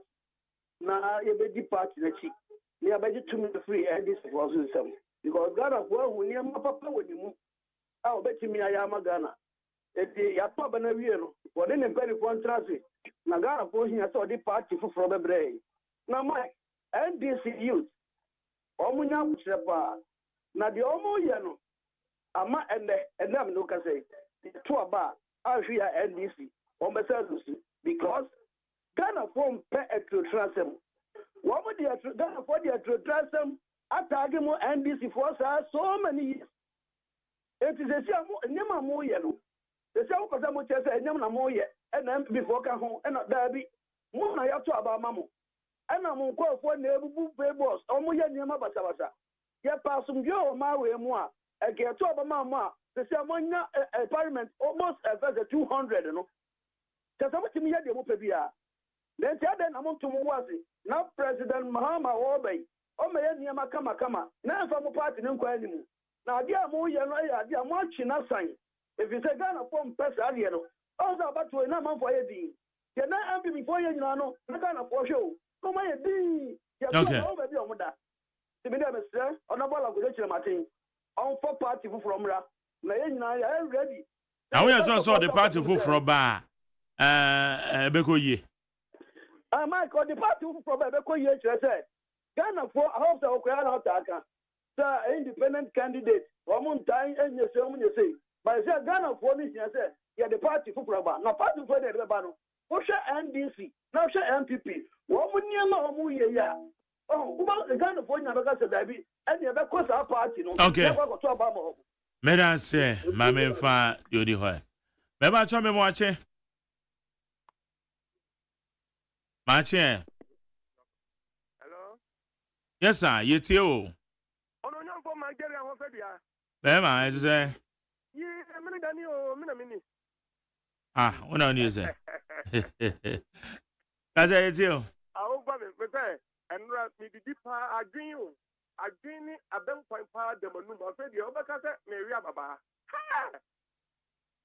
Oh, David, President Mama. Brother, my boy about to papa. What will buy MPP for papa? I'm going to know. Master, I'm going to form a town my team from better lock there somewhat. Mumu. Nah, Master, I say, my Jerry, Mr. I said, the cost of the and I young cousin yet at the bonnet. Mimi MPP new, MPP new yet, make a set here. Mimi kind, and your platform to prime can say 11. And me, employee, and 24 80. A common penny was there, or for Yata. And you know, and you know, why you know, could hearing. Mean, yes, Abria and this Abina make kind papa. Nemo, what, my Lusu, but you be birdy, when I count, near Booby, yes, see, remember what was on the oh, yes, I buy no Bano, and our hand. It was a what Bano or Bano.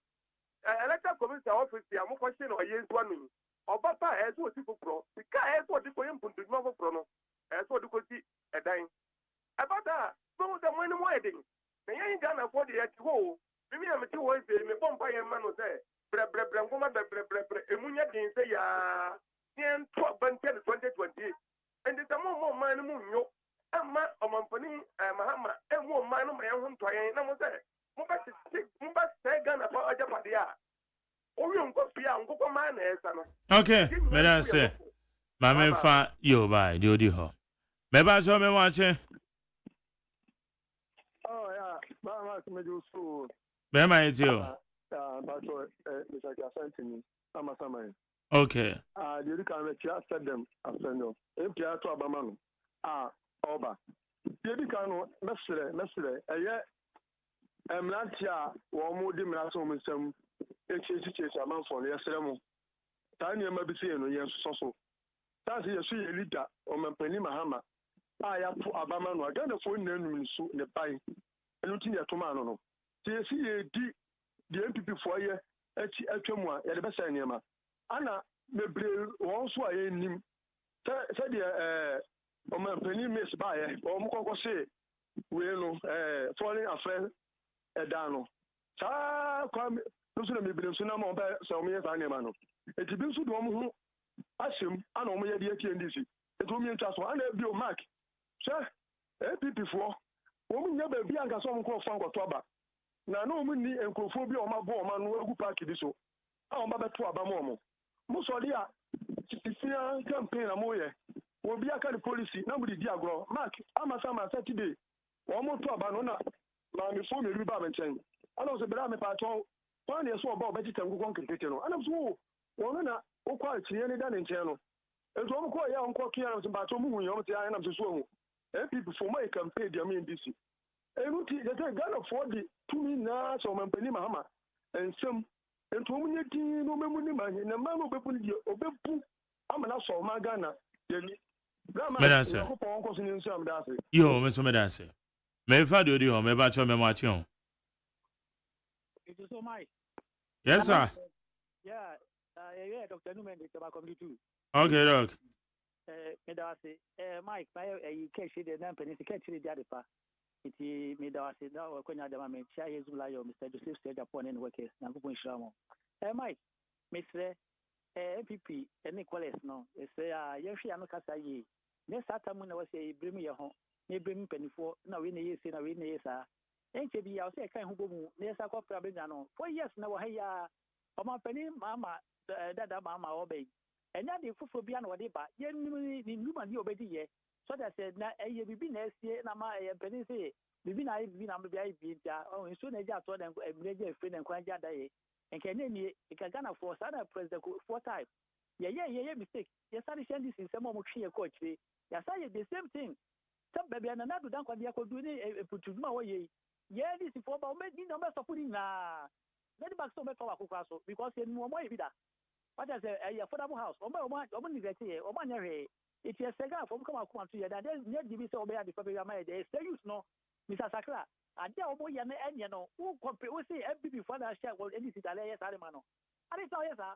Master women can crown now who call for no MPP no work on and also cost any man. Well, about this no, occupy office no, who's office one, what's your office or they didn't have better. And then on the bed, my people are wishing me. The woman serving some off for no. That was 1 year people no, watch you know, it will get ability to be a band day. And then I bet you know. You want to question everybody in Yama Sada Moka, which is she office in Yama. People, or Brahma yet when you saw any movie. It's a Musumu by a way, it's a bomba to trust on a way. The second of 4, Mukama to and another dunk for every people. No, get me that, yo. Yo, Mamma find you, dear. About your memoir. Marguerite. Yes, sir. Yamia Sunjin And council. Within the rules, Queen of the Air with me, Washama Labano. Okay. Yo, Mamisha Humble, your honorable Ernest Nogbe. Namadasha, my phone in say so much that I share attraction of you. Osako Parliament, Amaye. Misha Doctor, Mr. Siazum Lion Papa, Yamisha no baby or Bia. Marguerite, MPP call it Mukama no Tomo. One, I must say former President Mahama, on by Nene Wachina. Yen jai to me man and then watching on back Uber Kaeno. But Ghana follow one be papa or ni more almost why ye be done. On one or more coding like to a baman was a back bill. As the MPP call it a Mukama no to Namunya di.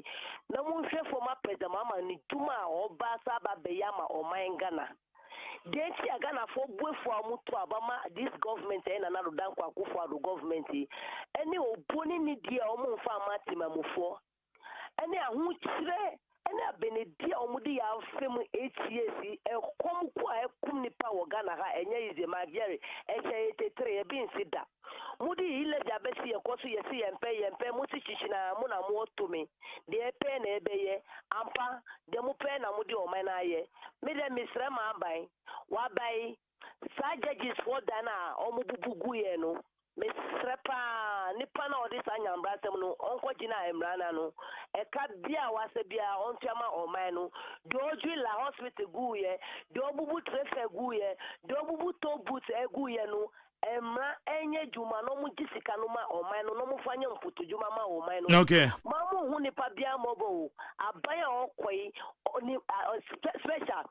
Alright. Minister asika gu ni demu no. Omu gisa asika ni na emra. Okay, me that's it ba. Me ba cho ma cho ha. Matthew. You from your belezi because of your akatamaso.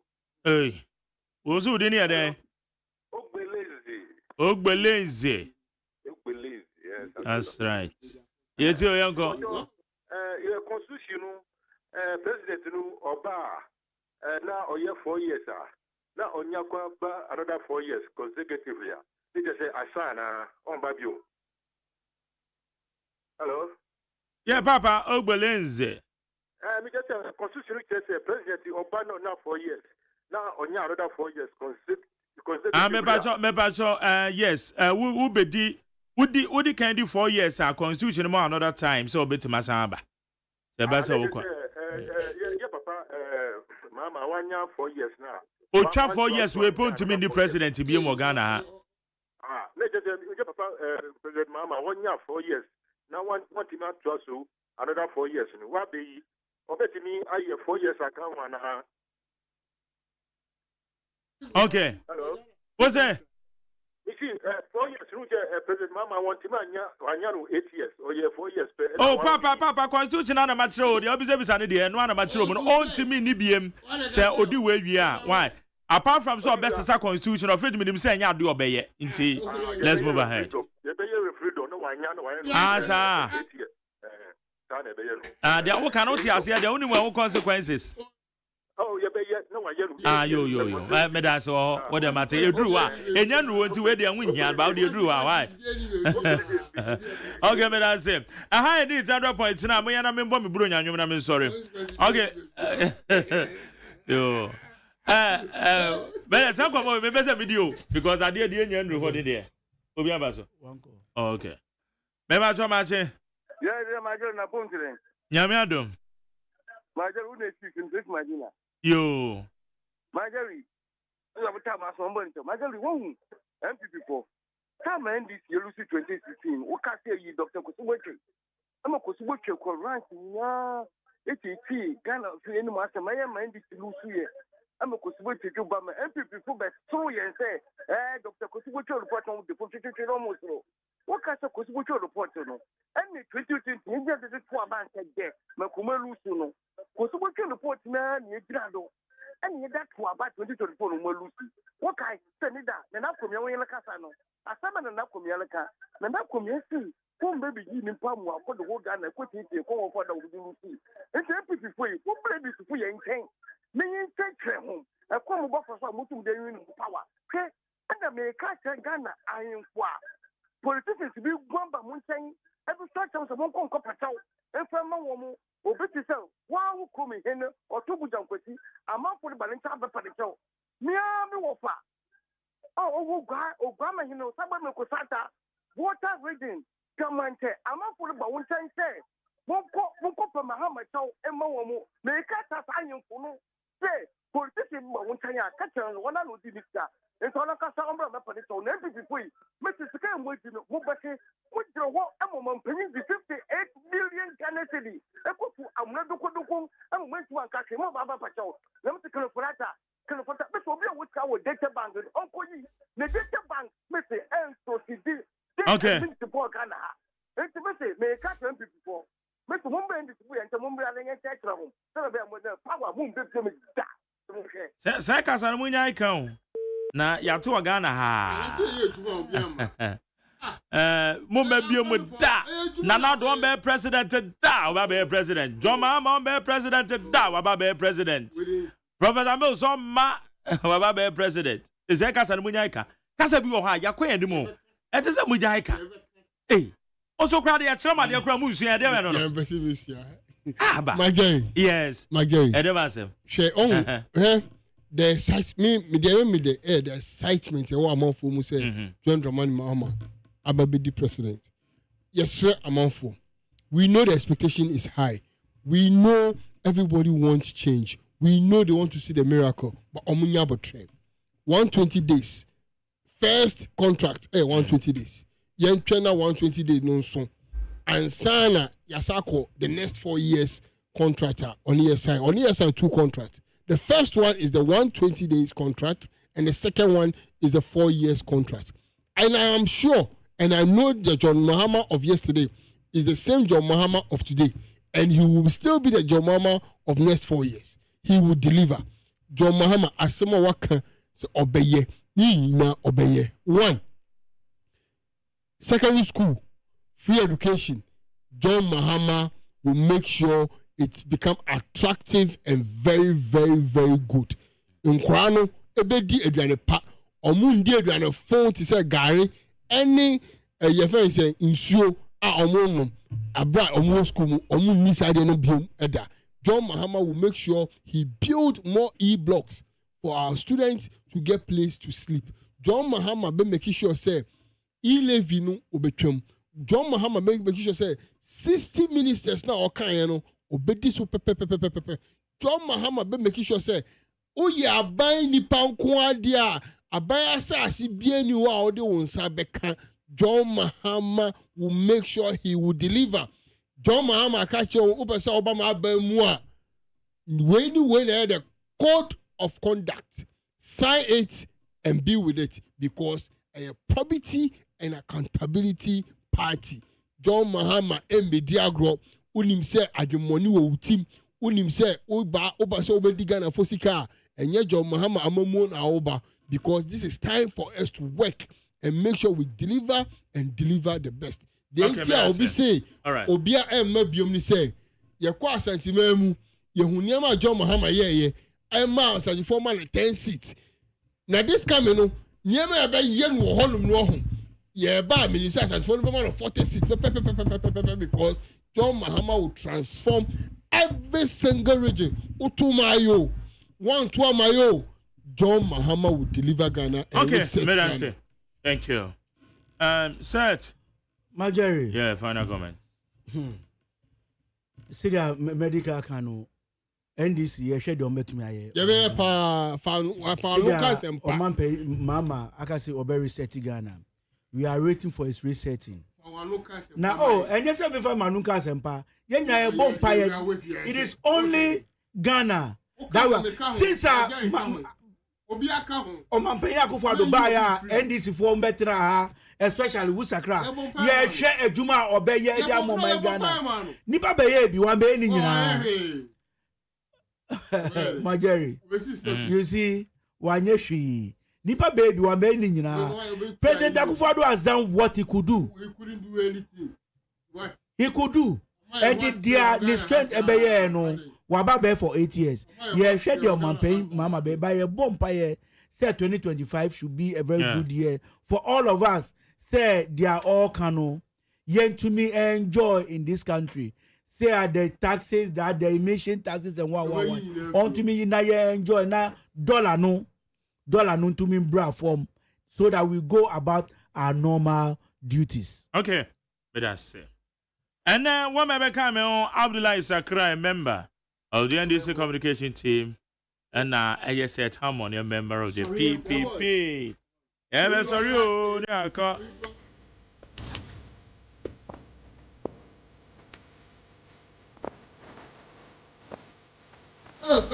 Member Tommy, sorry.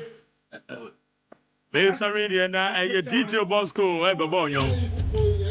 But as I could do the producer, I've been a free map and calling an outside phone. On your social media administrators. But see, I'm watching supervisor, Dr. Faradixana, executive producer, fully supported by regional manager Kennedy Santos.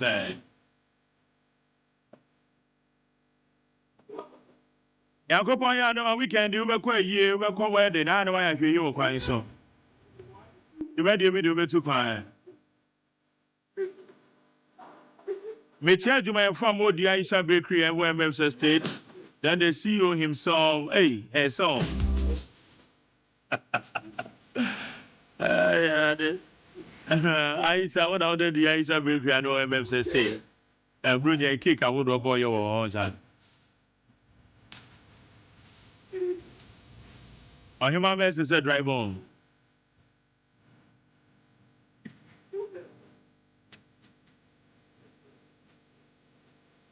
About greetings to Mr. Insia. Insia Automobile. Oh, yeah, Mr. Insia Michel. Remember, turn you ready, Michel. And you ready, Michel, touch line. And you remember what exclusive interview with the man, and then you ready. Okay, yeah, I'm sure we are. I'll try your best. I'll Ghana Montie soon. DJ Bosco, everybody.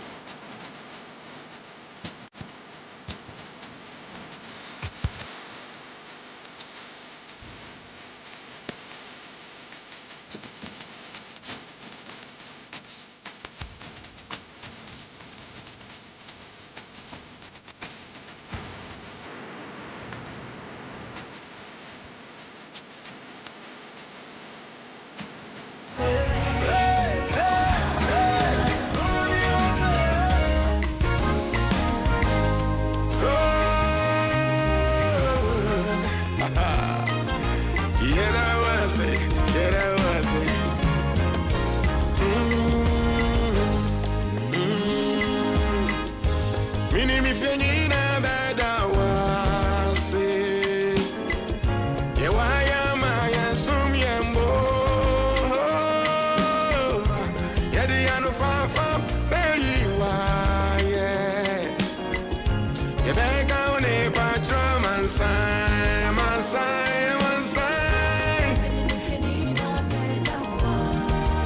Better was say that. Assume yambo, assume yambo.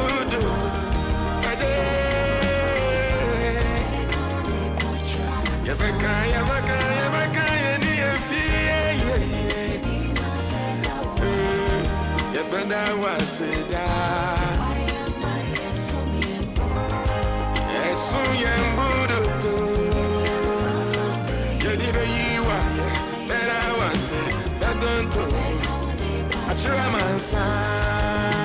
Give me one say.